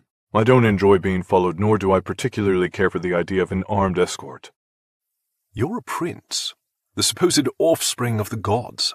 Surely you understand the importance of an armed escort. He countered. I'm not the supposed offspring. I am the product of the gods. When you meet the other changeling children, you'll understand. And... We're going to meet the others? He asked, his eyebrows flying upward. Others like you? My lips curled.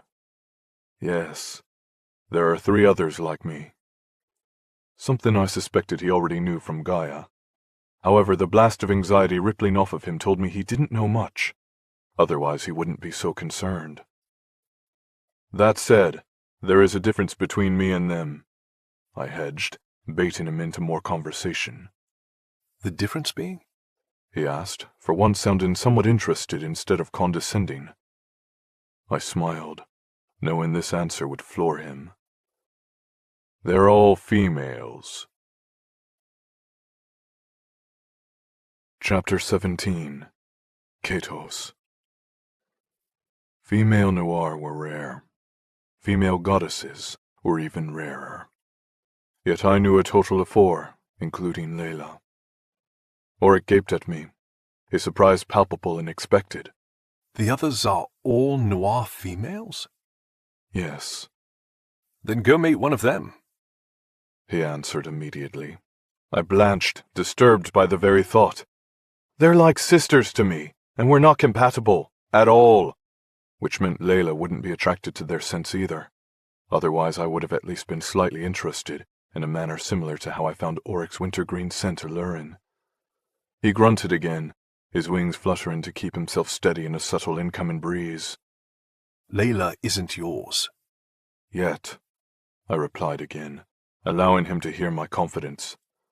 She's not mine, yet. He growled. I just rolled my eyes. We can either fight about this, which will end with me drowning you in the ocean, or you can tell me what's really bothering you, beyond your obvious dislike of me as a competitor, I mean, which, by the way, is never going to change. When she chooses me, I'll accept. We both know that. If she chooses you, he corrected. I merely stared at him. He glared back. We might not have known each other well, but we both knew my response to his statement, because it was the same one he would give in my situation. I yawned, bored with this immature game of entitlement. If you're not going to tell me what's troubling you, then we can head back. I have business to attend to. I flared my wings, preparing to fly, but the aura around him pulsated with a blast of anxiousness that held me captive. Seriously, what is going on? His expression told me how he felt about my ability to sense his unease, but the turbulent texture of his blue-green irises also said he wanted to say something. So I waited for him to collect his thoughts, doing my best to appear patient. He seemed to be going back and forth on whether or not he wanted to speak. Then finally his shoulders fell, and it gave me the distinct impression that he was given in to some sort of pull. Perhaps the one tied to our own compatibility, brought on by our soul's connection through Layla. Or maybe he'd decided I was a last resort. If that was the case, then I was even more intrigued. The last 4 days, he began slowly, his jaw working as though he was forcing the words through clenched teeth. The last 4 days have all been the same. I blinked at him. Okay. That seemed like a weird thing to be distressed over. Was he used to constant change as a commander? I wake up, I explore, but Easton catches me, and I go to the kitchen, where it is always 9 o'clock when I arrive. Then Neytiri comes in, flirts with me even though I remind her each day that I have a mate, and I take breakfast to Layla. We fly, then we see Layla's mother for tea, then we shower and change and meet you all for dinner. Fuck, sleep, repeat. I studied him, trying to determine what the hell he was going on about. It sounded a bit routine, sure. However, the part about Neytiri surprised me. The female Noir was unmated, but not necessarily flirtatious. Actually, Vasilios was encouraging me to take her on as an advisor of sorts, preferably as the head of my future guard. She was old, having been among the few to escape the plague 700 years ago, and therefore a trusted family friend. But a flirt? No, I had a hard time believing that. Look, I know it sounds insane, he stressed, taking the words out of my mind. But I woke up today before sunrise and went straight to the kitchen, where the clock read 9 again, and not 3 minutes later, Neytiri appeared, just like she does every morning. She's probably just trying to see what you're up to, which I can understand since you admitted to exploring, I countered. She and Easton are both trusted advisors to the king and queen. They have free reign and often involve themselves in everyone's affairs to ensure safety. I couldn't help the irritated note in my voice because they'd involved themselves in my affairs more than once. They're annoying, but they mean well. Then explain the clock, he said through his teeth. How is it 9 o'clock every damn morning? Maybe you're waking up on a routine, I offered. I'm not. Then maybe the clock is broken, I shrugged. Either way, I'm sure it's fine. You would say that, as I assume you're behind this madness. I gaped at him. He couldn't be serious. You think I've somehow put you on a repetitive schedule on purpose? For what gain? I don't know, he snapped, throwing up his arms. I can't figure it out, but I seem to be the only one noticing the repetition. Novak and Layla are in this blissful state of ignorance, just repeating the motions and enjoying themselves. Soren and Zayan keep having fucking beach parties with Raven, which is a huge red flag in itself. They're not the sort to relax in this situation. They'd be suspicious and questioning everything, just as Novak should be. So the normalcy of life is what's concerning you, I translated. It's more than normalcy, he bit out, his feathers beginning to flutter with his growing annoyance. I can't explain it, but something is wrong, which you clearly know, and the whole point of this is just to distract me from it. He shook his head, his hands falling to his hips as he glanced downward. I shouldn't have followed you up here. First, I promise you that I have nothing to do with any of this, I insisted. And second, if your instincts are saying something is off, then you're probably right. But maybe it's my presence, or all the information you've learned this week. It's a lot to take in. I trailed off, unsure of how to continue that because I'd meant what I'd said. I was a firm believer in listening to one's instincts, and this male had lived a long time. From what I knew about him from Sair's reports, which he'd been providing to Layla's parents for years, Auric was a respected Nora commander, having been Novak's boss at one point. Soren's and Zion's too. Which meant his instincts were sharply honed, and if something was nagging at him, then it was worth looking into. It could be as simple as all the change leaving him unsettled, or it could be something else entirely. His commentary about Novak going with the flow irked me a bit, only because it seemed to me that if Auric sensed something was off, then Novak should too. That right there rang as a potential disconnect, along with his comments about Neytiri. When she's flirting with you, in what way do you mean? I asked. Neytiri, I mean. I clarified since I'd changed the subject. She keeps touching me, he growled, sounding quite frustrated. This morning she ran her fingers down my spine like she had a right to stroke me. He shuddered, clearly not over the sensation. I could understand that. The center of the back was an extremely intimate location on an angel, something Neytiri definitely knew. Yesterday it was my arm, he continued. The day before she cupped my cheek as I was leaving with my tray of food, a tray for Layla, which I told her, but she seemed completely unfazed by it. That doesn't sound like Neytiri at all, I admitted. He snorted. So you don't believe me? No, I'm saying that doesn't sound like the Neytiri I know, I responded, considering everything he'd said. She leaves you alone at dinner. Yes, when in front of others. I see, I murmured, pondering this comment. What if I joined you for breakfast tomorrow? He arched a brow. Which brings me to a question. Where have you been every day, all day? He countered, ignoring my suggestion. As I said, I've been staying elsewhere, I reminded him. I've only come by in the evening, but I do have a guest suite. I could stay tonight, set my alarm for 8, and meet you in the kitchen by 9, and observe what happens. I can't tell if that's a convenient way to coax me into playing whatever game this is, or a genuine offer. Well, I suppose you'll find out in the morning, I told him, just like I'd find out if there was any truth to his claims. At least in terms of the clock, I suspected Neytiri would be on her best behavior if she found us both in the kitchen, which gave me an idea. You said Neytiri comes in while you're in the kitchen. Around what time? 3 after 9, every morning, he said immediately, and the preciseness of his response sent a little shiver of unease down my spine because it meant he truly believed these incidents were recurring. But we'd handle that after I observed some of it. All right, I'll come by around 5 to 10 after, see if I can catch her flirting with you, I said.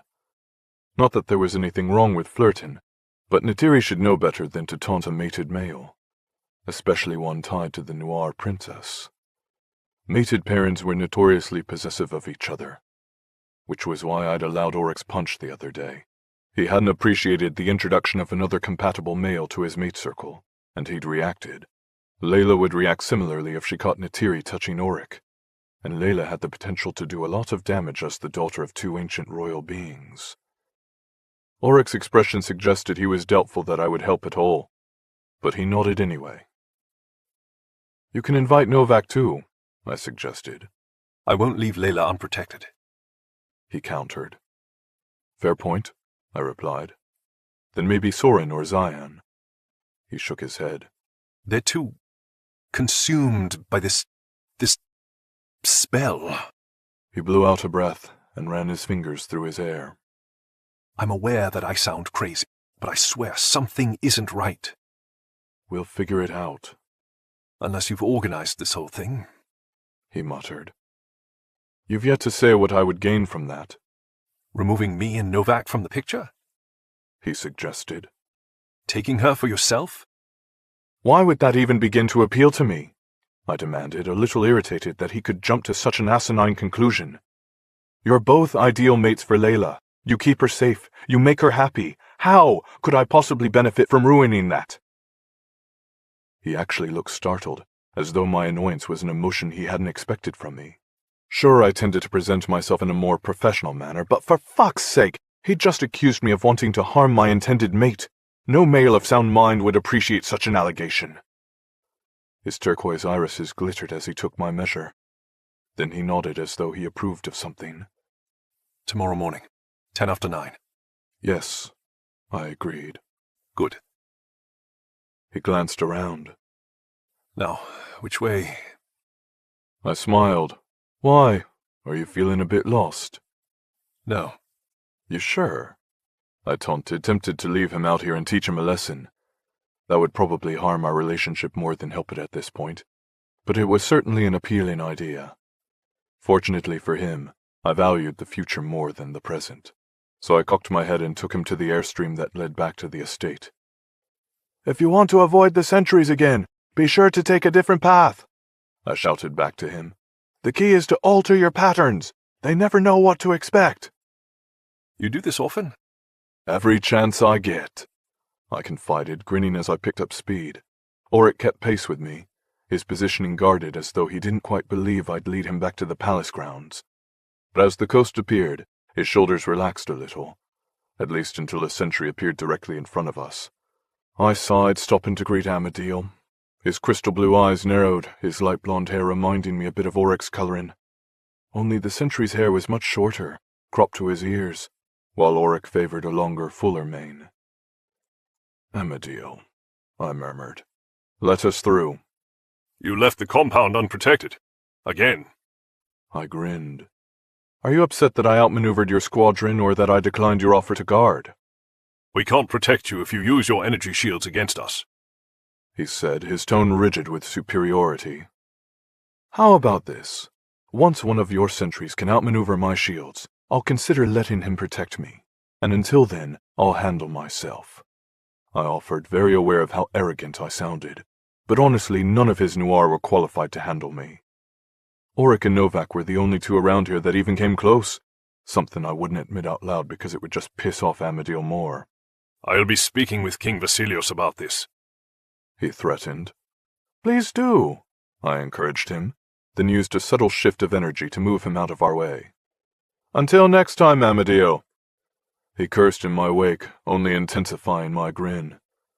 Auric said nothing, but I sensed the approval in his aura. Maybe there's a future for us yet, I mused, catching a faint hint of Layla's scent on the wind. We'll be together soon, mate. Soon. Chapter 18. Novak. I squinted at the horizon, my eyes playing tricks on me, because I could swear that I'd just seen Auric flying with Katos in the sky. I blinked, trying to clear my vision. Then the two males in question touched down before us on the rocky sand, startling Layla into a gasp. Auric had claimed earlier that something strange was going on. I believed him now, because he'd just landed on the beach with Katos at his side. Where the hell have you been? I demanded with a look. Oh. Layla sounded a bit breathless. Hi. We were just heading back to see my mom again. For afternoon tea? Auric guessed, his eyes flashing to Katos before settling on our mate again. Yes, she answered, frowning. Is that a problem? Why would it be a problem? That's what we do every day at 2 o'clock. Why would today be any different? The edge in his tone wasn't lost on me. I nearly grabbed him by the arm to demand what his problem was, but Katos started speaking, thereby introducing a brand new issue into the equation. Would you mind if I join you? He asked. Yes, I thought, glaring at him. No, of course not, Layla said. The more the merrier. Auric snorted. I nearly growled, and Katos gave her a blinding smile. My thoughts exactly. Yeah, I bet those are your thoughts. But he could keep on dreaming because that was sure as fuck not happening. Maybe you could escort Lay while Novak and I go check on Soren and Zion. Auric offered. I gaped at him. The fuck are you going on about? Escort Lay? Have you lost your fucking mind? I would be delighted, Cato said as he offered Layla his arm. Shall we? She blinked at him in surprise. She glanced at Auric, her confusion evident. It's all right. We'll catch up. Besides, isn't Cato supposed to start teaching you some history? Auric said. My eyes narrowed. Isn't that what her mother has been doing all week? But Auric ignored me, his focus on Layla and Catos' extended arm. You can fill us in after. Auric added. After what? I nearly demanded, my hand clenching at my side. Why the fuck are you allowing this? Clearly I hadn't been paying enough attention earlier. Auric had said something was wrong, and now he was proving it with this insane behavior. Letting Catos escort our mate? Have you completely lost your fucking mind? I wanted to demand. Sure, she would be safe with the male. He was compatible, which meant he'd protect her. But I didn't want him touching her. Something that was happening right fucking now as she slid her arm through his. I took a step forward, ready to remove the offending limb from Catos' body, but Auric stopped me with a palm against my chest. I growled at him, causing Layla to glance back at us. It's fine, Auric lied. Novak and I just have some aggression we need to work out. She frowned, clearly uneasy with that thought. Maybe I should... Go, I told her, my eyes on Auric now. He'd wanted to make a statement, to snag my attention, and he had it. It's fine, Lay. Auric lied again, making my gaze narrow. Catos was just telling me about his work. I think you'll find it fascinating. The other male arched a brow, telling me they hadn't been discussing that at all. But he quickly smoothed the expression with a smile, saying, Yes, in Dublin, my work with financial investments. I snorted, but Layla seemed drawn to the Noir's accent, or maybe to him, because he's touching her. A fact I would be taking out on Auric since he'd fucking orchestrated that. Cato started speaking, distracting Layla enough to walk with him, while Auric and I remained silent in their wake, my gaze on the Nora while Layla moved away from us in my periphery. With each step she took, my ire mounted. You just let her walk out of here with that golden boy, I accused with my eyes. He's not going to steal her away, Auric replied quietly. He doesn't believe in making her choose. And do you fucking believe that? I nearly demanded. He seemed pretty offended when I suggested the alternative, that he intended to take her for himself. He spouted off a retort asking why he'd want to do something that would knowingly hurt Layla, which is arguably a good point. I scowled. So he blew some smoke up your arse and you believed him? If our roles were switched, I wouldn't want to make Layla choose, not if I knew how much her mates meant to her. He swallowed uneasily. I might not like the bastard, but his connection to her means he'll protect her, and I'd rather have him on our side protecting her than fighting us. I rolled my eyes. So he seduced you with his scent? Auric narrowed his gaze. Stop with the silent game and fucking speak. You're an idiot. My commander barked out a laugh and took a few steps back. Probably, but what the fuck am I supposed to do? None of you will listen to me. Oh, so your response was to confide in him, the Noir Prince, our fucking competition. I turned on my heel and threw a fist at Auric's face because that felt a lot better than watching my mate walk off with the pompous prince, and it helped dispel some of my fury at being replaced by that fucking prick too. The hit caught Auric off guard, and blood splattered across his lip, but it wasn't nearly enough violence to bring me satisfaction for his grievances. You sent her off with that arsehole? Alone? After coming back from a day date in the fucking sky? What the hell are you even thinking? Novak, Auric warned as the air shimmered behind him, suggesting that his wings were about to reappear. Mine were freely spiked against my back, the blades sharp and deadly. I wouldn't kill Auric, but I'd make him feel pain if it woke him the fuck up. Listen to me, Novak. Something's wrong, He began. None of this is... I didn't give him a chance to finish his sentence. I stabbed at his feet with my razor-sharp feathers, making him dance for me. He easily jumped out of range of the deadly weapons. Then his wings burst into existence, propelling his body at me in a straight-on attack. With my weight off balance, it was fast enough for Auric to catch me in the face with his fist. Pain exploded across my jaw as I growled and twisted, locking my arm around his neck. "Have you lost your fucking mind?" I snarled as he ducked his chin to keep me from cutting off his airway. "Why don't you just spread her legs for him, Or did he already fuck you in the arse and now you're his bitch?" Auric might not be able to hear me, but he understood, and he overpowered me with a rare show of force, flipping me onto my back as he pummeled me with punch after punch. "Wake the fuck up, Novak!" he demanded. "None Punch.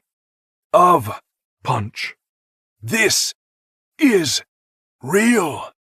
It was an odd thing to say, something that sank into me as I attempted to block his powerful blows. I couldn't remember the last time I'd seen him like this. What the fuck is wrong with him? The guards shouted, attempting to break us up, but Auric roared at them and shoved them away. The small reprieve left me dazed as I stared at the broken sky, squinting at the strange patterns in the air that danced back and forth.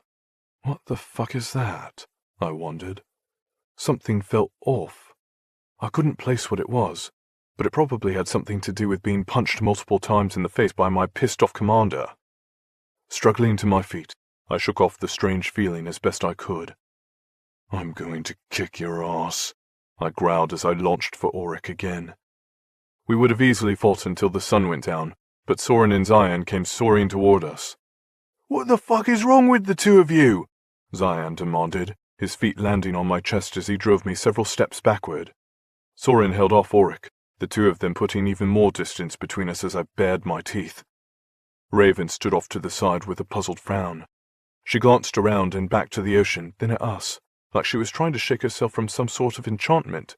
It wasn't the first time Auric and I had fought, but it might have been the first time she'd seen us at each other's throats like this. "Get a fucking grip," I snarled at Auric. "You're the one who needs to wake up," he snapped back. Why did he keep fucking saying that? I was wide awake and pissed off. Because my mate was alone with Katos right now somewhere where I couldn't see her, and Auric had allowed that to happen. What was he thinking anyway? Stalking off, I couldn't look at Auric without risking violence again, so I ventured into the palace as blood roared in my ears. A weird shimmer seemed to glitter off of everything. The walls, the paintings, the fucking floor. How hard did that arsehole punch me? I wondered. Except Auric's demand that I wake up echoed inside my head, and I couldn't shake the feeling that something was terribly wrong. What if Auric is onto something? What if none of this is real?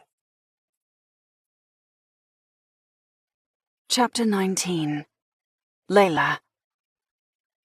Katos poured the tea in a manner similar to that of my mother, making me wonder if she'd taught him that skill. Rather than hold the question back, I asked her, "Did you help raise Katos?" From my previous discussions with my mother, I knew Katos had been found as an infant, his power signifying his godly heritage. Maybe even his gold markings, too. And she'd mentioned that a mate circle had raised him in Ireland, but I didn't know much else. My mother's eyes widened with the question. Then she glanced at Katos and laughed a little. "No, he was fully raised in Ireland by Gedriel, Batar, and Ariel. All changeling children appear to strong mate circles around the world, and those mate circles raise them. And as none of us can afford to be in the same place, it's rare for us to meet for extended periods of time, such as this week." Katos grinned in response. Yes, typically our time together equates to less than a day. As your mother said, we can't remain together for long. It provides too big a target for the Nora. "Is that why there are so many guards?" I asked, recalling the line of sentries in the sky during my morning flights with my mates. Yes. Katos murmured. There is an abundance of them here right now to keep you all safe. I frowned. Not you? Katos keeps escaping them, my mother said conspiratorially. He's quite the rebel. He chuckled in response and relaxed into the couch beside me. He was close enough to touch, but he kept a slight distance between us, as though he didn't want to encroach on my space too much. I don't need a guard. You do, she replied with ease. But I'll save that argument for my husband. A very kind gesture, Katos murmured. I've always been giving, she replied, her eyes sparkling with some sort of joke I didn't understand. But Katos laughed, suggesting he was in on the double meaning. When he caught my confused glance, he arched a brow and looked at my mother. You've not told your daughter about your lineage. She hasn't asked, my mother murmured. I frowned. I don't understand. What do you mean by lineage? Like grandparents? I sat up a little straighter. I knew my father was the son of the gods, similar to Katos, but I hadn't thought about my mother's line. Yes, your grandparents, my mother mused, her gaze still glittering with mirth. Otherwise known as the gods. Oh, I felt a little deflated by that, because I couldn't exactly meet the gods. Your mother is being purposely elusive, Katos murmured, his violet gaze glinting with knowledge. She's quite powerful, though, because her mother was a direct descendant of the gods, similar to Vasilios, making your mother a second generation with a very strong bloodline. My eyebrows lifted. Which god? The goddess of fertility, my mother said softly. Hence, I'm always giving mate advice or the gift of procreation. I gaped at her. Procreation? She nodded. I've helped more than a few mate circles. It's why she always finds the changelings, also my kind or the godlike children of my generation, first, too. Katos added. The gods leave them for her, trust in her with our protection. I frowned. But I thought you said the gods left them near powerful mate circles. They do, she murmured, but I'm the one who senses them first. Including Katos? Including Katos, she echoed, her eyes sparkling as she looked at him. He was the latest gift from the gods. Changelings have been appearing every 5 to 7 decades since a little over 2 centuries ago. Katos added. Which means you should be receiving another soon if the gods continue to bestow favor upon us. She nodded, her fuchsia hair glinting in the afternoon sunlight streaming in through her balcony doors. Similar to the suite she'd given me, hers had a wraparound terrace that stretched along the sitting room to what I assumed were bedrooms at the back. I'd only been in the main living area, where she preferred to serve tea and cookies. Katos is the youngest of the changelings, my mother told me. Just turned 60 human years last month. I glanced at him, appraising his youth-like appearance. Like all angels, he'd aged very well, his features forever frozen in his late 20s. You look very good for your age, Katos. He grinned, his gaze roaming over me with equal interest. As do you, Princess. I'm only 21, I said, my cheeks heating as he continued to study me. In Nora years? It came out as a question because I wasn't sure if there was a difference. Time moves the same here as it does in our home realm, my mother explained, clearly reading my uncertainty. Most aspects are similar, apart from the mortality and fragility of humans. And they can't fly. She focused on Katos. Your betrothed knows far more about the mortals than I do. The changelings all pretend they're human in their early years, even going to their schools and universities too. Katos nodded. Yes, I studied at Oxford in England. I actually had plans to start a new enrollment at Yale in the States soon to work on a medical degree. But I suspect that's all about to change now that you're here. Medical degree, I repeated, fascinated. With a focus on humans? His chin dipped again. Their basic anatomy is akin to ours. We're more invincible and immune to their diseases, but I thought it might help me understand mutations and potential plagues a bit better. It's what Kia studied too. My mother interjected. One of the other changelings. She's a physician in Seattle. Kia? A female changeling? I asked slowly, an unexpected sensation rolling in my stomach. Is Katos compatible with her, too? My mother took a sip of her tea before answering. All of them are females, except for Katos. Oh, I wasn't sure I liked that detail. Katos gently tugged on one of my loose strands of hair, drawing my attention to him. I'm not compatible with them, Layla. I wasn't thinking that, I lied. His grin told me he knew I was lying too. Just making sure you know. They're like sisters to me. Something your mother very well knows. My mother gave him an innocent smile that told me she'd brought up the topic on purpose to goad me. Of course I do. He hummed, clearly amused. We all fell into companionable silence, which was swiftly broken by a phone ringing. Sighing, I leaned back in my chair as Katos frowned and pulled out the device. Saved by the phone. I forgot I had some business to handle. He admitted a bit sheepishly, glancing at me. You and Auric distracted me. I mustered a smile intended to make him feel comfortable. It's okay. Kato stood and then hesitated, but Gaia mirrored my smile with one of her own. Take your call. We'll be here, or we'll see you at dinner later. Katos offered us both apologies and a bow before he left, although it was clear he didn't wish to go. It reminded me a bit of my father leaving dinner the other night. He hadn't wanted to excuse himself, but he'd felt obligated to do so. What pressing matters do they have to see to, I wondered. Not because I minded, but because I genuinely wanted to understand how they lived in this world. My father hadn't elaborated on the reason for his trip, something I just now realized. I'd been caught off guard by my mother mentioning a lady's maid, whom I'd since informed I would call as needed, which I'd yet to actually do, that I'd failed to ask questions. I nearly did now, but my mother's expression told me she had a pressing inquiry of her own. So, what do you think? Are you as fond of the prince as he is of you? A flush of warmth crept up my neck, especially considering I now knew her gift was related to fertility, which meant lying wouldn't be possible in this situation. I'd also tried, and had likely failed, to hide my innate possessiveness of him earlier. It had been an intrinsic response, one born of our potential bond more than anything else.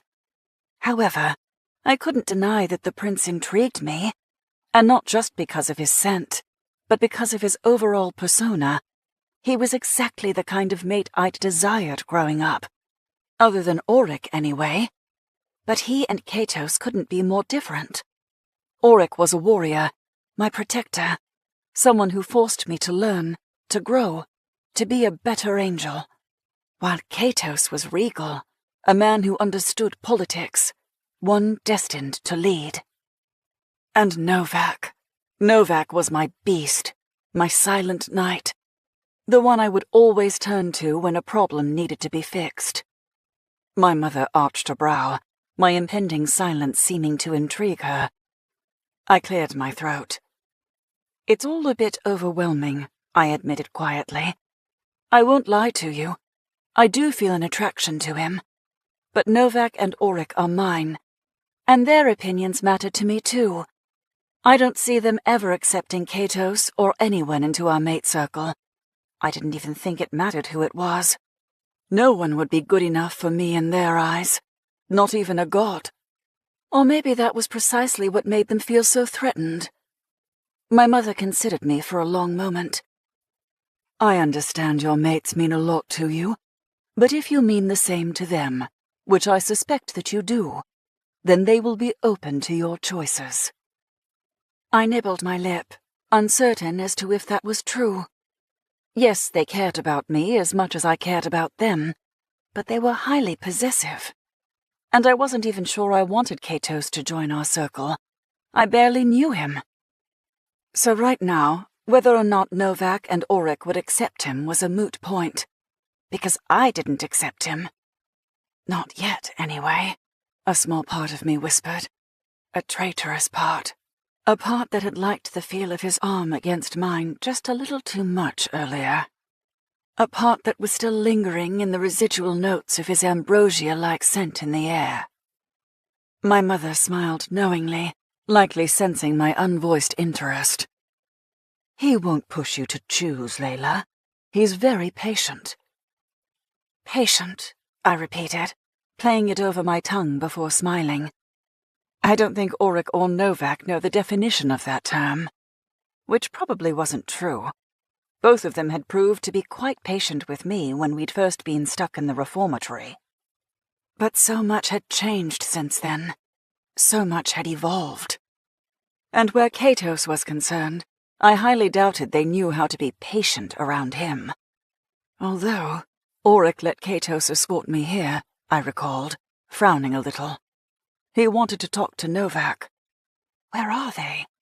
Why aren't they here yet? What are they doing? The humans have a saying, my mother interjected, distracting my thoughts. Patience is a virtue. I hummed, amused by the turn of phrase. I knew there was a reason I liked humans. Queen Gaia laughed. The sound was easy and comforting to my ears as she cradled her tea in her lap. I was sure it had long gone cold, but she eventually sipped from it, her gaze turning thoughtfully onto me. There's so much for you to learn. You haven't been given much choice in your life. She set her tea on the table. This time is different, Layla. This time, you get to choose. I bristled at that, because I knew she meant Katos. I did choose, I countered. I chose Auric and Novak. My mother blinked at me a few times. Sure, I know. She glanced at the door. I rarely see you without one or the other. Where are they now? Her question reignited my thoughts, making me frown. I left them to talk outside, but I suspected they were busy beating the shit out of each other for reasons I didn't fully understand. Well, I did a little. Auric had allowed Katos to escort me, and Novak had clearly not approved. I should have stayed, I thought, but I'd felt compelled to come here. Almost like if I hadn't come up here, something would be wrong, a kink in a program, which was a bizarre feeling. Yes, I'd established a routine the last few days, one that included spending time with my mother, but surely she would have been all right with me being a few minutes late. How are they fitting in? My mother asked, interrupting my musings again. How are they fitting in? I parroted back at her. Well, let's see. Novak purposefully acts like he has no idea how to use a fork half the time, and the other half, he's showing me all the things he can do to me with his tongue. Novak isn't built for court life, I admitted, but he'd do anything for me, though. And the other one? My mother asked. The Nora? I frowned. I think he's having a hard time adjusting. And not just because of his behavior today, but because of his demeanor in general. He rarely released his wings, while Novak often had his on full display. Is it because he feels out of place with his white wings? It would be something I could understand. The shame of being the only one with black wings in the Nora court still stung somewhere deep within my heart. It was a wound that would likely never fully heal. I'd hated my wings. Did Auric hate his right now? Did he hate it here because now he was the odd one out? Is that what my mates are discussing outside? He probably doesn't feel very welcome, my mother surmised, her tone contemplative. I'll see if I can find a way to help him. He's your mate, and that makes him important to all of us. A wave of relief settled over me, my lips parting to express my gratitude, when the nearby door slammed open. My eyes widened at finding a bloody Novak growling in the doorway like a mad animal. Oh, crap. I stood, alarmed, as my mother sighed in clear disapproval, because he was not only disheveled, but also bleeding on her floor. Novak, I breathed, walking toward him and taking in the gashes and bruises blossoming all over his body. "What's wrong? What happened? Did Auric do this to you? Why?" Novak's gaze seemed to soften when I reached him, although it appeared to take him a moment to remember how to form words. "I suggest we retire to prepare for dinner." "Dinner? Right." Swallowing past the lump in my throat, I turned to give my mother a weak smile. "We'll, see you at supper, then?" My mother's expression had gone flat. While she clearly wished to make my mates feel welcome, they had to at least make some effort. And whatever the hell had happened to Novak was a story he didn't seem keen on sharing in front of my mother. Fine by me. I wanted nothing more than to run out of here as fast as I could before my mother threw us out. "Of course, dear," she said with a tight smile. Novak offered her a nod. At least he had the decency to do that, before he turned on his heel, not even bothering to make sure I was following him. I balled my fists and stormed out of the room, because he was clearly fine, just pissed off. Novak had better have a good reason as to why he just embarrassed me like that. And where the fuck is Auric? Chapter 20. Raven. I stared at the water, my toes in the rocky sand, the waves glistening in warm welcome. However, I knew it was cold, so why did I keep trying to swim? Is my mind trying to tell me that something is in the water? I wondered, glancing around. The hazy sensation of living in a dream swirled around me again, making me dizzy. I tried to fight it by engaging my healing ability, but that foggy sense of happiness kept overtaking my mind. Maybe I should just jump in, I thought. I almost did, but the fear of icy prickles held me back. This is ridiculous. I'd faced a lot worse than a chilly wave. "Wake up." Auric's words reverberated in my head, something about them demanding that I see this through, and wake up. The frigid water trickled over my toes, and instead of cringing away, I stepped into it. "Wake up." Auric's tones shifted a little, deepening, reminding me of someone else. Frowning, I forced myself to take another step, and then another, until my chest ached from the abrupt temperature shift. Wrong. Something's horribly wrong. I could sense it. Something was coming. Something deadly. It's going to swallow me whole. "Wake up." The voice repeated. Not Auric. But who? The ocean swirled around me, and the sand at my feet seemed to slip away, leaving me at the mercy of the icy water that closed over my head without warning. I screamed, but water rushed into the opening and choked me. Why had I stepped into the water? I didn't even know how to swim. I tried to stand, but I couldn't find my footing, and a strong current ripped me sideways. "Wake up!" That voice roared. Sayer? I thought, my arms moving wildly around me as I tried to find the surface. Instinct told me to fling out my wings and find my way up, to the sky, to safety. But I'd recently taken the elixir. It always left me off balance and disoriented afterward. For some reason, I hadn't cared about that until now. "Finally." That voice growled, making me dizzy. What's happening? Dark spots glittered over my vision as my lungs demanded air. The sense of wrongness crushed in all around me, like the ocean had claimed me, refusing to let me go now that I'd realized something was wrong. But I wasn't alone. No, I was never really alone. My father's voice echoed inside my head. "Do you see?" The ocean seemed to spit me out at that moment, and I gasped for air, coughed, and opened my eyes. It was as if I could see for the first time in days. Just for a moment, it was all clear. Nora warriors, a portal in the ocean, an army. My eyes widened, and a scream lodged in my water-clogged throat. "Wake up!" My father shouted. "And run!" Soren! Zion! I called for my mates, my mouth refusing to work, as well as my body. I couldn't. I was whirling, confused, upside down, drowning. Don't fail me. My father threatened. Not after everything I've given you. Fuck you! I snarled back at him, my gaze finding the warriors again. They blinked in and out of my vision as something ensnared me from behind. Something hard, muscular, an arm. But I was swimming the wrong way. It was taking me down, underwater, killing me. I tried to fight, my nails biting into the flesh as I screamed soundlessly beneath the waves, only to be yanked above the water. Breathe, Soren demanded, his lips at my ear, making me blink. I gasped, my lungs screeching at the need for air as my mind fogged over with the memory and reality and whatever the fuck mirage surrounded us. Because the soldiers were gone.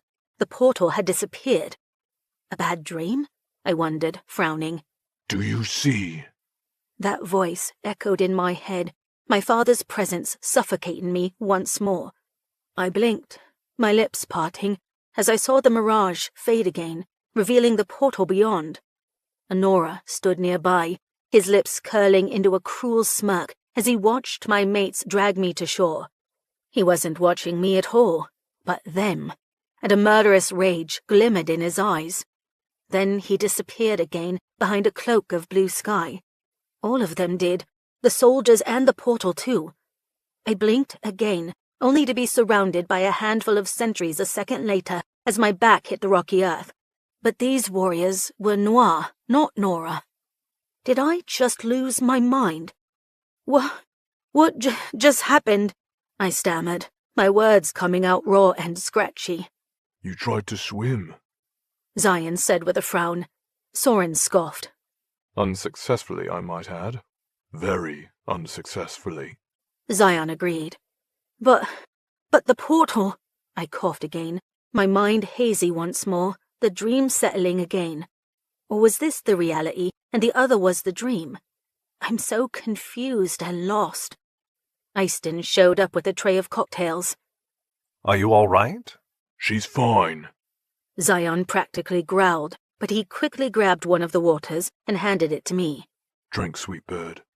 Feeling woozy, I accepted the offering and sipped it. It was a lot more pleasant than the salty seawater, and it did help me relax. I closed my eyes again, breathing deeply. But I couldn't unsee the Nora guards, or the portal beyond, not even as my mates helped me back to my chair and handed me a mid-afternoon snack. A servant filled our beach trays with the treats, and I quietly took one, nibbling on it without truly tasting it as I stared at the ocean, searching for any hint of this being a mirage.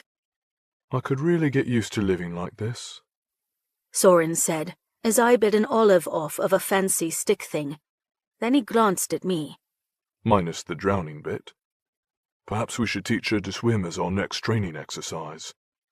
Zion suggested. Training, I thought, liking the sound of that. It reminded me of a time when survival was our norm. Not that I missed it, but something still nagged at me. But I saw something in the water. What? What was it? A portal? I frowned. What's happening to me? Deal. Soren said, tapping his olive-free stick against Zion's drink. My mates contemplated how to keep me from drowning again, while I leaned back in my chair and closed my eyes, just needing to rest. Maybe drowning caused some fear-driven hallucination, I wondered. Or maybe I'm missing something. Maybe I just need to wake up. Chapter 21. Layla. What happened? I demanded in a low voice as we started down the hallway toward our suite. Oryx lost his damn mind. Novak muttered back to me. But I think he might be onto something. What do you mean? I asked. Novak glanced around like he was searching for a sentry or a camera. It's too perfect here. I frowned. Too perfect? He paused at the door to our rooms. Yeah, like too good to be real. Like a dream, I said. Exactly. Is that such a bad thing? I wondered out loud. We've been through a lot, so this all probably feels a bit strange, but don't we deserve the reprieve? He studied me for a moment, neither agreeing nor disagreeing, and pushed open the door. Auric stood on the other side, his face freshly washed, but I could see the lingering signs of bruises along his jaw. When neither of them moved or said anything, I knew this fight had been worse than just a physical beating. My mates tended to release their frustrations on each other, often ending in sex, but this time was different. They stared at one another, the palpable tension in the air making me shift my weight as I debated what I should say. Auric raked his fingers through his damp hair. I'm going for a walk, he said as he brushed past me. Alone. Auric, I snapped. I left no room for debate in my tone. I wasn't going to let him just walk out of here without some sort of explanation. He turned and glared down at me, but he wasn't angry. The lost confusion in his eyes glittered with desperation. "What's going on?" I asked, forcing my words to soften as I rested a hand on his muscular arm. Auric seemed to ponder my question as his gaze drifted to Novak. Then he frowned. This place isn't what it seems. Apparently, that was all the explanation I was going to get, because he shrugged me off and left without another word. When I moved to follow him, Novak's voice stopped me. Let him go. I paused, but didn't turn around. Instead, I stared down the hall as I tried to make sense of my mates losing their minds. Over what, exactly? Things were great here, weren't they? But not for him, I thought. The Noir hated him on sight. Because of his wings. He had a lifetime of judging the Noir, of hating them, just to find out everything was backward. And now, like some fucked-up twist of fate, the roles were switched. This isn't his utopia. It's his nightmare come to life. A nightmare I very much understood. I took a step after him, only for Novak to ensnare my waist.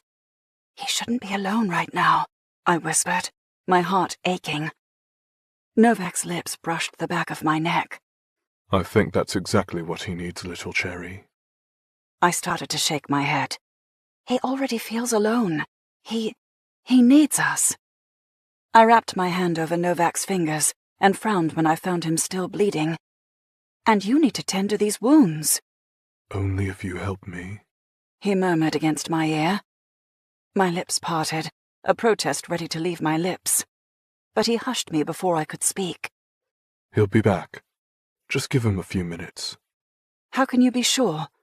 Because it's Auric. He left so he didn't punch me again. His words were soft but clear against my ear. Trust me, Blossom. He won't go far. Not with you here. I swallowed, my heart in my throat. This felt like a choice I didn't want to make. But it was one Novak made for me as he pulled me deeper into the room and toward the bathroom. Auric was hurting, but so was Novak, because they'd fought with each other. This place isn't what it seems. Why? I wanted to ask him. Because it's the opposite of what we've always known? Or did he mean something else by that? Novak sat me down on a nearby stool, then went to the sink to wash his hands. I blinked at his back, momentarily losing myself in his feathers as he removed his enchanted shirt, only to frown as he turned to reveal his bruised torso. He reached for some supplies on the sink, supplies that I assumed Auric had just used on himself, and turned to dab something against his forehead. When he hissed, I stood and pushed him onto the stool, taking over the process. It helped me feel at least a little bit useful, and it gave me a moment to think while I treated my mate's wounds. Auric had been acting normal the last few days. It was something about today that irked him, something that had happened during his scouting this morning, and it had set off a strange series of events, starting with him wanting to talk to Novak, alone. What did you two discuss this morning about Auric's scouting? I wondered aloud, realizing now that no one had told me. Novak remained silent for a beat, his icy irises flashing. He tried to tell me that we're stuck in some sort of routine, and he thinks something isn't right about it. Why? Because every time he goes into the kitchen, it's 9 o'clock on the dot. No matter when he wakes up, it's always that time. I frowned again. Is the clock broken? He shook his head. I don't know. But he also mentioned Natiri. My gaze narrowed. What about her? He said that she's always there. My chest rumbled with a growl I couldn't quite contain. Why hasn't he told me that? I don't know. His nostrils flared, his pupils dilating. But I like that sound. Make it again. I sighed, my hands working to clean the cuts on his face. Focus, Novak. I'm always focused, little cherry. He returned, but something about that statement had his brow coming down. Except for lately. Auric did a number on my head. Well, maybe you shouldn't have picked a fight with your commander. I punctuated the suggestion by placing an alcohol pad directly over his busted lip. He growled in response. He gave you to Katos like a fucking dessert on a silver platter. The lethality in his tone spread goosebumps over my arms. I considered calling Raven to ask her to heal Novak, but I doubted my mate would appreciate that. Besides, he didn't appear that injured. He mostly just had a gash under his ear that had caused blood to trickle along his jaw, which I finished cleaning up now. A bloody lip, which I'd already tended to, and busted knuckles. He'd live without Raven's help. Plus, Auric was a capable fighter, something Novak knew well enough. He'd want to heal any injuries he'd earned the old-fashioned way. Nothing to say about Katos? Novak prodded. I locked gazes with him. There's nothing to say because there's nothing happening there. His gaze narrowed. But you're compatible. Obviously. Do you want him? A blunt question. One I should have anticipated from Novak, as he was never one to mince words. I swallowed, my gaze going to the wound beneath his ear again. I'm drawn to him, I admitted slowly. But I barely know him. You barely knew me, too. He pointed out quietly. Our situation was different. How? He asked. Well, for starters, we were sharing a room. I couldn't escape your scent. It was meant as a light comment, but his hand caught my wrist, his silver blue eyes flashing as I met his gaze. You can't escape his either. Not here. I studied him for a long moment, then cleared my throat. I have you and Auric. You do. He agreed. But that doesn't tell me if you want Katos too. It wasn't like Novak to be chatty, which meant this conversation mattered. A lot. Because his fight with Auric had been about Katos, I realized, and Auric allowing Katos to escort me to see my mom. Did that mean Auric was warming up to the idea of my compatibility with Katos? Or was it something else? Auric was always honorable, and he didn't fit in here. Something that had been abundantly clear from the beginning. Is he thinking of leaving? I wondered, my heart skipping a beat. Is he thinking of having Katos replace him? No. No. I would not let that happen. Layla, Novak said, a note of concern in his voice. Does Auric think I want to replace him with Katos? Because I will fucking kill him if that's the case. Novak's eyes widened. What? Is that why he's being so weird? He's not even willing to try for a week to fit in here, and he's already coming up with alternatives? Thinking I'll just accept Katos as, what, a replacement? My ire grew with each word. Because that is not happening. Auric is mine, and so are you. Novak's grip on my wrist tightened. Layla. What? I snarled, furious now. Take a shower with me. My eyebrows sprang upward. Are you fucking kidding me? I don't kid. He replied, standing and towering over me. Now take off your clothes. I growled at him, and he growled back. Auric is out there thinking I can replace him, I snapped. And you want to take a shower? He doesn't think you're going to replace him. Novak replied. And if he does, I'll beat sense into him. My gaze narrowed. Not if I beat him up first. His lips twitched. I'll enjoy watching that. After I'll shower. I don't want a fucking shower. Well, too damn bad, because I'm tired of smelling Katos on you. So either you take a shower with me, or I go find the prince and kill him. Your choice. I gaped at him. What kind of choice is that? A very easy one for you to make, I think, given your conflicted feelings. But I'm not like you. I will happily kill him if it means removing this complication. Another speech from Novak, something he only seemed to do when we were alone. I considered him for a long moment. I don't want you to kill him. I know. But he's not replacing Auric or you. I know. My eyebrow inched upward. Then why ask me if I want him? Because I need to know your feelings so I can prepare. For what? The possibility of our mate circle expanding.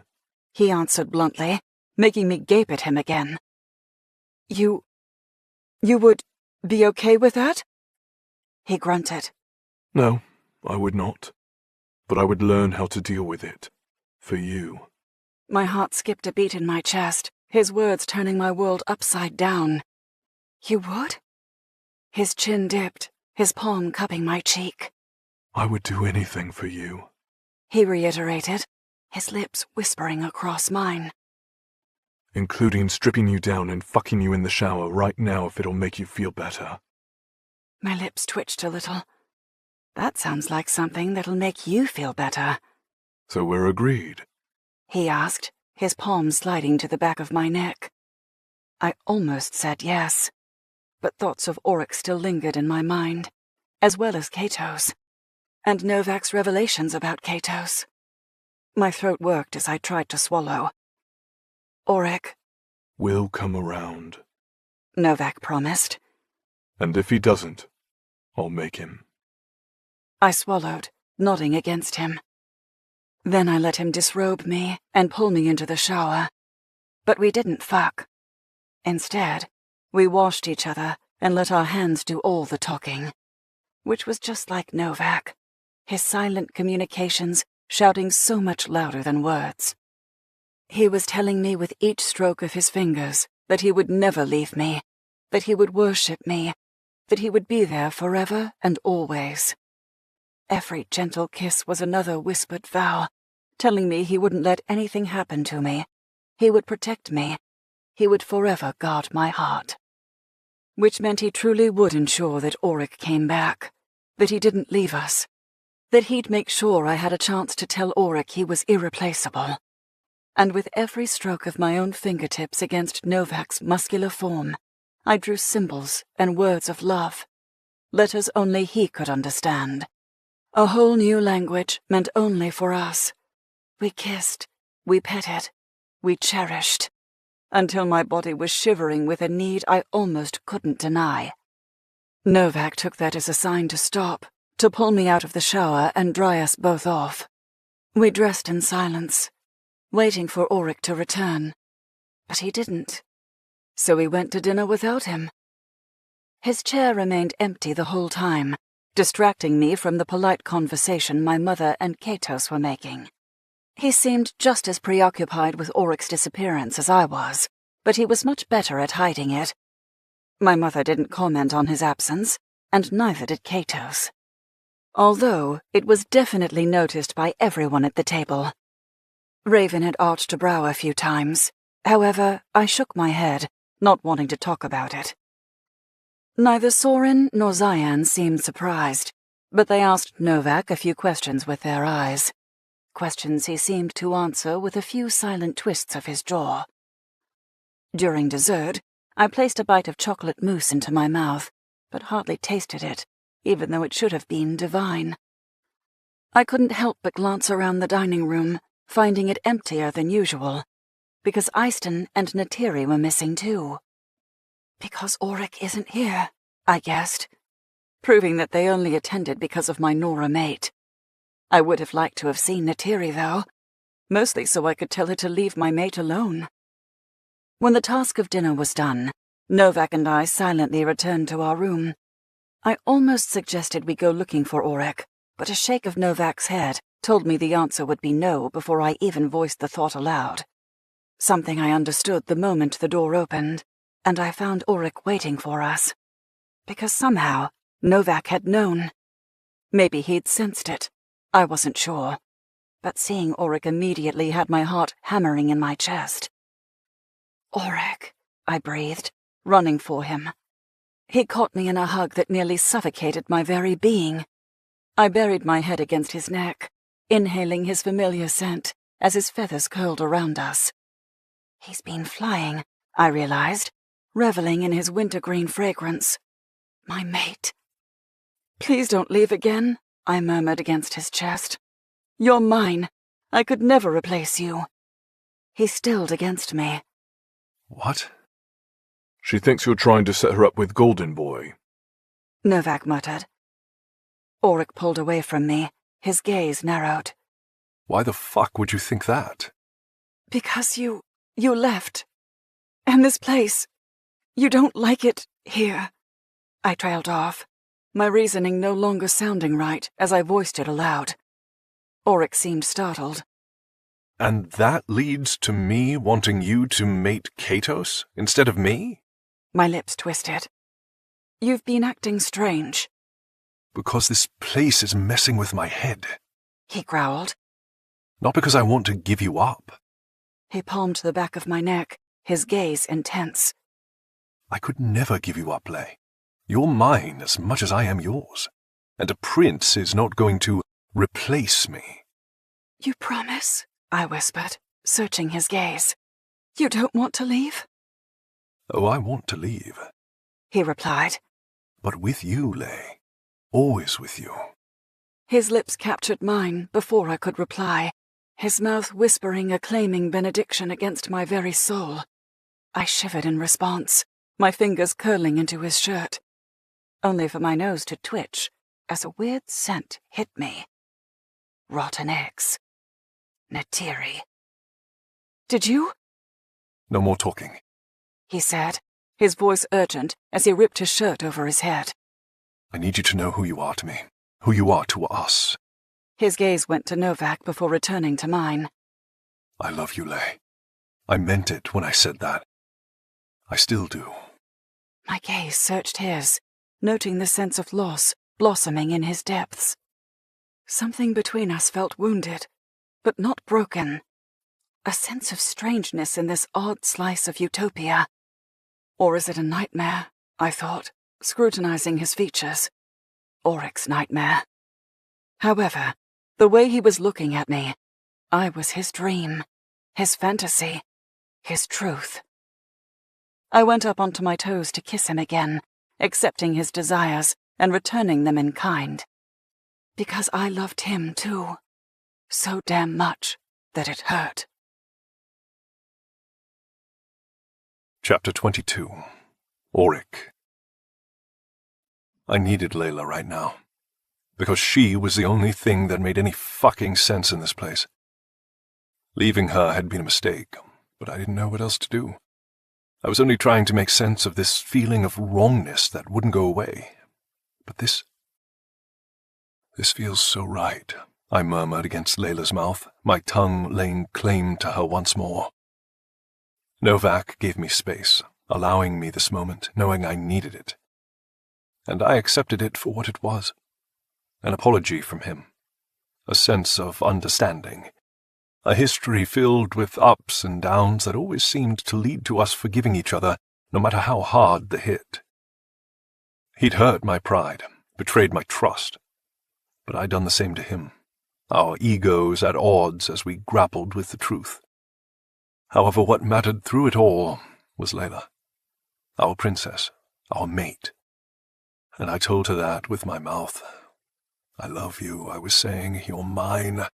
I'm sorry I left, I'm sorry I feel so lost, I'm sorry this world is so confusing.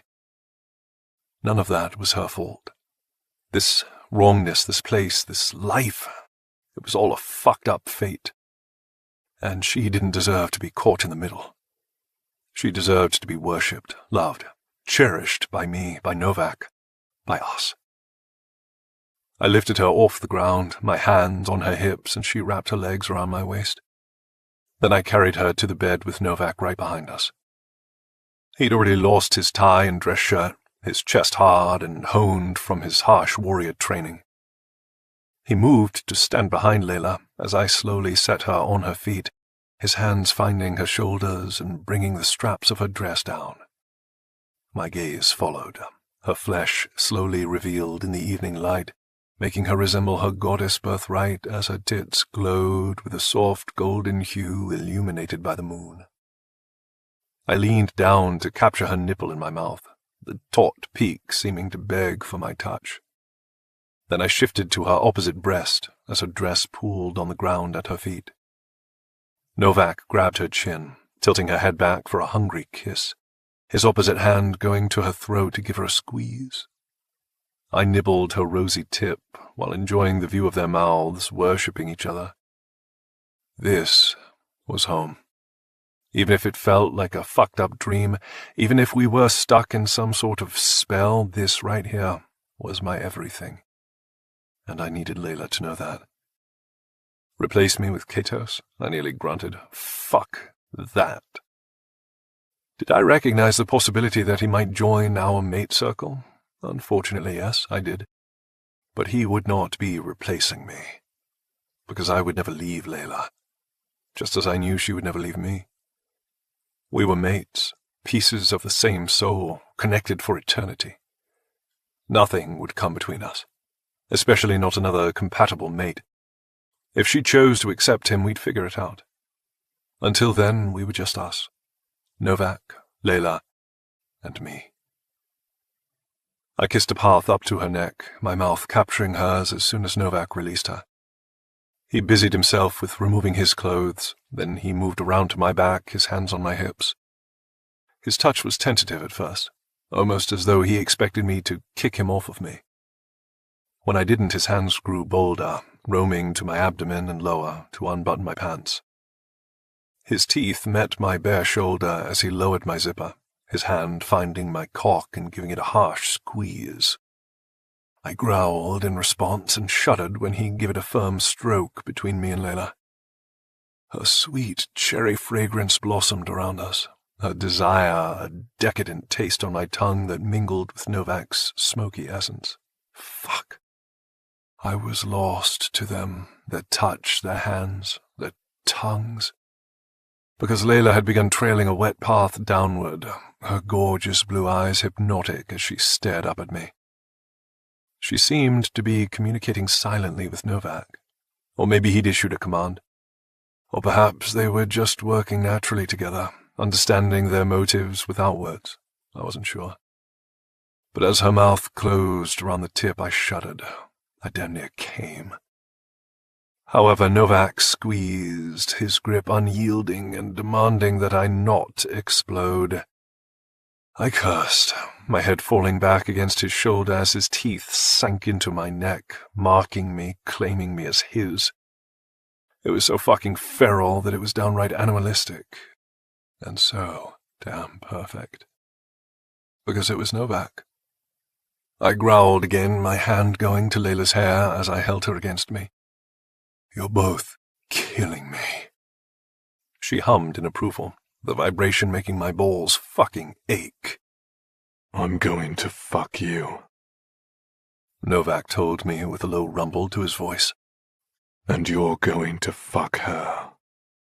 I wanted to tell him to fuck right off, to remind him that I did not submit to anyone, and definitely not him. But something about the moment seemed too tenuous to fight. He needed this. A reminder, a way of reigniting our bond as Layla took the brunt of our brute strength. So goddamn twisted, I thought, pressing back against him in my version of an agreement. One time, I was telling him, enjoy it while it lasts. His snarl against my ear told me he disagreed, that this would not be a one-time occurrence.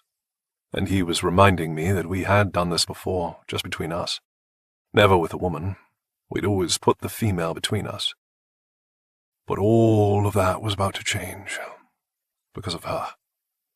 Which meant we would be doing this now, and again later. Layla stared up at me with lust-drunk eyes, her arousal a beacon that had me caving to Novak's desires in a flash. Because fuck it, I wanted everything, with them, Always them. Novak released my cock, his hand covering mine as he encouraged Layla to take me deeper into her mouth. "Suck him," he said. "Deep, thorough, drive him mad." Then he left, giving me a moment alone with our goddess. It had me cursing, her beauty so goddamn perfect that I wanted to go to my knees and worship her, not the other way around. She should never have to kneel for me. But seeing her like this, with her lips wrapped around my cock, fuck. I was done for. I couldn't move. I was a slave to her mouth, her tongue, her. My Layla, my queen. A goddess with a wicked gaze, one that told me she knew she was destroying me with every suck and lick. Novak hummed his approval as he returned, his dick thick and ready. But he didn't go to Layla. He came to me.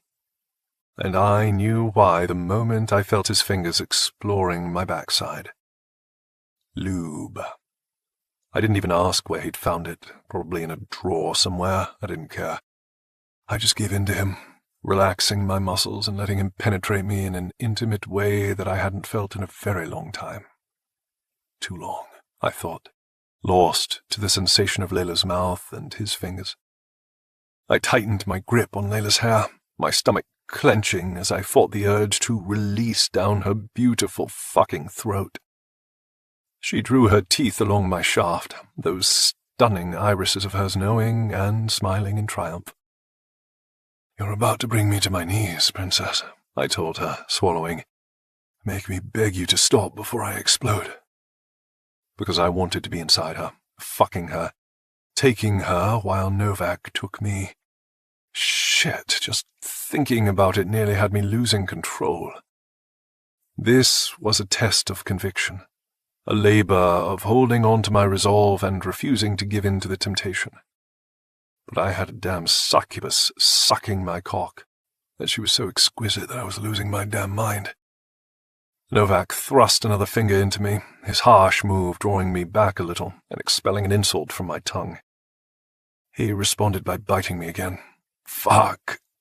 I stilled Layla's movements, my body too tense. "Stop biting me." He licked his wound in response, something I translated to mean, "No promises." I growled and used my grip in Layla's hair to pull her off of me. She yelped as I hooked my arms under hers and lifted her onto the bed. Then I bent over her and devoured her mouth. Her breast rose and fell against me as I grabbed her thighs, spreading her for my hips. Her lower half partially hung off the bed, forcing me to balance her weight. But I held her with ease, my feet still on the ground as I more firmly rested my chest against hers. "Auric," she panted, her nails biting into my shoulders. I pressed my groin to hers, loving the way her pussy practically wept for me. For us. "Take her," Novak dared. I accepted without a word, thrusting deep into her and catching her scream with my tongue. "Mine," my hips said, marrying hers all over again. "This female is mine." Novak chuckled behind me, his hands on my hips again, lowering, spreading. I inhaled, stilling myself, preparing for what I knew would be a harsh "fuck," I snarled, my lower half protesting Novak's less than graceful entry. He released a feral sound in response, entirely unapologetic and forcing me to brace my weight on either side of Layla's head. She stared up at me in wonder, her swollen lips plump from my kiss. I rubbed my nose against hers, then winced as Novak struck me deep again. Fucker. But with each brutal shove of his hips, the warmth returned to my insides, spiraling quickly and making me to move with him, against him, with him again. A battle. One that had me moving in and out of Layla's sweet cunt as Novak dominated me from behind. But he didn't make me feel small. His hands were reverent as he took me, his palms tracing up my sides, petting me, memorizing me, possessing me. It was at odds with the savagery below. an intoxicating conundrum that left me winded, my heart thudding, my chest burning with the need to breathe, and Layla became my oxygen, my lifeline. She kissed me, her hands cupping my cheeks as the three of us engaged in a carnal dance, skin slapping, sweat, tears, blood. This was us. Violent perfection. It had my chest threatening to burst, my veins pulsating with liquid fire. "Fuck, I love you," I breathed against Layla's lips, my words for her and Novak, and they responded in kind. The three of us professing our love for each other, this fucked-up relationship, a full circle of adoration and mutual respect. They were my reasons for breathing. Layla was my heart, Novak was my soul. Together they were everything. My home, my universe, my only true reality. I unleashed every pent-up emotion into Layla's mouth, my hips meeting hers with a brutality that I knew would leave bruises. But she accepted it. She accepted us. And everything suddenly felt right again. Beautiful. A new beginning. Filled with love, happiness. A warm future. I stilled against her, my climax so damn close I could taste it. But I needed her to come with me. With us. But it was Novak's hands that reached around me, between us, to stroke Layla's clit. His lips were on my back, his opposite palm bracing him against my lower spine as he fucked me. However, he was in charge of this moment, taking control, giving me a few seconds reprieve, allowing me to submit. "I have you," that touch of his mouth said. "Give in to us. Let go." Layla pressed up into me, forcing my hips to move again, her thighs tightening around me. Auric, she breathed. Novak. He growled. I gasped, and my insides came undone. Unwinding, exploding, releasing all the tension of today, this week, this life, right into Layla's sweet heat, where she milked me, squeezing every drop as she fell off the cliff of oblivion with me. Novak roared at my back, his domination complete as he emptied himself inside me, panting, shaking, throbbing. I felt so damn used, so fucking complete, so damn right. I kissed Layla, my emotions pouring out of me again and directly into her, my heart. She would keep those feelings safe, hold on to them for eternity, be mine for as long as I could breathe. And Novak would be my strength when I needed him, my spirit, the one I could rely on when life fucked itself up.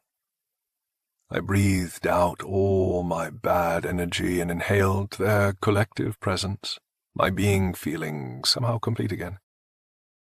It went on for minutes, until eventually the three of us retired to the shower, where Novak licked my essence from Layla's sweet cunt, making her come all over again, while I kissed her through the whole experience. It was erotic, euphoric, exactly what we needed to heal. I kissed Novak when he finished, longing for a taste of Layla's cherry flavor. All the while she watched us with lust-blown pupils, her pants urging us to jack each other off for her, onto her. Then we smeared the essence across her skin, claiming her in the most hedonistic manner imaginable, only to wash her clean and worship her with our hands afterward, and later with our mouths in the bed, until finally she passed out, the pleasure too much. She was sprawled against Novak's chest, her head against his heart, but his eyes were on me as I settled behind her. "We good?" he seemed to be asking. I swallowed and gave a tight nod. "We're good." He reached for me, his fingers brushing my jaw. It was an uncharacteristically sweet gesture from him, intimate too. "I believe you," he said. The words ones I hadn't expected him to voice. We'll figure it out tomorrow. Now I swallowed for an entirely different reason. Thank you, I told him. His icy gaze sparkled in the night, his possessive energy surrounding all three of us. He'd felt my weakness tonight, my broken state, and he was telling me now that he had my back. No questions, no demands. Just a simple understanding, one I appreciated more than I could tell him. His hand left my face to rest on Layla's head. Ours, that touch said. I leaned down to kiss her temple, agreeing with him. Ours. Then I curled myself around her, my head close to Novak's shoulder, and closed my eyes. This is right. This is safe. This is home. Chapter 23. Auric. My stomach growled, the sound lulling me out of my slumber and having me peel one eye open in response. Oh, the sun wasn't even up yet. But I hadn't eaten anything since yesterday morning, and I'd stayed up late, playing with Layla and Novak. I'm immortal, I thought at my grumbling insides. Give me a break. My stomach growled again, protesting my desire to sleep. Layla moved against me, a soft sound escaping her, likely as a result of my hunger stirring her from sleep too. I clenched my jaw. Fine. I would grab a snack and come back to bed. Then I'd snuggle Layla all day, because fuck the routine. Except Katos is going to meet me in the kitchen, I remembered, frowning. If I go now, will it ruin our plans? Or maybe going now would finally break the spell. I ignored my thoughts for a moment and pulled Layla close, needing to love her. I buried my nose in her hair and tried to banish every bad feeling by inhaling her sweet cherry blossom scent. It worked, to an extent, until my stomach spoke up once more. She squirmed, her lips parting on a yawn that told me she was close to waking. Sighing, I released her and rolled off the bed. Leaving her was like breaking a spell, causing all my memories of yesterday to come crashing down on my shoulders again. Arguing with Novak, wandering around the estate, discussions with Katos, fighting with Novak, leaving Layla, wandering around again, running into Eiston and Netiri at every fucking turn, returning to Layla and Novak, making love to them. I swallowed, very much wanting to live within that last memory forever. But I had to figure this out. I stared down at Novak, willing him to wake up. However, he didn't move. His lips parted in deep sleep that only intensified as Layla rolled into him. His arms automatically closed around her, his body telling me she would be protected even in his dreams. Rather than disturb him and risk waking Layla, I found a piece of paper and wrote a note. Going to the kitchen for a midnight snack. The sun is down. We'll see how long it stays down. A. I left it on the nightstand beside him. Then I found some pants and a shirt and headed out of the rooms. The moon glimmered overhead, the bright orb making me scowl. I'd spent hours last night wandering, making it very clear to everyone around me that I was snooping. None of the guards had stopped me, just Eiston and Netiri showing up at every fucking turn. Are you looking for food? Netiri had purred. No. Do you need me to escort you to dinner, sir? Eiston had asked. No. Do you want a snack? Netiri again. Fuck off. There was something not right about them or this place, and I was going to fucking prove it. I turned the corner, heading straight for the kitchen. And sure as shit, the clock displayed 9 the moment I entered. Unfucking believable. Frowning, I stepped inside and placed both hands on the countertop, trying to make fucking sense of it. Then the door sounded behind me, and I didn't want to turn around, but I did. Netiri had appeared right on cue, But this time she wasn't wearing her typical tight-fitting skirt and low-cut blouse, no.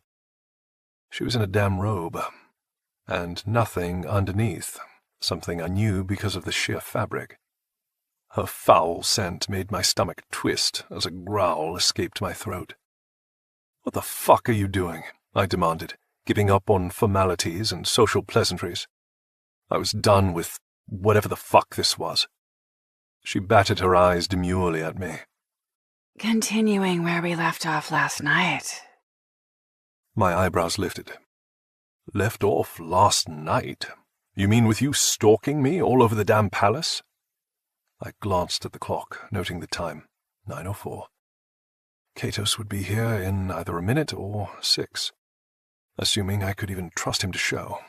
Also assuming it wasn't still midnight in whatever room he slept in. This is so fucked up. I needed him to show up and see this, or someone at least, anyone. Otherwise it was my word against this ancient noir. And given Katos's response to my information yesterday, it seemed unlikely anyone would believe me if I outright accused her of sexually harassing me. However, if anyone other than Katos walked in right now, it would look pretty damning. Because this crazy-ass female has lost her damn mind. As if to prove my point, Neytiri stepped forward and placed her palms against my chest. Wrapping my fingers around her arms, I shoved her back against the refrigerator, sending the entire thing rattling as I stepped away from her. "Stop!" I demanded. Her lips pouted. Don't you still want me? We had so much fun last night. Or are you just a one-fucking-done kind of male? She asked, starting toward me again. The only woman I fucked last night was Layla. Are you sure? She asked, her gaze glittering wickedly. Are you sure about anything at all? My stomach soured at the implication underlining her tone, but I dismissed her comments before I even considered them. Because yes, I was fucking sure. My body only reacted to Layla or Novak, and the fact that this female could even try to twist that narrative told me how little she knew about the mating bonds. She lunged for me, her arms encircling my neck and making me gag at her putrid stench. I grabbed her again, this time shoving her off me while keeping hold of her and twisting her body around into a headlock. I put my lips at her ear and squeezed hard. I'm not fucking joking, Neytiri. I'm going to break your neck if you don't back off right the fuck now. And I meant it. I'd had enough of this shit. The lunatic giggled in response, like this was some sort of sick foreplay. She wiggled against me and reached back in an attempt to grab me. My reaction was to release her and jump away, but she took the opportunity to curl her arms around my neck again and jump on me. She wrapped her legs around my waist, her movements faster and her strength greater than I'd expected. Katos had called her old. I believed him now. Get the fuck... She pressed her mouth to mine, making me gag again as I tried to unwind her from my neck. She was like a fucking spider, clinging to me with her sticky essence. I grabbed a fistful of her hair to yank her off of me. Which was, of course, the moment Katos decided to enter. Fucking great. "What the hell are you doing?" Katos demanded. Neytiri yelped and fell off of me, her cheeks flushing as though embarrassed to be caught. I spat and wiped my mouth, trying to rid myself of the taste of her. She fucking attacked me. "Some attack?" Katos deadpanned, while Neytiri readjusted her barely-there robe. This is so embarrassing, Neytiri began. I'm sorry you had to see that, Katos. Oric and I growled, cutting her off as my vision went red. Sorry he had to see that? I repeated. Sorry he had to see you fucking attacking me, you mean? She had the audacity to blush again, her eyes going dreamy. Well, I wouldn't say I attack. I cut my hand through the air, silencing her, because fuck this. Do you honestly think I'd willingly make out with her after I asked you to come this morning? I asked Katos. I was aware this looked bad, but Katos had to know that this was a setup. A flicker of sympathy glinted in Katos's gaze, assuring me he shared the knowledge that something really was going on here. I think we... He trailed off on a wince as Eyston appeared behind him, making me frown. Katos. His eyes rounded, his hand going to his abdomen as a metallic glint cut right through him. Oh, fuck. I leapt forward, but it was too late. He was already going down, and while Katos was the most powerful Noir I'd ever met, his powers required energy. They required life. And Eyston just stabbed him in the fucking back. Fuck! I caught Katos before he hit the floor, my eyes searching the room as his blood warmed the fabric of my shirt. Cameras? Witnesses? Neytiri? She grinned at me, winked, then fell to her knees and started sobbing. Gods. An alarm blared in the next second, leaving me stunned. Did someone see this? But there didn't appear to be cameras in here. Why hadn't I noticed that before? Why are there no cameras here? That would have been the right way to trap Neytiri, but I hadn't even considered it. How? My knees buckled as Katos' heavy form gave out, taking us both to the ground. His eyes were no longer open, his body completely limp against me. I lowered him to the ground, my hands searching as I tried to figure out how to save him. Was this setup all about Katos and I'd just been the bait? Eyston. I looked up for him, but he was no longer in the doorway. He'd left me alone with Neytiri and a dying Katos, with the alarms blaring overhead. Someone had to be coming. We would explain this. No, Neytiri. Neytiri is going to... I ignored her. I'd deal with that in a minute. I needed Katos to live, because this would kill Layla. She might not have chosen him as a mate, but he was compatible. And while she hadn't admitted it to me, I knew she was interested. "Raven!" I shouted, thinking as fast as I could. I couldn't remove the blade, not without risking his life. He might have been a god, but the weapon had taken him down quickly, suggesting it was magically empowered. Footsteps barreled through the halls, but they were heavy footfalls of sentries wearing boots, not Raven's response to my call for her. I shouted her name again, praying she could hear me, screaming as loud as I could. Only Eyston appeared, his expression frantic as he pointed at me. "Here! He stabbed Prince Katos!" What? I'd expected something like this, but it was all happening so quickly. All of it too insane to comprehend. Eyston waved his hands at Neytiri's state of undress, causing my mind to go numb as Eyston continued listing off accusations that were clearly scripted. Katos was going to tell Layla. The Nora bastard stabbed him to shut him up. This is an outrage. A strong arm shoved the guards away, revealing a half-dressed Novak and Layla at his side. They both gaped at me. Then Layla glanced at Neytiri, her eyes going wide. Gods, had she overheard Eyston's idiotic accusations? "He's lying," I shouted, but the guards were having none of that. "Katos is going to die! Raven!" There was no time. I needed someone to focus on what was important, on Katos. Because he knows the truth. Because Layla needs him. Because he needs to live, damn it. "Raven!" I shouted on repeat. "Rave!" Something harsh slammed into my skull, making the world wink in and out of existence, until I was staring up into a pair of startled blue eyes. Layla. And then the world went black.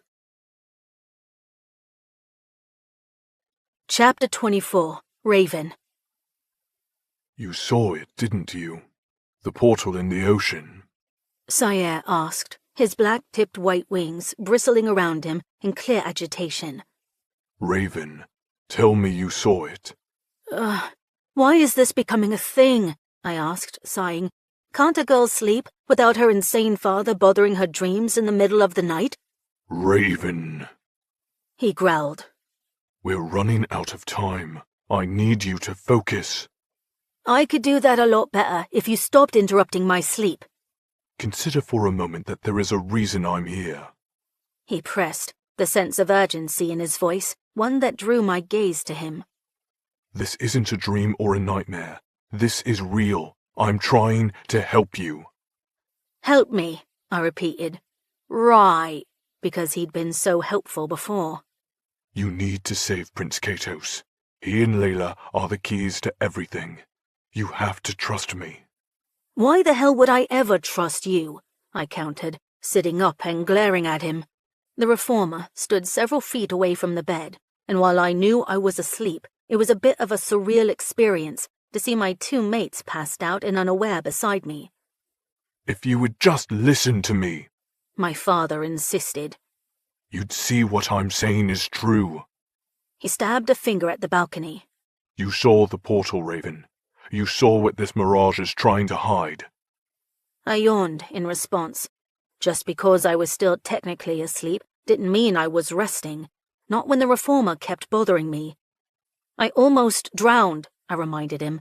That harrowing experience had been a living nightmare, one I didn't want to repeat. But you didn't. Because my mates saved me, I countered.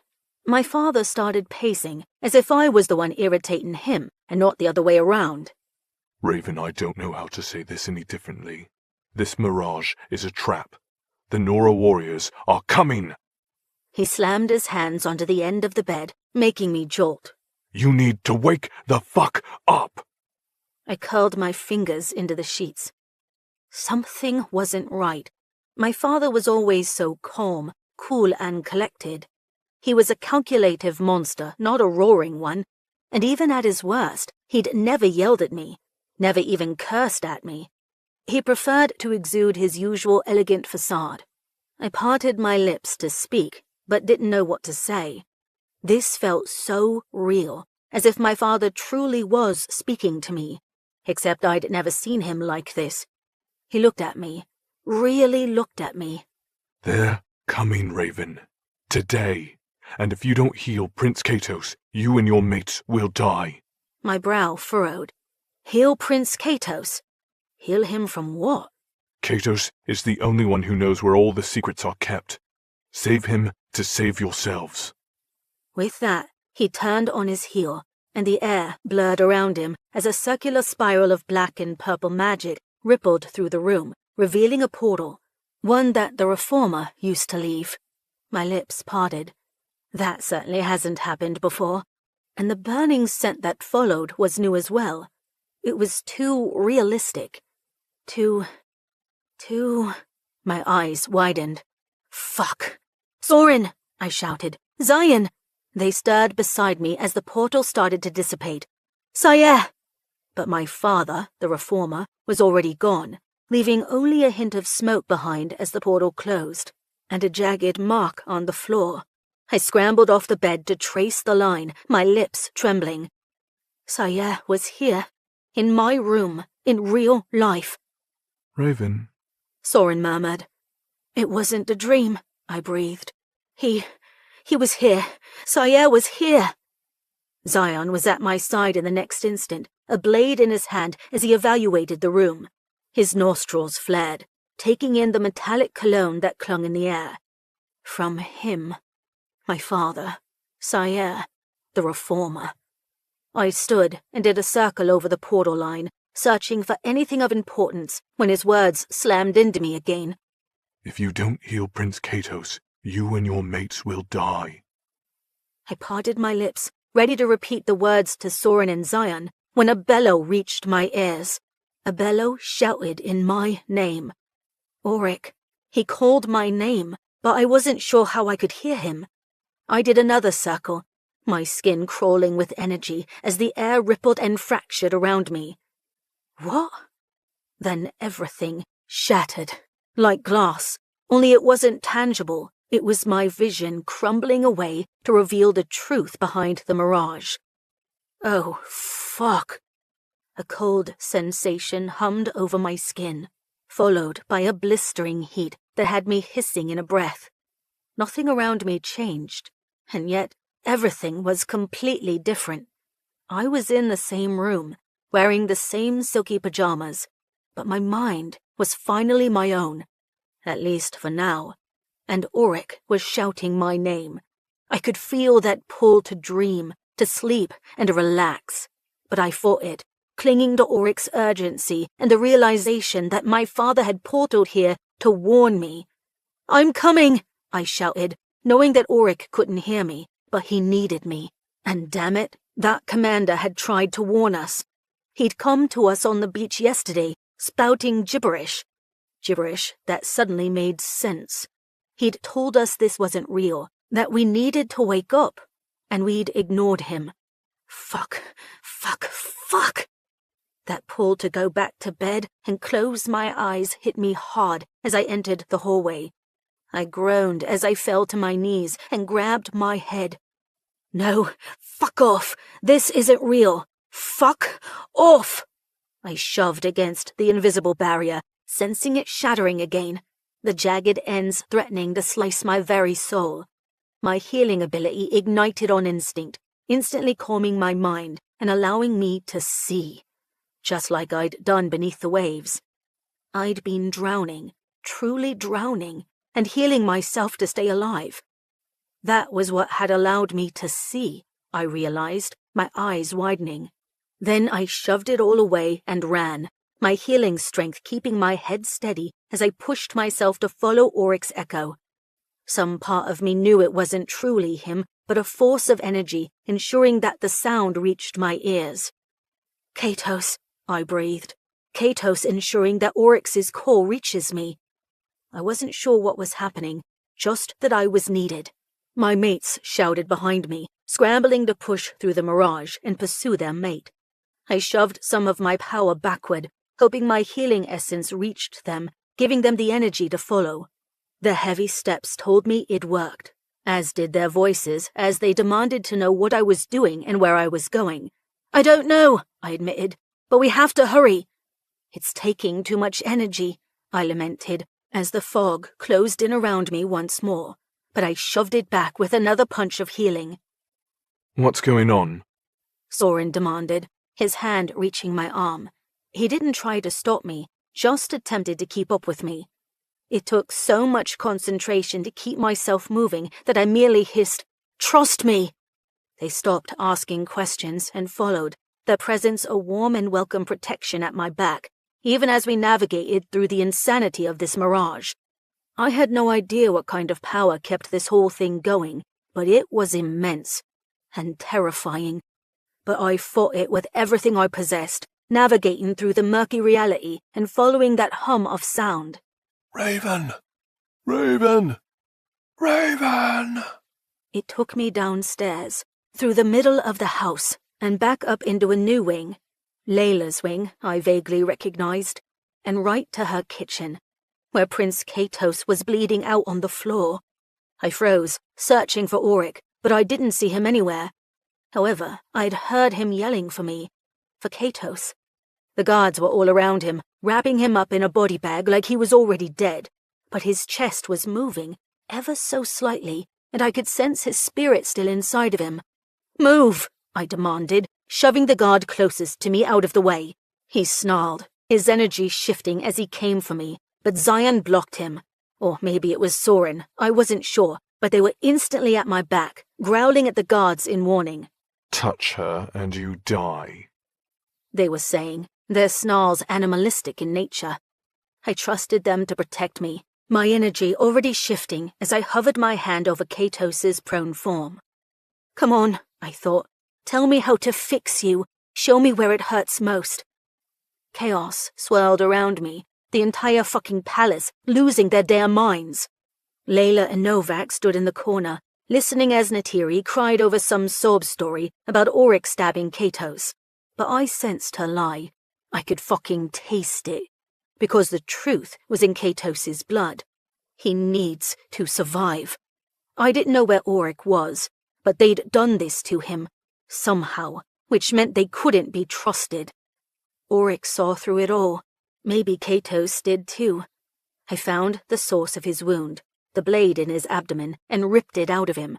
Because the metal was draining his energy, he'd used what was left of it to strengthen Auric's core. I could sense it all, feel the truth of it beneath my fingertips as his body began to hum. Fuck, my father was right. This whole damn thing is a mirage. And now I had to do what he said. I had to save Katos. If you don't heal Prince Katos, you and your mates will die. Not going to happen, I thought, sweat populating my brow. Katos is going to live, and we're going to get the fuck out of here. Something I realized was even more imperative now as I glanced out the window, because now that I'd broken through the mirage, I could see our reality outside, and the very real portal shining in the middle of the ocean. The portal that no one else seemed to notice. The portal that was flickering to life. Right fucking now. Chapter 25. Layla. A few minutes earlier. I couldn't move. I could only stare, my heart beating so slowly that I felt dead, alone, cold. Except Novak stood right beside me, his wings curled around my shoulders in a protective shadow of lethality and grace. I blinked, then swallowed, my gaze returning to Katos. Dead? But that can't... He can't... The world fell dark, then lit up again. My eyes, I thought, my eyes closing and opening. But it didn't feel real. None of this felt real. Katos is... They're putting him in a body bag? Because he's dead. No, my heart protested. No! I could still smell him, his ambrosia fragrance taunting my nose and beckoning me to kneel, to creep closer to him, to accept him. And Auric. His wintergreen cologne colored the air too, swirling heavily with Katos's, confusing me greatly, because they were complementing each other, almost as though they had woven their essences together in some sort of magical embrace that none of us could see. It made no fucking sense. Just like the words coming out of Neytiri's mouth. Something about Auric stabbing Katos because he'd walked in on them. He was going to tell Layla, Neytiri whispered, sounding broken. And Auric just reacted. Novak grunted beside me, that sound telling me he didn't believe a single line coming out of that woman's mouth, and neither did I. But I had no explanation for what had happened here. My heart stuttered, my eyes falling to Katos's still form again. We never had time. We needed more time. I could have. I don't.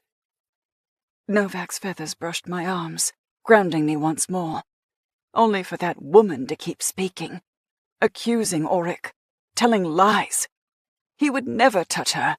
I felt that to my very soul. Then why did you let the guards take him away? A guilty part of me demanded. Because I hadn't known what to do, I whispered back. It had all happened so quickly. One moment, Auric was shouting Raven's name, and the next, the guards were knocking him out, with Eyston issuing demands to imprison him. Imprison him where? I wondered. And what about Katos? Why are they bagging him? I can still smell him. My lips parted, a command taunting my tongue, as Raven burst into the room. Move! She demanded, shoving one of the guards and going to her knees beside Katos. Zayan and Soren immediately fell in line at her back, snarling and threatening anyone who dared to touch their mate. Even Novak straightened, his feathers turning to blades along my skin. He didn't cut me, his touch still gentle, but he was ready to massacre anyone who interfered with the scene. And ensured the room knew that with a soft, threatening growl that had the hairs along my arms dancing in appreciation. Except that didn't shut up Neytiri. She kept crying, and now she was going into detail with her story. Every word made me want to take a blade and stab her. It escalated, and one thing led to another this morning, and we were kissing. She made a show of shuddering, causing my eyes to narrow. Then Prince Katos walked in. What happened then? Eyston asked, his tone lacking emotion.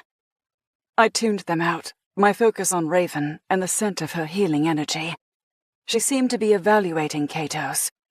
I wanted to kneel, to ask her if she could save him, but I didn't want to interrupt, and I was still frozen.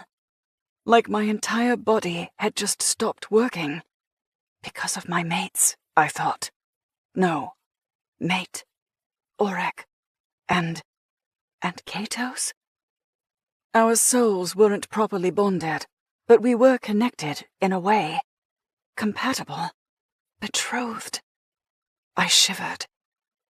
My insides flashed hot and cold, my mind spinning a mile a minute. I wanted to scream, to run, to save Auric, to check on Katos, to tell everyone in this room to shut the fuck up, to pull my hair out, to cry, to take control and command all these Noir to fucking kneel. I wasn't sure. Too many competing desires. Raven ripped the blade out of Katos, causing several of the guards to growl. She threw the offending item away, muttering something about enchantments, and pressed her palms to Katos's chest. 2 guards started forward, their intentions clear, and promptly cut off by Novak's snarl. They froze, glancing at him. He still had his lethal wing draped over my shoulder, but that didn't belie his deadly presence. He would kill them, and his expression confirmed as much. The guards smartly stepped backward, but somehow that didn't feel good enough. I didn't want them tempting my last standing mate to murder. I needed him. We needed him. A priority settled across my shoulders, my heart pounding a little faster in my chest. I swallowed again, this time the movement coming easier than before, and I lifted my head. "No one in this room is to touch him," I stated, my voice calm yet regal. "Except for Raven." Her gaze met mine, a note of distress in her midnight irises that I didn't understand. Is it Katos? Is he too far gone? But her eyes flickered to the windows, and then back down to the Noir prince. Frowning, I followed the directions from her gaze, looking first at the ocean and then down at Katos. What am I missing? She seemed panicked, yet determined too. Eyston asked another question, causing Neytiri to begin speaking again, but I no longer wished to hear her fucking voice. "Shut up." 2 softly spoken words underlined with power. Her lips parted, but no sound escaped them. "She's disturbing the evidence," Eyston snapped, his calm facade seeming to have disappeared now that he wasn't questioning Neytiri. It was like he'd just noticed Raven's presence. "Stop her." 3 guards stepped forward, causing Novak to bristle, but I pressed a palm to his chest and moved into their path. "Do not disturb." A hand slammed into my cheek, drawing a gasp from me and a snarl from Novak. I blinked as one of the guards' heads rolled off his shoulders and onto the ground, in a swift, unexpected movement. One that I hadn't even seen because Novak had swung his wing that fast. Novak's brand of violence didn't supply a warning strike. He simply acted. And now he stood before me, blocking my view of the remaining 2 guards. Zayan and Sorin were growling from the other side of the room, while Raven worked between us, her skin shimmering with a sheen of sweat. It was all so surreal. Eyston snapped something, but I didn't bother translating the words into coherent thought. I was too busy scanning the room for an explanation. A Noir guard had just struck me. King Vasilios's and Queen Gaia's daughter. Their guards would never strike me under any circumstances. This isn't right. I glanced around, noting a streak of blood and ash splattering across the walls, the mixture not having been there a moment ago. How hard had that guard hit me? But I wasn't given a chance to ask or react because the air shimmered in the next moment, and all hell broke loose as Sorin, Zayan, and Novak started spinning around the room in a macabre dance, slaying everyone and everything in their paths. I ducked down by Raven and Katos, stunned by their decision to murder everyone in the room. But I knew Novak. Something had prompted him to act. Something had. My brow furrowed. The ash. There was ash everywhere, similar to the reformatory. How was that possible? Layla, I know this is hard to hear. Eyston suddenly said, his nearness startling me. What? I'd been looking at the carnage, but Eyston drew my attention to him by placing his hand on my shoulder. It was cold. Too cold. You're in shock, but if you need proof, there's video evidence. Come with me to the security room. He pointed at a camera in the ceiling corner. I didn't recall seeing it before. Everything's documented. I'll show you. Come with me. I don't need to, I thought, because Auric wouldn't do this to me. And if he had real proof, he wouldn't have needed to take Neytiri's statement in front of me. No, this is all bullshit. It's all lies. The refreshing scent of ambrosia on the floor heightened, the fragrance only further confirming my instincts, because it was still laden with wintergreen. And I didn't believe it was because Auric had stabbed him. No, their magic had mingled somehow. I could sense it. Eyston's grip tightened. Princess. I yanked away from him. No, I wouldn't listen to another word out of his mouth. I wouldn't listen to Neytiri. I wouldn't listen to any of them, because they were wrong. Two guards suddenly rushed toward Raven, making me yell her name in warning, only for them to bounce off of an invisible barrier. That same barrier vibrated, the energy tickling my skin and shoving Eyston away from me with a sharp pulse that sent him into the wall. My eyebrows lifted. Katos? Or did I? No, I didn't create magical shields. Although I could feel the rush of power brushing my skin, reverberating around us and creating a dome of sorts. Odd. Raven began to sway, her eyes falling closed. Almost there, she muttered, blinking her eyes again. Damn fog, she grumbled. Fog, I repeated. It's a mirage, she gritted out, gesturing with her chin toward the windows. I looked outside of them again and only saw the ocean. Raven cursed, her body shaking with exertion. But then she grabbed my wrist and sent a pulse through me, brief, entirely unwelcome, and eye-opening. Because with the blast of healing, I could see. And what I saw had my heart stopping in my chest. A portal, full of Nora warriors. Yes, she hissed, her head dropping to Katos's chest as she continued shoving energy into him, while healing herself. And I glanced at her mates. And her mates. I gaped at her, realizing the full extent of her growing ability.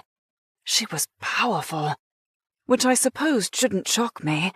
She was Sayere's daughter, after all. But that was impressive.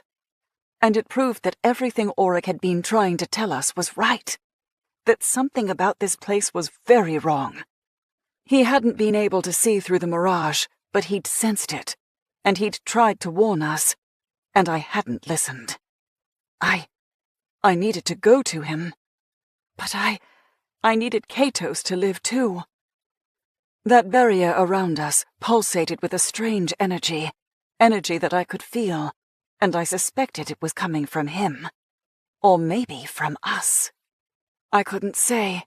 I couldn't define it. I just knew that he had to survive this.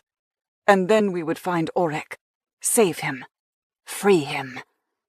This was all such a fucked up mess. Just like the room around us.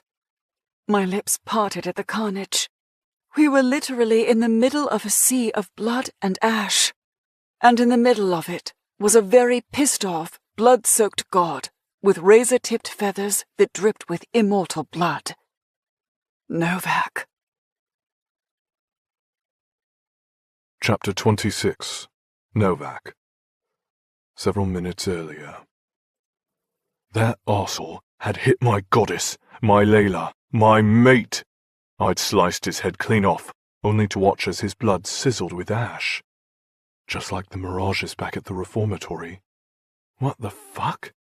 Zayan met my gaze, his midnight eyes blazing with fury. These arseholes needed to pay. Because they're not real guards. None of them would have been stupid enough to hit their future queen. And that ashy blood screamed wrongness.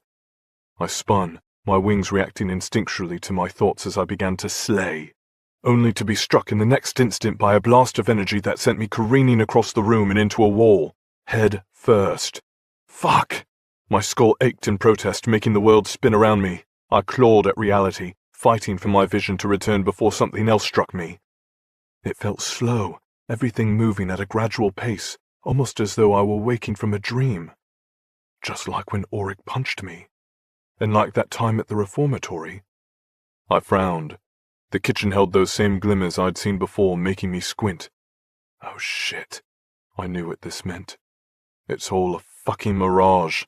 The glimmers were evidence of enchantments, ones intended to keep me... compliant? Complacent?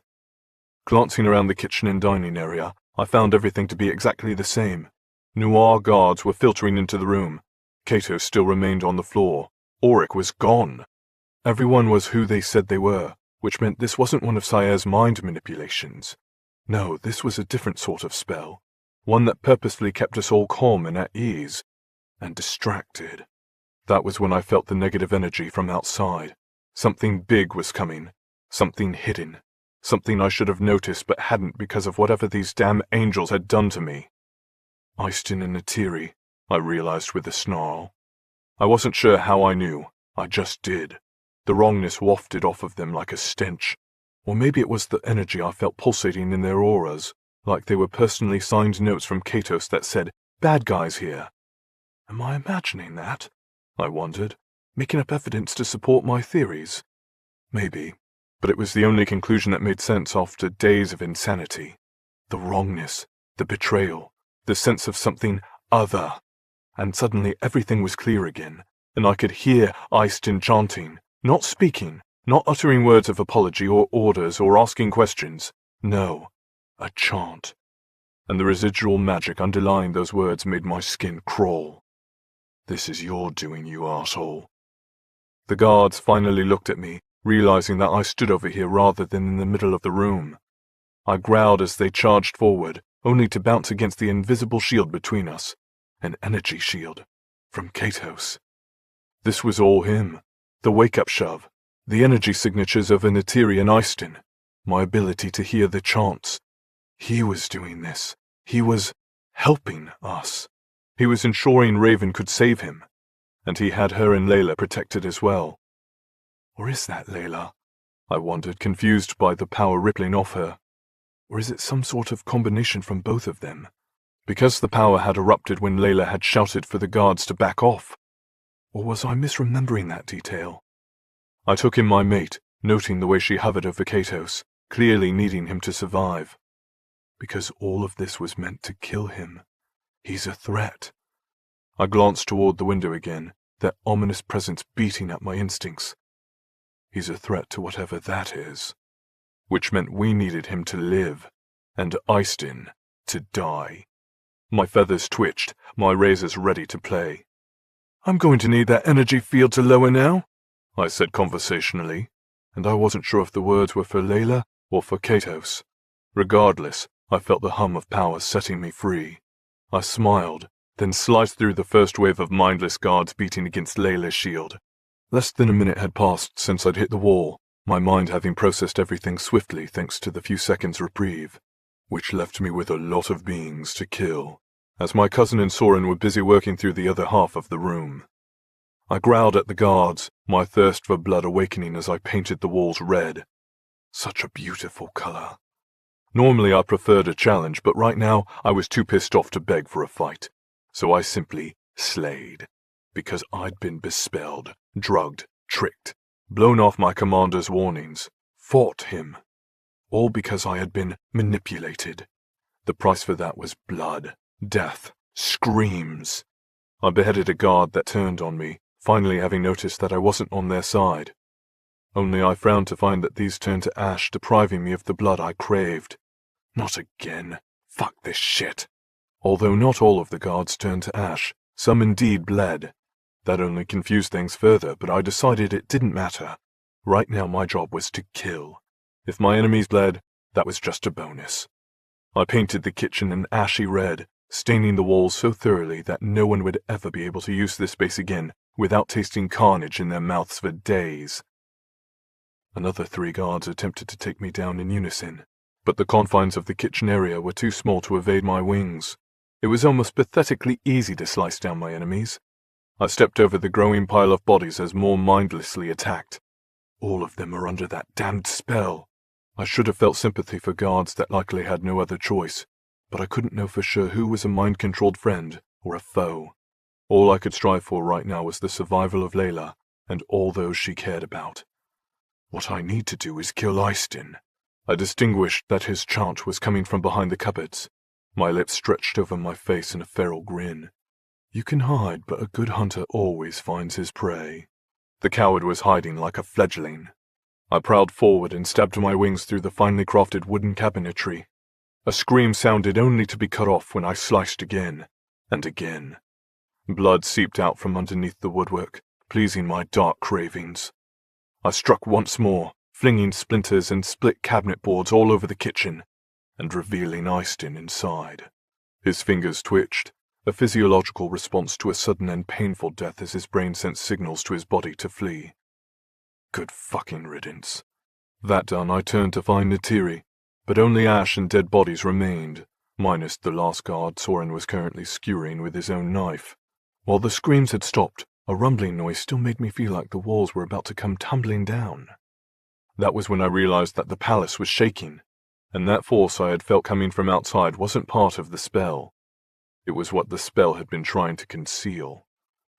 What the fuck is happening? I muttered, surveying the room for answers. Layla glanced up at me, her glorious features now covered in blood, making me want to kiss her. But this wasn't over yet. I'm going after Auric, I told her. He didn't do this. I know, Layla agreed, her voice wavering, but her eyes were clear. Hurry, there's a portal outside full of Nora warriors. My eyebrows rose. Then the palace rumbled again as a new set of boots trampled down the hallway. My feathers spiked in anticipation. Go! Layla shouted. I hesitated only because I couldn't possibly leave her here. It was my job to protect my mate. But Auric needed me too. My commander. My best friend.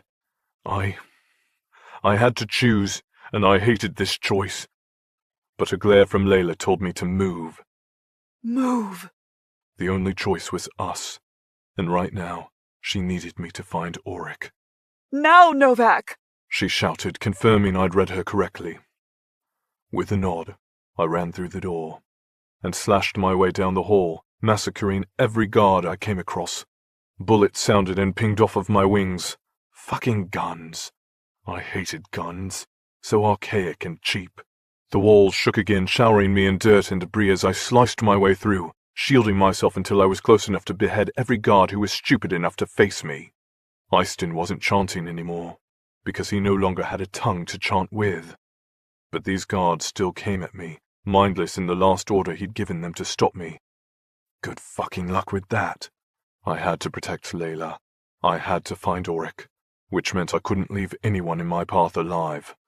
Sheer numbers threatened to overwhelm me after I sliced my way through the next row of guards. They'd closed in on one another, using each other as shields, and that allowed one noir to cut through. A roar ripped out of my throat when pain shot through my hip. That fucker just cut me! My wings launched down to slice off his hand. He screamed, and then I wrapped my fingers around his throat and squeezed. Growling, I dropped the dead weight and ripped the dagger from his severed hand. Then I stabbed him in the eye with it. Soren bounded past me and shot an approaching noir in the face, sending blood splattering all over the cracking walls. My evaluation of guns shifted slightly. Cheap, but effective, I mused as Soren nodded at me before returning to the kitchen, trusting me to take care of the rest. I made my way to the end of the hall, cutting through the guards until there was none left. I destroyed everyone in my path, to protect Layla, while fighting to reach Auric. Only when I completed my murderous path, I found myself in the living area, and I had no idea where to go. Auric's evergreen scent had all but dissipated. There was no one, no sign of a disturbance other than the continued rumble that echoed from outside. No indication of life from any of the halls or open doorways. And Auric was gone. Chapter 27. Zion. My heart hammered in my chest, the thudding echoing loudly in my ears. Novak just killed a dozen guards. A dozen fucking guards! Without pause, without hesitation, without so much as batting a fucking eye. Holy shit. I'd seen my cousin killed before, but this was a whole new level. A state of carnage unlike I'd ever witnessed. Cold, calculating, death. And it left me feeling relieved. Everything had changed in an instant. The world suddenly clear again. Partially from Raven's healing influence, but also because of Novak's lethality. Eyston is dead. Neytiri fled. Auric was taken. And Katos. I shifted my focus to Raven, noting her rounded shoulders and her tightly clenched eyes. Katos might survive. Because of my mate. Because of everything we'd done. Because of this insane sequence of events. I wasn't sure how any of this had happened, but I'd gathered enough of the pieces to put it together. Eyston and Neytiri were the true culprits here, not Auric. And everything is an illusion. Except for the sight before me. Except for my mate and the vibrations pulsing around her. Layla and Katos were real too. And Soren, who had gone silent, his focus on our female.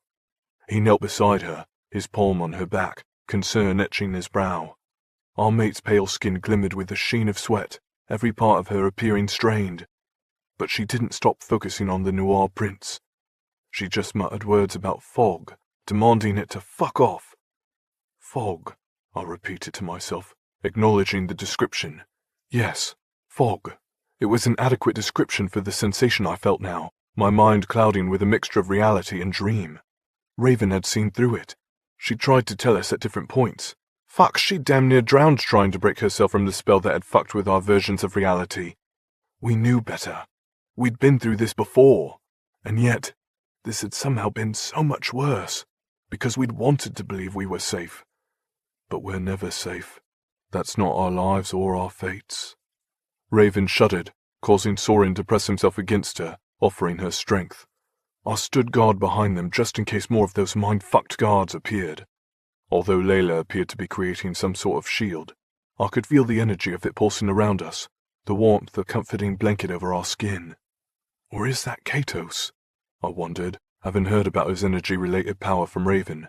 Layla had shared that detail when she'd given my mate the shell necklace, one my mate wore around her neck right now as she continued healing the noir prince. Another wave of energy brushed my mind, clearing the fog just a little more. It allowed me to see properly, to take in the ash blood mixture painting the room in death. "Do you see all this?" I asked, my question for Soren. "Yeah," he confirmed, wincing as Raven began to shake. He drew his palm down her spine, over the silky nightgown she still wore. Normally I'd want to cover her in something more appropriate, but now wasn't the time. Fuck, I had just killed Noir in my damn flannel pants and nothing else. Same with Soren. It was like a bloody nightmare, only real, and outlined in ash. Novak appeared in the doorway, his expression haunted, his body that of an avenging angel. "I can't smell Auric," he gritted out. My eyebrows rose. That couldn't be a good sign, not with their history. His icy gaze went to Layla. I can't either," she breathed, her eyes flicking down at Katos before going to the window. "And the portal." "Portal?" I repeated, following the line of her stare, and feeling my world shift in response. Oh, fuck. Nora warriors, everywhere. We needed to get the fuck out of here. We need to go. "No," Raven said, her voice brittle. "we need him. What? He's the key. The words were spoken between clenched teeth. We need him and Layla to live, to survive." I wasn't sure how she knew that, or what it all meant, but I recalled her father using the term key in reference to Layla. And while I didn't care for any of the shit that had happened since she'd arrived, I couldn't deny her powerful position in this world. Novak made a sound, one that had me locking gazes with him. An intense moment settled between us, one where he left the figurative crown in my hands. The pressure settled on me with that single look. because he was telling me to protect his mate, while he went to pursue his other one. I wasn't sure how I knew that, but it was just Novak's way. He conveyed so much with his eyes alone. The last time he told me to guard, I'd fucked up. I'd chosen my mate over his, and while I knew I would do it again, this occasion was different, because Raven had just said we needed to ensure Katos and Layla survived. Novak was asking me if I could handle it, if I could protect them all. It was a heavy burden, one that had my heart pounding again in my chest, but my chin dipped down, confirming I would try. His gaze narrowed. "That's not good enough," he seemed to be saying. So I glowered right back. "There's a fucking portal outside." No shit. My confidence is feeling a bit wounded, I wanted to snarl. "Get over it," he demanded with a look. "Get over it and fucking fight." I swallowed, uncertain if this was a real conversation or just one I was having inside my own head. But it didn't matter, because whoever was speaking these words was right. I couldn't wallow. I couldn't second-guess myself. I needed to rely on my instincts and fight. Novak gave me a stiff nod, his icy irises glinting with pride. And then he was gone, leaving me to guard, to protect, to kill. I went to the window to evaluate the portal. It was in the ocean, swirling like a deadly vortex, spewing warriors from its depth. Only the angels in the air and on the ground appeared to be battling some sort of invisible wall. A shield, I realized. One similar to... My lips parted as I looked at Layla and the energy humming around her, around us. It is her.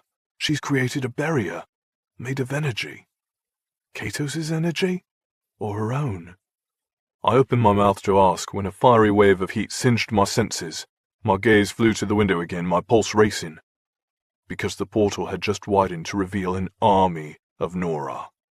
Not just the few dotting the sky or the dozens on the ground, but 100 more soldiers. And that's just the first wave. "Fuck," Soren whispered, taking the word from my mind. "Fuck indeed." Chapter 28. Layla. I tugged on the shield I had somehow erected, trying futilely to push it outward and block the incoming invasion. I couldn't see them from the floor with Katos, but I could feel them. Even if I had no idea how this new magic of mine worked, I knew that the shields would protect us at least long enough to fly. We need to go. This barrier isn't going to hold. I could feel it fraying at the edges, my energy rapidly depleting, and I had no idea how to bolster it. I wasn't even entirely convinced that it was my power. It felt connected to Katos somehow, and yet not, like it was mine. But it somehow felt blessed by him, or inspired by our connection. I couldn't say, and it didn't matter, because the magic was crumbling and Katos still wasn't awake. "Come on," I thought at him, my heart beating rapidly in my chest. "I need you to wake up, and I need Novak to find Auric." My throat went dry, my body shaking as the incompleteness of mates swirled around me. This shield is linked to us all. But our circle was damaged. Not broken, not unfixable, just wounded. I didn't believe for a second that Auric had betrayed me. It wasn't about that. It was about his disappearance. "Where did they take you?" I wondered. "And why won't you wake up?" I demanded, my eyes on Katos. I understood that he'd just been stabbed and had nearly died, but a feral part of me needed him to move, to recharge, to live. However, my will wasn't enough to force him to wake up. He just needs a little more time, I thought, swallowing as the energy outside rippled once more. But there isn't enough time. We need to run, fly, escape right now. Before the barrier collapsed, before the entity outside truly attacked, before it's too late for us all to survive. But Katos, we would have to carry him. We can't leave him here. He's supposed to be, might be, mine. Raven wavered, all the blood having drained from her face as she continued to push her healing energy into Katos. It had worked, at least on the surface, because all that was left of the knife wound was an angry red line, which suggested his internal injuries were still healing, but he was breathing normally now, and I could feel some of his power caressing mine, as though tasting the new energy around him. Does that mean this is my ability? I wondered, flexing it once more to smooth out the fraying edges outside. However, something pulsed right back, damaging it again in an instant. It's not going to hold, I thought again, panting now. What's holding them back? Soren asked, his grip on Raven the only thing keeping her upright. Barrier, I told him. It's about to break. I closed my eyes as another blast nearly took it all down. But I tugged on a strand of magic in the air, using it to reinforce the invisible shield like a plank across a bowing wall. I forced myself to my feet and walked toward the windows, my mind building another fortifying layer as I moved. It was like I kept pulling pieces of energy from the air and turning them into bricks. Only a fire outside grew, the portal turning the water around it into steam. The fiery jaws of the magical hole were just beyond where we'd flown every day. I recalled it hazily, remembering the sentries, the guards that had pretty much kept us inside the perimeter, like some sort of glorified prison. But maybe that was the edge of whatever shield those Nora guards had been trying to penetrate. Some sort of runes or magic that protected the compound. Or perhaps this mirage had created those sentries. Raven! Soren shouted, causing me to whirl back toward them, just as she lost consciousness beside Katos. Fuck. Cyan ran for them, his concern a palpable wave that had me shivering behind him. But I didn't move to follow, my gaze suddenly distracted by the whole scene. The room, the carnage, the strange blood. Eyston. The fallen Noir. The fake ones, too. I frowned. Not everyone here was a true Noir. Which suggested the sentries outside might not have been real either. There'd been an influx of them appearing to guard, because of our arrival, I thought, frowning, which led to all this. So soon after we'd arrived, too. Because we led them here, I realized, my eyes widening. We somehow led them here. It suddenly made so much sense. My parents had survived in this realm without detection for hundreds of years. Yet I arrived, and the Nora warriors did too. That couldn't be a coincidence. They'd found my parents because of me. Or maybe Auric. Maybe both of us. My so-called father, King Safid, had sent me to Noir Reformatory to reform. But it had never been about reform. He'd known that the Noir royals would come for me eventually, and he'd used me as bait. But that doesn't explain Sire. Unless Sire had unwittingly fallen into his brother's plans, or perhaps he'd helped him orchestrate the entire thing. Regardless, this had always been one massive endgame, with me as the final chess piece on the board. But one part didn't make sense. If Safid already had all these spies in place, why did he need me as bait? Because Neytiri clearly worked for him, as did all these Ash guards. Although these guards could be new, I couldn't remember if they'd greeted us the other night, or if they'd been replaced. But still, if Neytiri and Eyston, who I assumed was part of this due to the gruesome way my mate had slaughtered him, were in on all this, then why now? Why not before? Why does Safid need me? I returned to the window, watching as the Nora warriors lined the water's edge, their brilliant wings blinking in the early morning sun. Unless he didn't have spies in place until I arrived, I thought, considering the possibility that my father needed me to be able to properly break through some sort of barrier. I started thinking back to how we'd traveled here, the trip to Buenos Aires. The plane, the elixir, our arrival, the transport. I'm missing something. What am I missing? I went backward again, contemplating everyone that had traveled with us. Then my eyes widened. Clyde. When was the last time I saw that little blaze demon? Before the plane. Something must have happened between takeoff and landing, something I couldn't remember.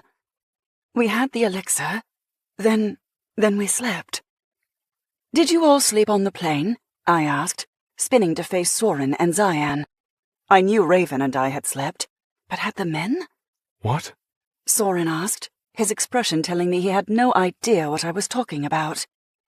On the plane, on the way here, did you, Novak, Cyan, and Auric all sleep? I sounded a bit manic, but I could feel the truth lingering right out of my reach. The reason I was needed, the reason for the spell of the last few days, the reason this was all unfolding right now in front of us. Auric was meant to be a final distraction, I realized, feeling the truth of it in my bones. It was the only explanation that made sense. Yet we saw through it. And now the Nora warriors are coming. Yeah, I think we all slept at one point. Soren finally replied, his gaze narrowing. Why? They did something on that plane, I told him. I don't know what, but something happened. I glanced around. Where's Gaia? Where's Chiral? Where's Clyde? It was like having a veil removed from my eyes, the explanation spinning just out of focus. Sire has the tech to make us see things, I continued, thinking out loud. He made us imagine all those beasts. Why not Noir, too? He might have even made Novak think that he'd stayed awake on that plane, when in reality he hadn't. Because I remembered him saying he'd stayed aware. Auric had said the same thing. But what if it was all a lie? What if they just thought they'd been awake when they'd really slept? Sire's technology was terrifyingly real. Which meant my mother might not even be here at all. And maybe Chiral had been the mole all along. He was the one who had led us to Eyston, to that plane, to this place. But Clyde had trusted him, and I'd trusted Clyde. Unless the little blaze demon was in on this all along, too. I started to pace, my gaze flicking to the invisible shield outside, making sure it still stood. We needed to run, but to do that, we needed to understand the game. Without answers, we couldn't be strategic. I need Novak, I said. I need Auric. They would be able to help me puzzle through this. Auric knew we were caught in a loop. He could see through it somehow. Maybe because the magic didn't work on him as a Nora, similar to the plague.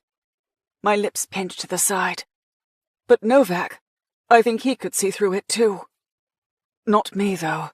I'd been blind, happy, enjoying the freedom and love of my mates.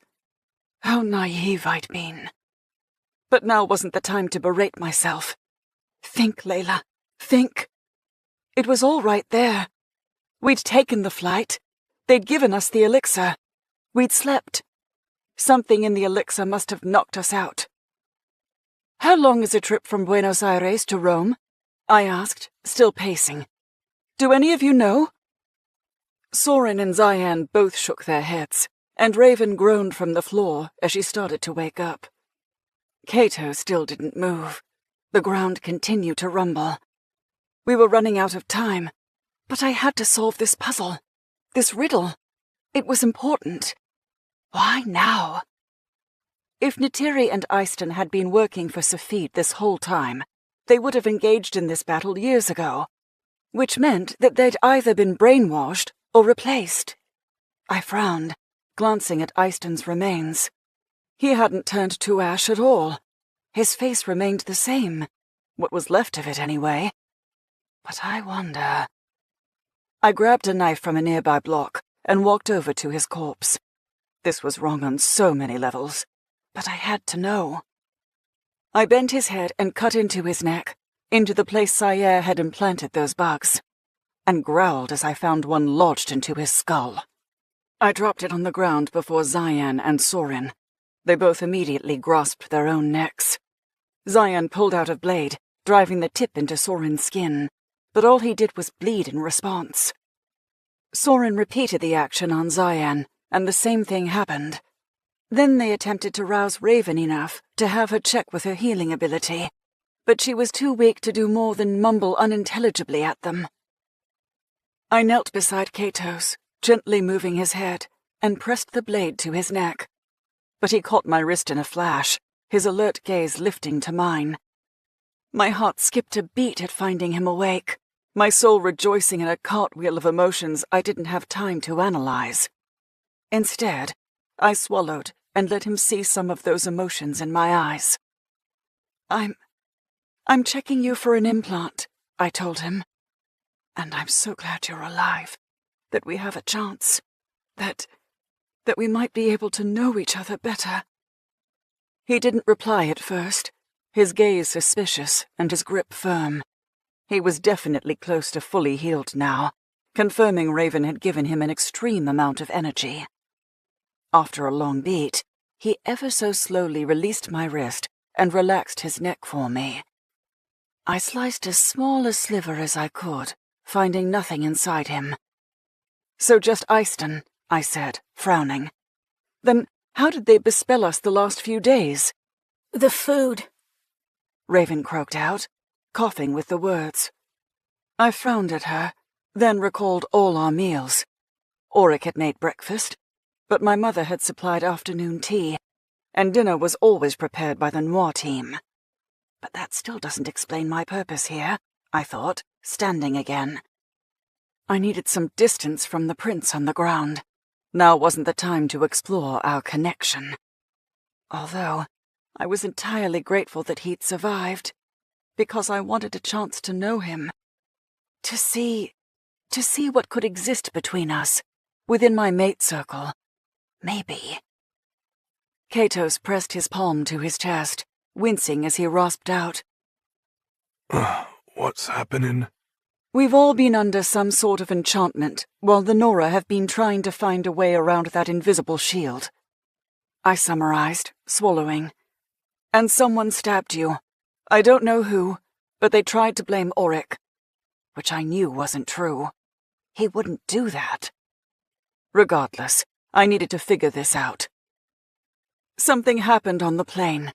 We were drugged, Eyston was bugged. I don't know about Chiral or Natiri. I don't know where Clyde is. But we were clearly meant to be distracted to give the Nora enough time to attack. And all this happened while Vasilios was gone too." I frowned. Is that why they're waiting now? They need him to return? Maybe it wasn't about me at all, but about making sure they entered at the right time. He wasn't due back for 2 more days. However, Auric had seen through the glamour. He'd known there was something wrong. "That's why they framed him," I breathed. "Because Auric wasn't playing along. He saw through it." And he told me too, Kato said, his voice still raspy, but the redness on his chest had begun to fade back into his pale coloring. Now his skin was just covered in dried blood.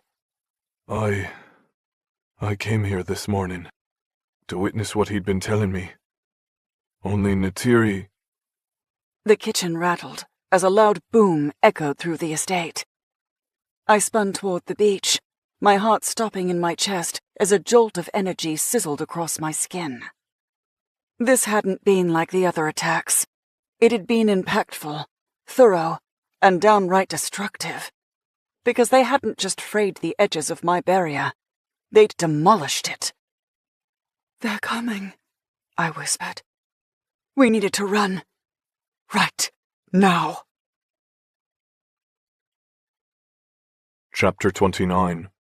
Katos.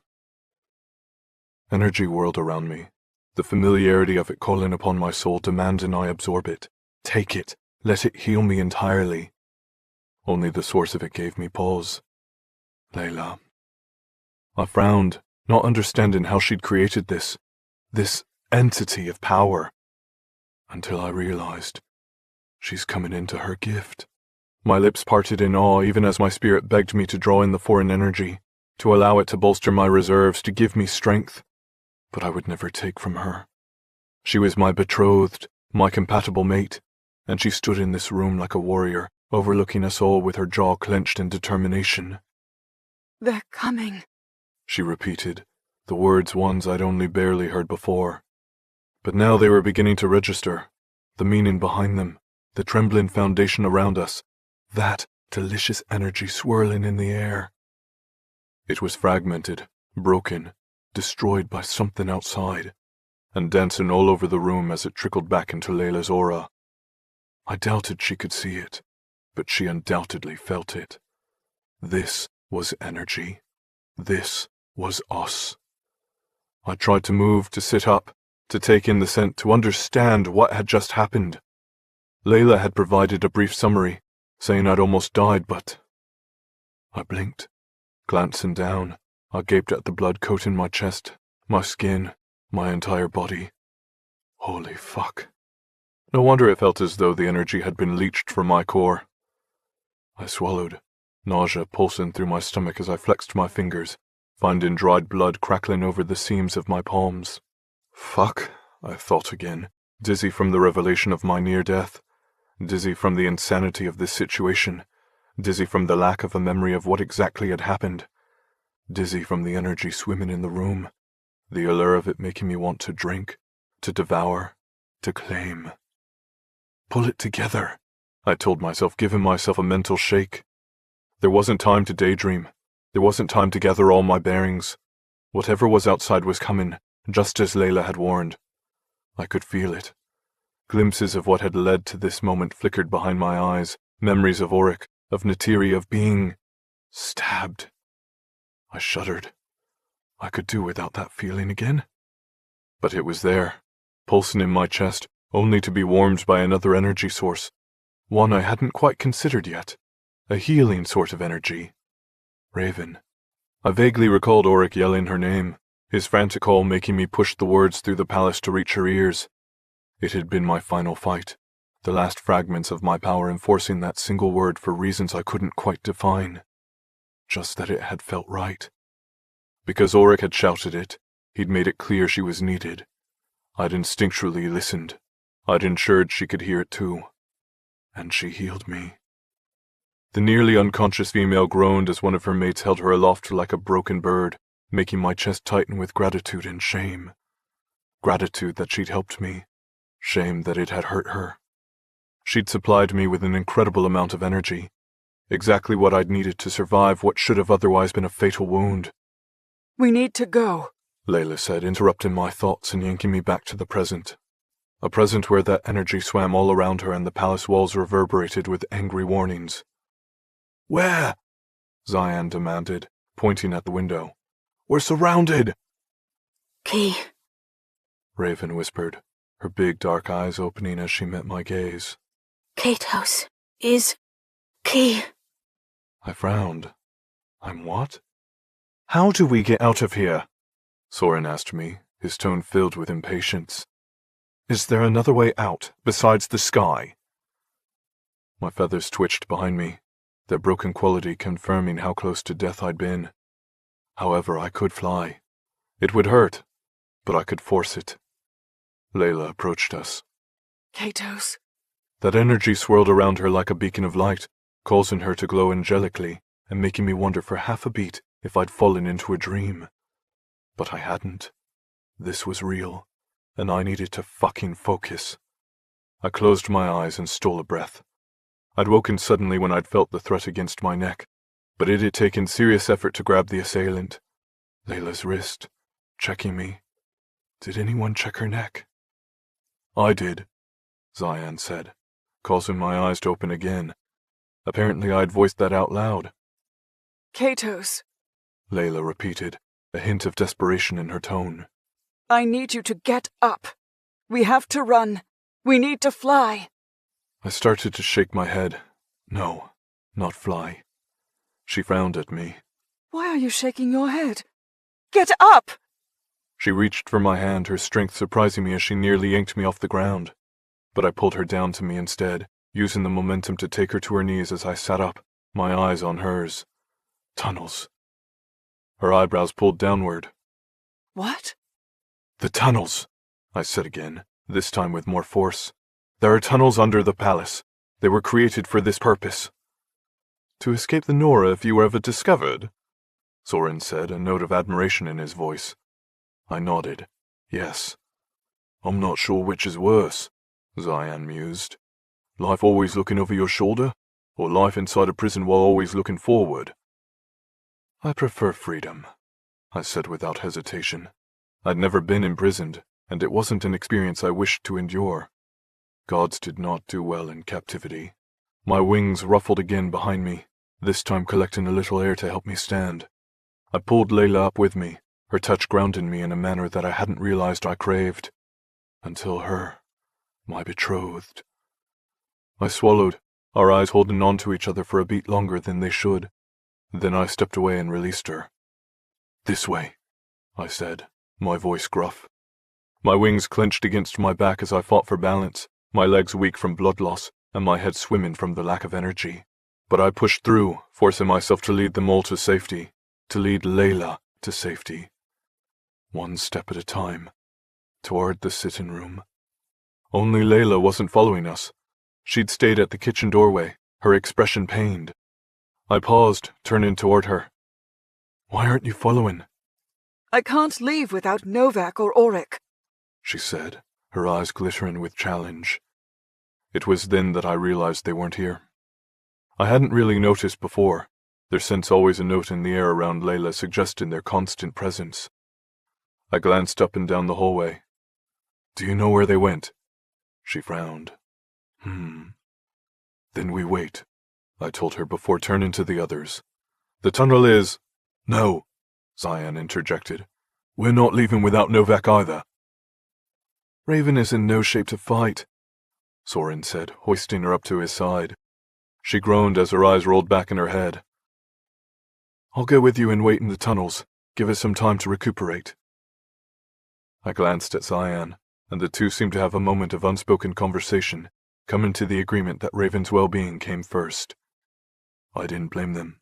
Every instinct in my body told me to protect Layla even though we weren't mated yet.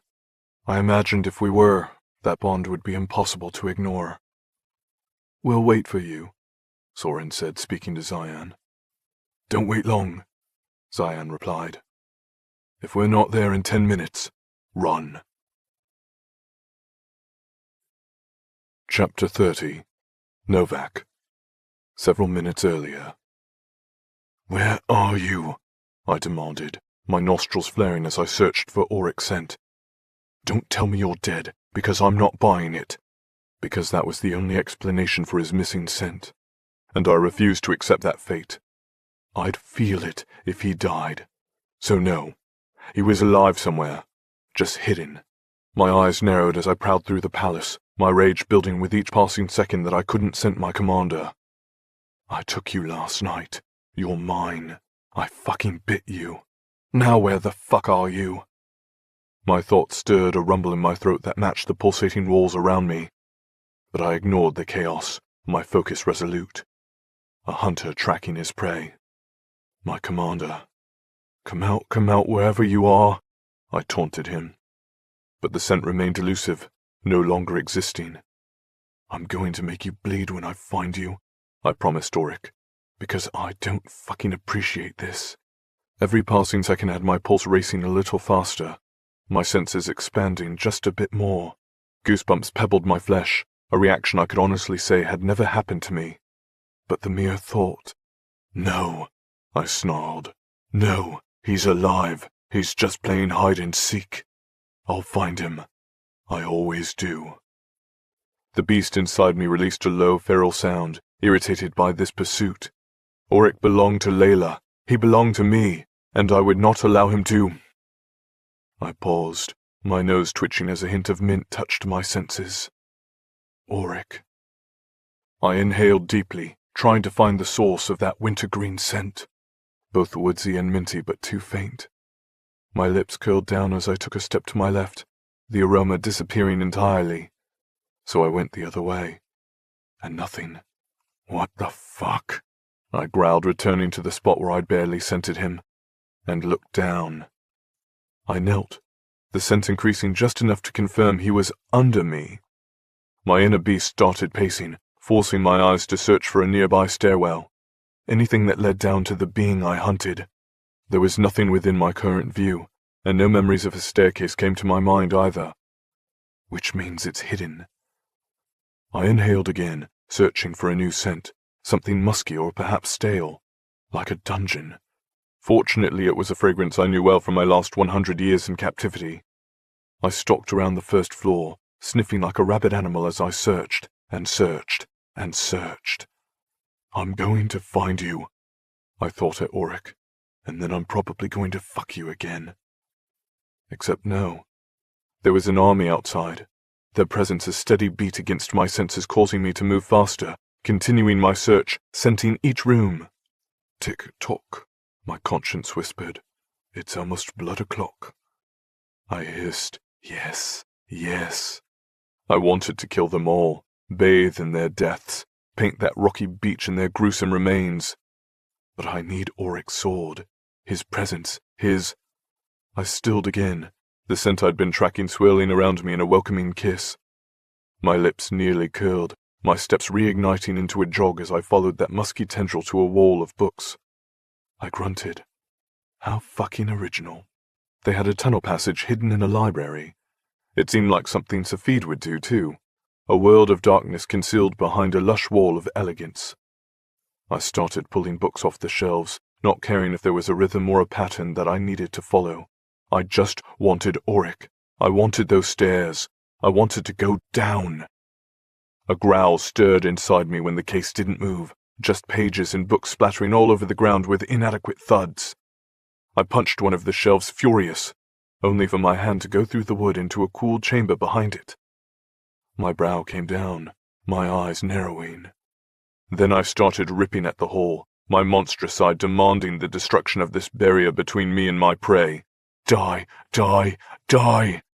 My wings spun, the razor blades cutting through the wood with ease, just like the cupboards in the kitchen, except there was no satisfying blood here, just air. And Auric's scent. I roared in triumph, my feathers creating a hole big enough for me to fly through, and I soared down the wide stairs before me, built for angel wings. There was probably a more civilized entryway, but the one I'd made felt more appropriate. It resembled me, my way, my reign. I landed at the bottom of the staircase on silent feet, my wings ready to kill anything and anyone who stepped in my path. Except all I saw was cells. So many fucking cells. And they included several familiar faces. Kyril, Gaia, and a few other Noir who exuded power that I could taste but not feel. Enchanted bars, I thought, eyeing the iron around them. My nose twitched again, Auric's scent luring me closer to Gaia's cage. She sat beside him with a cloth, dabbing the wound on his brow, his blood making me growl. She jumped, her eyes widening upon finding me lurking outside her cage. Novak, she whispered. Novak? Kyril asked, turning around in his cell to see me. Thank the gods! He rushed forward. They've enchanted! I cut him off with a slice of my wing through the air, the motion meant to be threatening, because my eyes were on my commander's unconscious form, and the blood trickling over his skin. Mine. No one else was allowed to make this man bleed. Only me, and maybe Layla if she so chose. A flashing image of her playing with a blade graced my mind, making me think, definitely Layla. But not now. Not with the palace crumbling and that army approaching. Auric needed to be freed. My feathers flattened, preparing to take on the enchanted cell when Gaia stood. Her graceful movements reminded me of Layla, giving me pause as I tilted my head. What? She neatly folded the damp cloth as she surveyed me, her authority one that made me feel as if it were me trapped inside a cage, and not the other way around. An uncanny reversal, one I didn't quite appreciate. Sayere's minions tracked you to this plane. You were overtaken in midair with some sort of elixir that knocked you out. She nodded to Kyril. Wait, no, not Kyril. To the little blaze demon curled around his neck. Clyde. I frowned. I haven't seen him since the flight. Clyde told me everything, Kyril said mournfully as he scratched the creature's nose.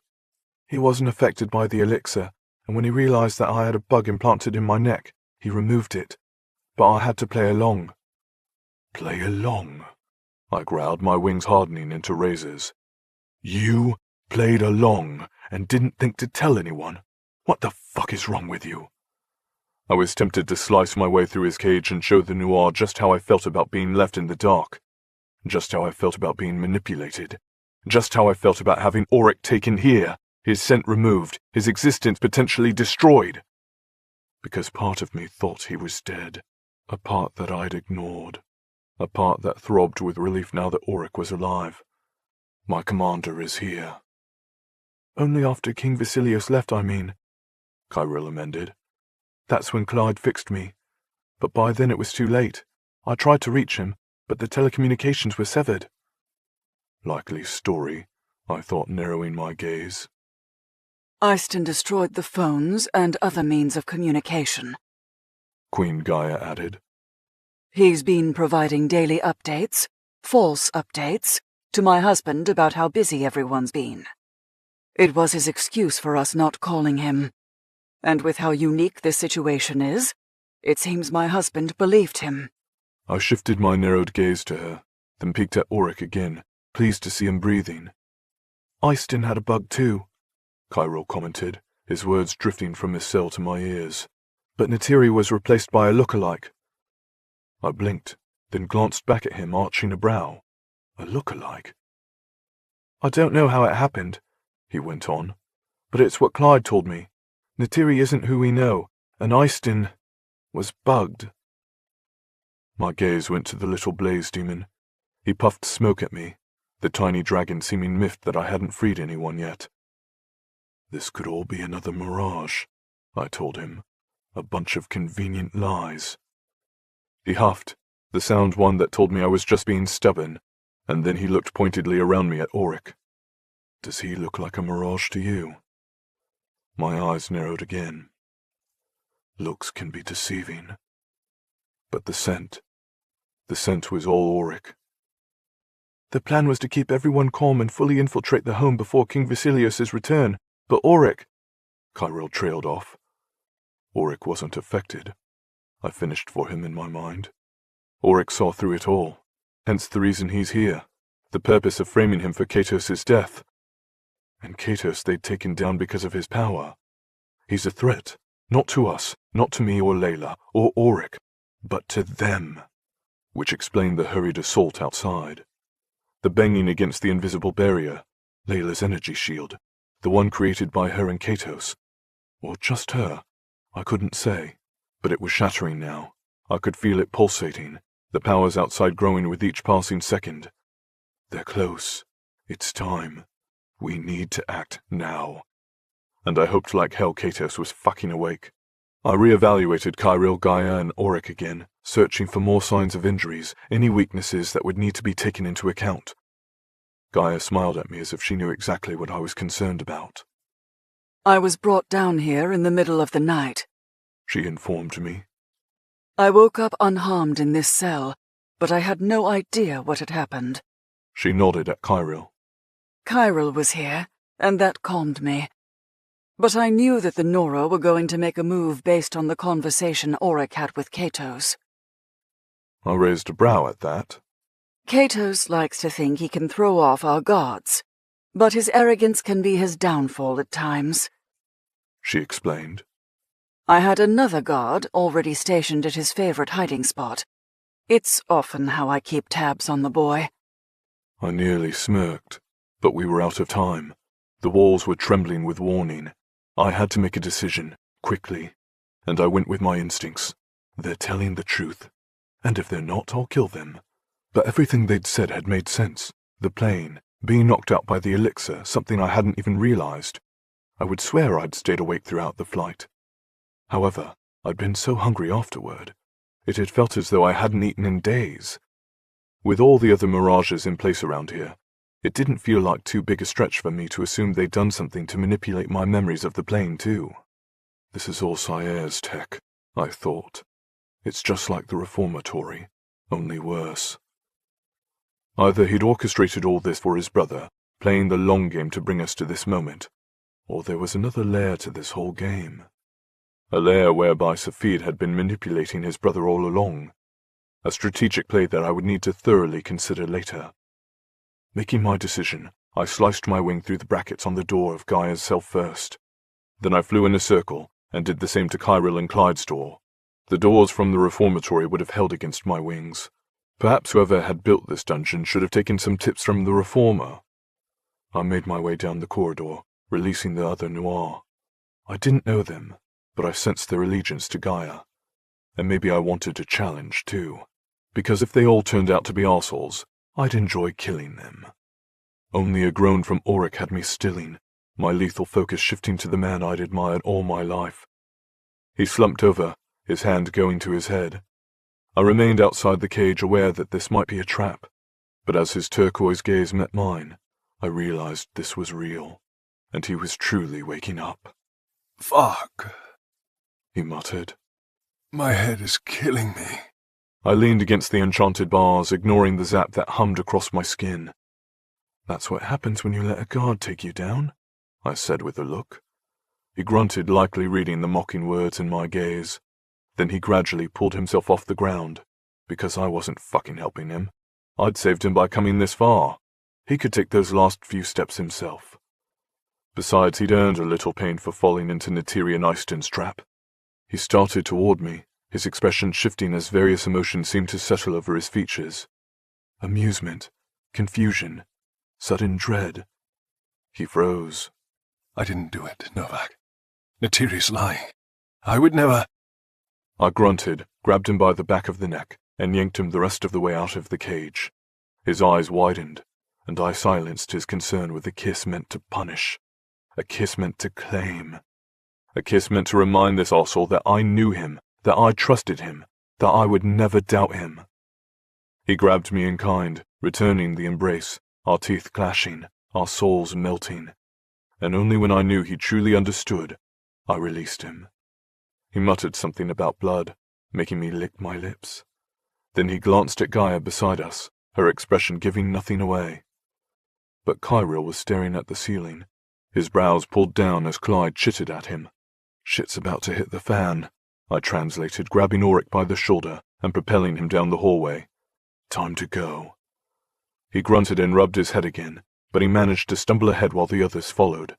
I trailed him up the stairs, toward the destruction I'd left in the bookshelf, and into the library, then down the massive hall toward the kitchen, where we ran into Layla, Katos, and Zion. My eyebrows lifted. "Good to see you're alive," I thought at the powerful being. Then I glanced at Zion. "But where are Soren and Raven?" He opened his mouth as though to reply, but a roar from the hallways told me the Nora guards hadn't just breached the barrier, they'd entered the palace, leaving us with nowhere to run. Fuck. Chapter 31. Auric. Nora warriors everywhere. I felt their wings on the wind, their feathers a threat to my senses, the call one I used to know so well, but no longer felt compelled to oblige. Because they were coming for us, for my mates. Several of them ran into the hallway, bursting through windows and landing with snarls. My stomach twisted, because I recognized their faces. These were my men, warriors I used to command. One stepped forward from the rest and raised a glowing sword blessed by Safid himself. "Traitor!" he snarled. I knew him. Olaf. "If I'm a traitor, then why are my wings white, Olaf?" I shot back, ignoring how my head pounded with every word. I knew that the fall was a lie, just like everything else my king had told me, but I wasn't going to make my men see the truth that easily. "They're not your men anymore," I thought darkly when they charged, completely ignoring my attempt to talk them down. Novak glanced at me, his feathers spiked with their deadly razors. He could mow them down, but he was waiting for my move. It was a show of respect that I appreciated, but we needed to protect Layla right now. Protect our friends. "Kill," I said, giving Novak the direct order he needed to act.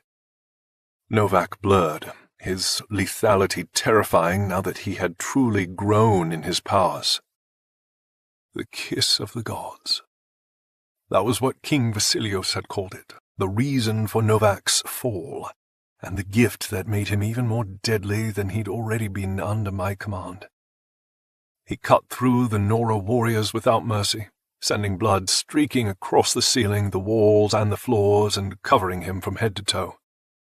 Then he threw me a sword and a dagger, both of them having been stripped off my former warriors. My stomach twisted at the realization, leaving Novak to fight another few seconds without me.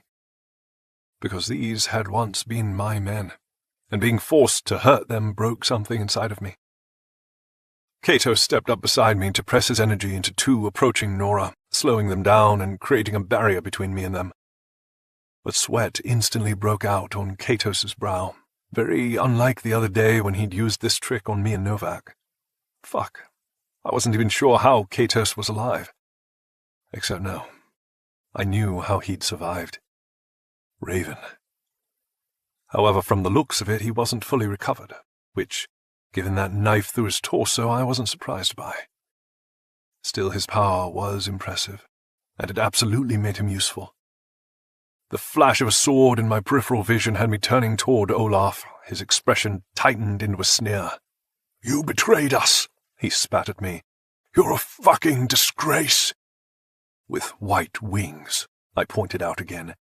"Interesting how that happens, isn't it?" His lip curled, but it wasn't a pleasant expression, just a gruesome one. "Lies," he growled, taking my measure as we began to circle one another. "You were never worthy of your role." "Worthier than you, Olaf," I deadpanned, aware of his pent-up jealousy over my success. He saw this as an opportunity to pursue glory by taking out his evil, traitorous commander. Poor fool. Screams and chaos erupted all around us as I slowly circled Olaf. Novak took on my warriors, but his onslaught had slowed. There were too many of them. Safid had sent the whole fucking legion after us this time. A single glance informed me that Queen Gaia and Chiral would be pretty fucking useless, and half of the Noir that Novak had freed were busy protecting them. Queen Gaia's and Chiral's powers were ones of fertility and knowledge, not exactly useful in a battle situation. But Layla was holding her own, using some sort of invisible shield to send the Nora backward. I blinked, confused by it, only for metal to glint a little too close to my throat. I ducked backward, catching myself with my wings, and threw a knife to my left, right into Olaf's thigh. He stumbled but didn't fall, his power proved by that response alone. "You're going to regret that," he snarled. Then he flicked his wrist, revealing a gun of some sort, and a laser blade extended from his hand. What the fuck is that, I thought, backing up quickly as he pursued me with his new technologically enhanced weapon. That's not Nora grade. But then again, nothing about this whole operation felt like a Nora. It's all Sayer. Or at least it was his technology that empowered them all. He backed me into another Nora, forcing me to defend a blow from behind that further shifted me into an awkward position. His attack was too aggressive, though. I knew Olaf well. I had trained him. I'd trained all of these Nora, and while that gave me an edge, it also made this whole fucking situation impossible. This is wrong, I lamented, as I forced my instincts to override my emotions. Ripping through my own men made me feel like the traitor that Olaf had accused me of being. He came at me again, and I twisted out of the way. The elixir I'd taken just yesterday allowed me to suppress my wings, something that gave Olaf and the other Nora a temporary pause when they disappeared. Then Olaf roared, "Traitor!" Probably because he assumed the magic at my back was how I was hiding my black wings, which wasn't the case at all, but there wasn't time to explain. He came at me with renewed fury. However, suppressing my feathers allowed me to move faster and enabled me to twist in ways that Olaf hadn't practiced or prepared for. A Nora screeched as the laser sliced across his shoulder, and I took advantage of Olaf's surprise. I half expected my wings to turn black as I drew my sword across his throat, forcing myself to watch the light die from his eyes as death closed in all around me. With Olaf down, I heaved for breath and immediately searched for Layla. She was growling at some Nora, holding her own, while Novak protected her from nearby. He quickly spun and sliced through the Nora she'd been holding back with that invisible shield of magic. Then she promptly erected another to offset a second group that Novak almost instantly destroyed. Working together, I realized. What a fucking beautiful sight. Useful, too, I thought, appraising this new ability of hers. We would need to train with it more later, but she already seemed to have it well in hand. She utilized it to shove another group, this time harder, and knocking them to the ground beneath the immense force. Stunning, I thought, impressed. Then used my sword to take down another Nora warrior, this one nameless and not one I knew. The battle continued on, grueling and bloody. Novak roared like a beast, slicing through shields and bodies alike, but even he couldn't keep up with the sheer numbers and ferocity of the relentless legion that pressed down on us. The Noir hadn't put up nearly as much of a fight. They weren't trained like the Nora who had been groomed under my care. I'd trained them all to survive. I wasn't shocked by their might. I knew these men. It had been my entire life's purpose to ensure they survived any fight they came across, and now that was biting me in the ass. Fighting my way to Layla, I helped her take down another one of Olaf's squadron. It took me a moment to remember his name. Perseus. A good Nora, one with a sense of humor. Facts that I pushed out of my mind as best I could when Layla stunned him with her shield and I embedded my sword in his chest. He stared at me, his eyes turning glassy as his spirit left his body, leaving a sick feeling lingering in my stomach. There's a way out, Layla told me as she pressed against my side. She frantically looked around the area. There were Nora everywhere. Where? I asked. The tunnels, She whispered. My brow furrowed. The tunnels we just came up from? Through Novak's not-so-subtle hole? That was going to be a problem. Even if we managed to reach it unseen, the Nora would find it in an instant. No, what they needed was a distraction, something to lure them outside and away from the potential exit, thereby giving us enough time to flee. Not us, I thought, realization striking me in the heart. Them. Because there were really only two of us here who could lead a large enough chase into the sky to distract the Legion. Me, or Novak.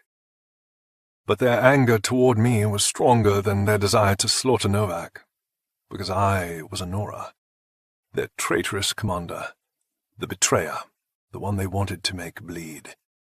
If I flew, they'd chase, because they were hungry for my blood. Novak might be a lethal beast, but the Nora knew my face. They felt the sting of treachery that had them homing in on me even now. They saw me as a fallen even though my wings hadn't changed. A disgrace. A being who needed to be punished and destroyed for what I'd done. The anger in their eyes hit me from all directions, especially now that I had killed some of our own. Olaf, Perseus. They had been some of the closest warriors in my squadron, and if I was willing to kill them, then no one was safe. Underneath the anger was hurt that I'd chosen the other side. It was an emotion I would use against them. Auric? Layla said, a note of warning in her voice. I don't like that look. They need a distraction, I told her, voicing my thoughts out loud. It's the only way. Auric, no! She reached for me, but I stepped to the side, already searching for Novak. There was no time to debate this. Her life mattered most, and if this meant they could escape, so be it. Because they needed to go now before it was too late. The palace was already burning, the walls threatening to buckle, the lower floor filled with Nora. They would expect us to fly, to try to escape in the air where our wings can beat freely. And if I went first, they would assume my party would follow. They would preemptively come after me, wanting to take out the perceived leader, to leave them all without direction. Because that was the sort of attack I'd taught them to do.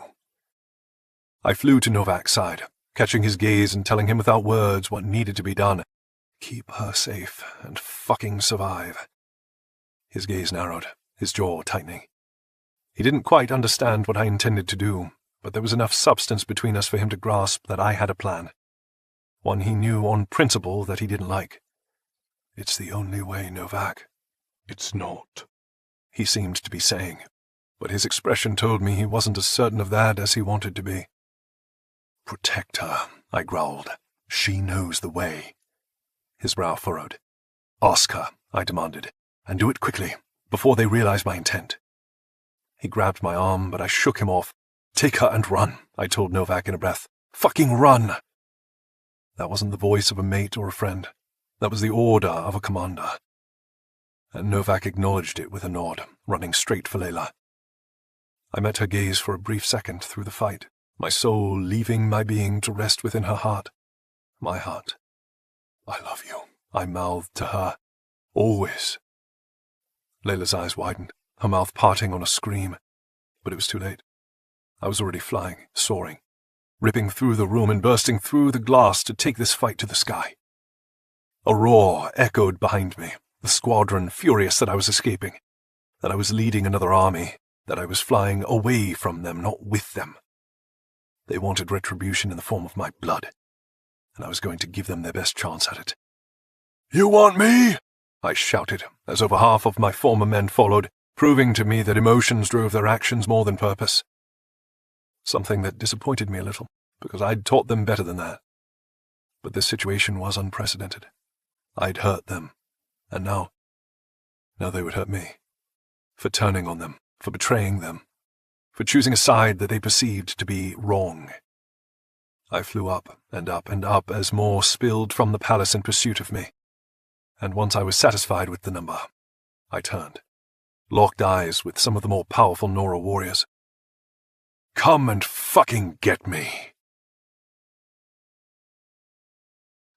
Chapter 32. Layla. "Auric!" I screamed, my heart ripping out of my chest to fly after him. Soaring high, chasing my mate, the other part of my soul. My throat constricted around the plea as fear sent a wave of heat over my body. Dozens of Nora followed him into the sky, a scene that had my pulse thrumming with intensity. Time seemed to slow, everything louder than before. I could barely breathe. "The odds," I whispered. He can't survive odds like that. Not when almost all of the Nora chased him up into the sky. The remaining few were cut down around me, but I barely saw them, barely felt them. I was frozen in time, staring up at my white-winged mate, watching him fight, watching him whirl through the sky in a flurry of beautiful feathers. Streaked with blood. I choked, my heart in shambles as it returned from the sky to land at my feet. Auric. He couldn't. I couldn't. I needed to help him, save him, fix this. Fly, I thought. Fly, fly, fly. It wasn't a chant meant for Auric, but for me. I had to try. I had to join him. I couldn't let him do this alone. Energy pulsed around me as my wings burst through the elixir. Fly, fly, fly. I crouched, ready to launch, but a heavy weight crushed down all around me, keeping me grounded. I whirled on Katos, snarling at him like a wild animal. "Don't you fucking dare use your power on me!" He replaced the weight of his energy with his hands, his touch unexpected and confusing, only for Novak to grab me from behind, lifting me with ease. I shrieked, but Katos's hand covered my mouth as the two men carried me to the library, and Zion followed from behind. Overhead, I heard shouts, growls, murderous sounds. But still Auric flew, his wings reminding me of a glorious sun, flickering in and out of the sky. Tears pooled in my gaze as I struggled, desperate to reach him, to help him, to bring him back. He was my mate, my soul. What was he thinking? "Auric!" I screamed for him, my energy threatening to unravel, to create a shield between me and those carrying me. But a blanket of darkness suffocated my attempt, confusing me as Novak flew down a set of old stairs. My windows were gone, my view of the sky having disappeared. The tunnels, I realized, understanding what he was doing, but not accepting it. I bit Katos's hand hard enough to make him bleed, but he didn't release me. "How could you?" I demanded with a look. "How could you do this? How could you sacrifice him?" Novak growled against my back. I responded with a growl of my own. Then I tried to shove them away with my energy, only for Katos to wrap me up in a net of his own. I snarled like an ensnared animal, screaming for them to release me, to let me help Auric, for them to help him. "Don't do this! Don't leave him there to die!" Novak started flying, soaring through the hallways with Katos on his tail. "I hate you," I told them both, furious that they were doing this. "I'm never going to forgive you for this." I know, Novak said quietly, those 2 words striking me in the heart, because in them I heard his inability to forgive himself. Because he knew. He knew what was going to happen, what Auric had just done. This grand sacrifice, this painful fucking decision to put us before him, to give up his own life for ours. I couldn't see, my eyes blurred with so many unshed angry tears that I started to rant and rave again, threatening Katos, threatening Novak, while inside I was dying. I was lost.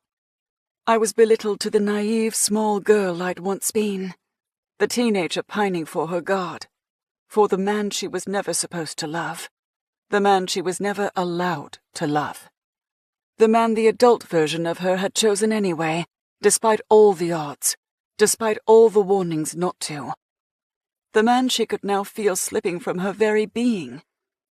"Auric," I whispered, my soul fracturing inside me. "Don't leave me, Auric. Don't leave us. Please. Gods, please."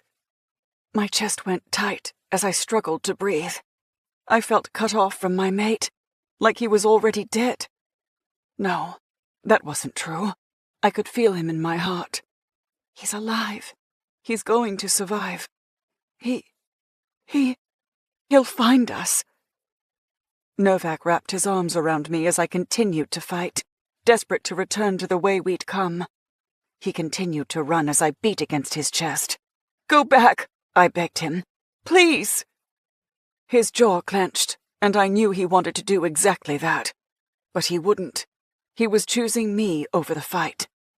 And a part of me despised him for that. "Novak," I whispered. "You have—" Our bodies slammed into the jagged rock wall as an explosion shook the compound overhead. Novak took the brunt of it with his wings, his body curling protectively around mine. I gazed up at him through my tears, then around us at the destruction, and I realized with a start that we were too late. That there was no going back now.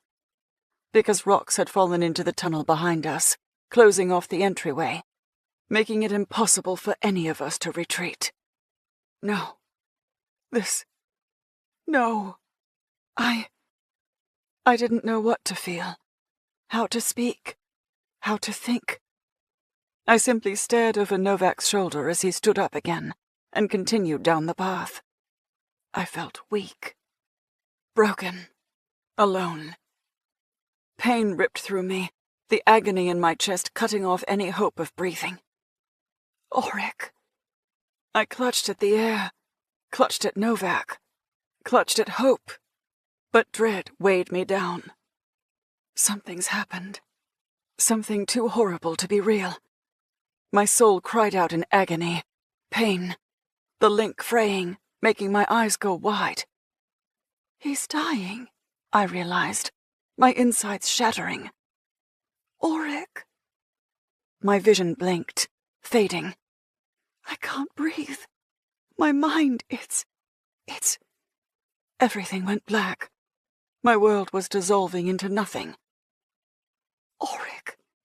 My mate. I can't feel him. I can't sense him. I can no longer feel anything. He's gone. Chapter 33. Katos. I ran my finger through my hair and paced the courtyard outside my home. As it was similar to the one in Italy, we were on the water surrounded by greenery on every other side of the estate. I also had a myriad of guest quarters, but not as many as Vasilios and Gaia had. Novak and Layla had taken one of the rooms in my wing. Not that either of them had slept. They both refused to eat too. Given what we'd been through, I understood. But we needed our strength. Home should have been a refuge. But it wasn't. The grassy scents of my Dublin estate weren't the comforting medley that they usually were, even out here in the open courtyard where I preferred to think. Nothing seemed capable of ridding my stomach of this leaden weight that made me feel sluggish and sick. Even my powers were off. The energy of my grounds often rejuvenated me. All of the plants and hidden animals contributed to a thriving ecosystem that fed me consistent vitality. Not to mention the undercurrent of wires that ran through the soil with a subtle electronic frequency that aided the garden's growth and often helped me recharge and reset. Too much electricity could prove overwhelming, but a subtle amount was rejuvenating.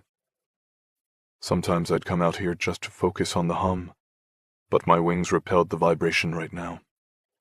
Each feather had gone stiff and rigid, resulting in an inability to do anything other than reject energy I should have absorbed. I felt like a tuning fork that had bent the wrong way. Perhaps my near-death experience had weakened me. Or maybe it was Layla's pain that held me captive. I wasn't sure. It had never happened to me before. I remembered Queen Gaia's advice just this morning when I'd found breathing particularly difficult.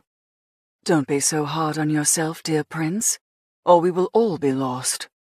She seemed to think it wasn't the near-death experience holding me down, but my own guilt. Maybe she was right. I wasn't accustomed to feeling so helpless. That was a word I had never understood. Not truly. Not until now. My betrothed was suffering. My family was suffering. And now, instead of being able to do anything about it, I numbly stared at the sky as I tried to digest the past 24 hours of my existence. We'd escaped at least. But at what price? None of this had turned out as it should have. I should have listened to Auric, I lamented, a statement I'd repeated to myself all day and night, because I hadn't slept. Of course, no one really had. And Layla hadn't said a single fucking word. Glancing back at her, I found her slumped against the bench. She wouldn't even sit on it. Instead, she sat on the ground, where she continued to mindlessly scratch at the soil.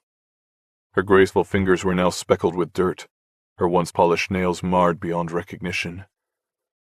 It was as if she needed her body to reflect the state of her soul, damaged, broken, distant. She'd been deteriorating every hour that passed. Any attempt to talk to her only made her retreat into her shell. So I allowed my soul to fracture with hers as I helplessly watched her continue her destructive behavior. Nothing about this was right. But what can I do? Surely there's something. I'm a god for crying out loud, right?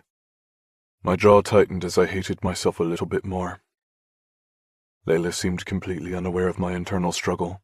She momentarily paused her digging as if a painful spasm had taken over her body. Her wings shrank to her back as she trembled. Her chest froze for so long that I feared she'd lost the will to breathe. However, her lips gave in to an exhale half a beat later. Then she began the digging again, even though I spotted blood forming around her nails. I didn't dare stop her. If I managed to make her look at me, I wasn't sure I could bear the dead look in her eyes staring into my soul, fracturing me even more from within. My gaze shifted to Novak, her existing mate who might have a better shot at helping her than I would. Layla didn't know me, didn't trust me. She wasn't going to let me in. She also blamed me for grounding her flight, even though I knew it had saved her life. I was the last person she wanted to talk to. Unfortunately, Novak seemed just as broken in his own way, but the flare of his deadly wings suggested he wasn't going to give up without a fight. He kept muttering, "Survivor," under his breath, as though he refused to believe Auric was truly dead. I didn't know what to believe. Speculation wouldn't help us, which was why I was waiting for the Noir report from the palace. That would tell us what we needed to know. The reports would tell us if anyone had survived, and Vasilios would finally be here tomorrow.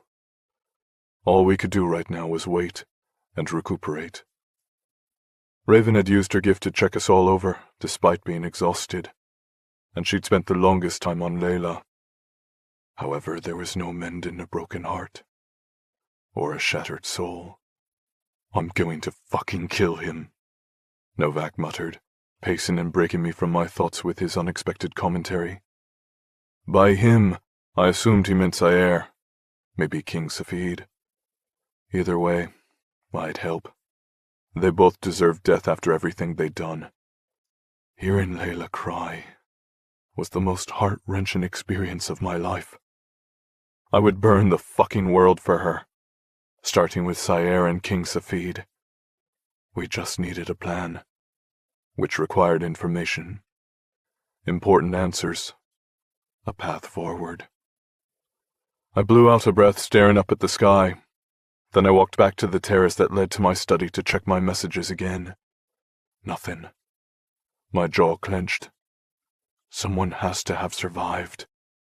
But there had been a ton of warriors. Fuck, I thought, gripping my desk. Fuck! The guards should have swept for bugs when Layla and the others had arrived. This whole fucking mess could have been avoided. Clyde?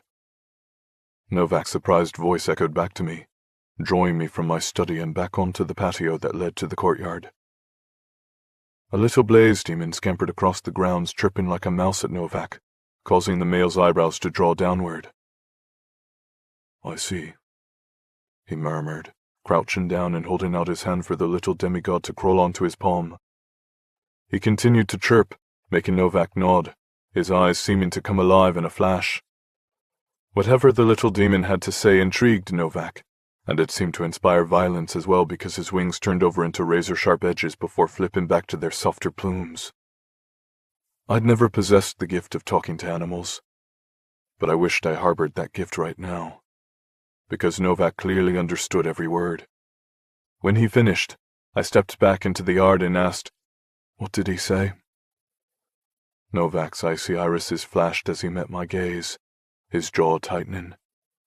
I almost expected him to tell me to fuck off with a flick of his wings.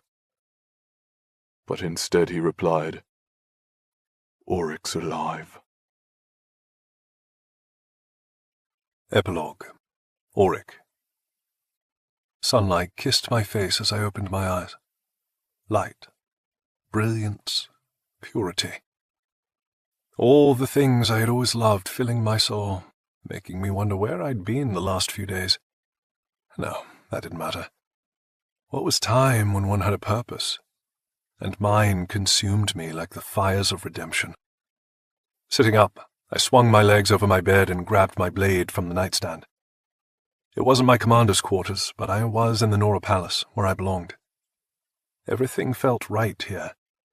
My muscles warmed with fresh rejuvenation, and my wings lazily stretched, ready to fly. My heart hummed excitedly in my chest, my desire to step through those curtains and take off from the balcony nearly sending me forward. But then some distant memory tickled my senses, making me wonder if I'd smell the salt of a foreign sea. I frowned, dismissing the odd inclination. Why did a scent matter when I had such a grand purpose? To fight for my king. I had to make things right, to make amends, to be the Nora warrior everyone needed me to be. I fingered the hilt of my sword as I secured it to my side. Then I went to the balcony and overlooked the Nora kingdom. My eyes adjusted with ease to the golden brilliance that burned with light, with hope, with all that was pure and good. A crystal blue sky rested over the city, making the entire place look like a dome of glass and precious metals. I loved it here. I always had. Why did I ever leave? Escape came to mind, but escape from what? I frowned. What a bizarre thought. The sound of a male clearing his throat made me turn away from the spectacle of the Nora capital at dawn. Always a glorious sight. But not as glorious as the Nora that stared me down now, boasting a crown of light that held me captive. "King Safid," I said, bowing low with gratitude that he would grace me with his presence.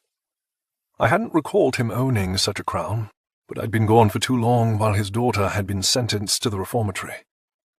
Thinking of that place warmed my veins with pure malice, my memories of my time there nearly suffocating my mind. and the betrayal that had ended it all.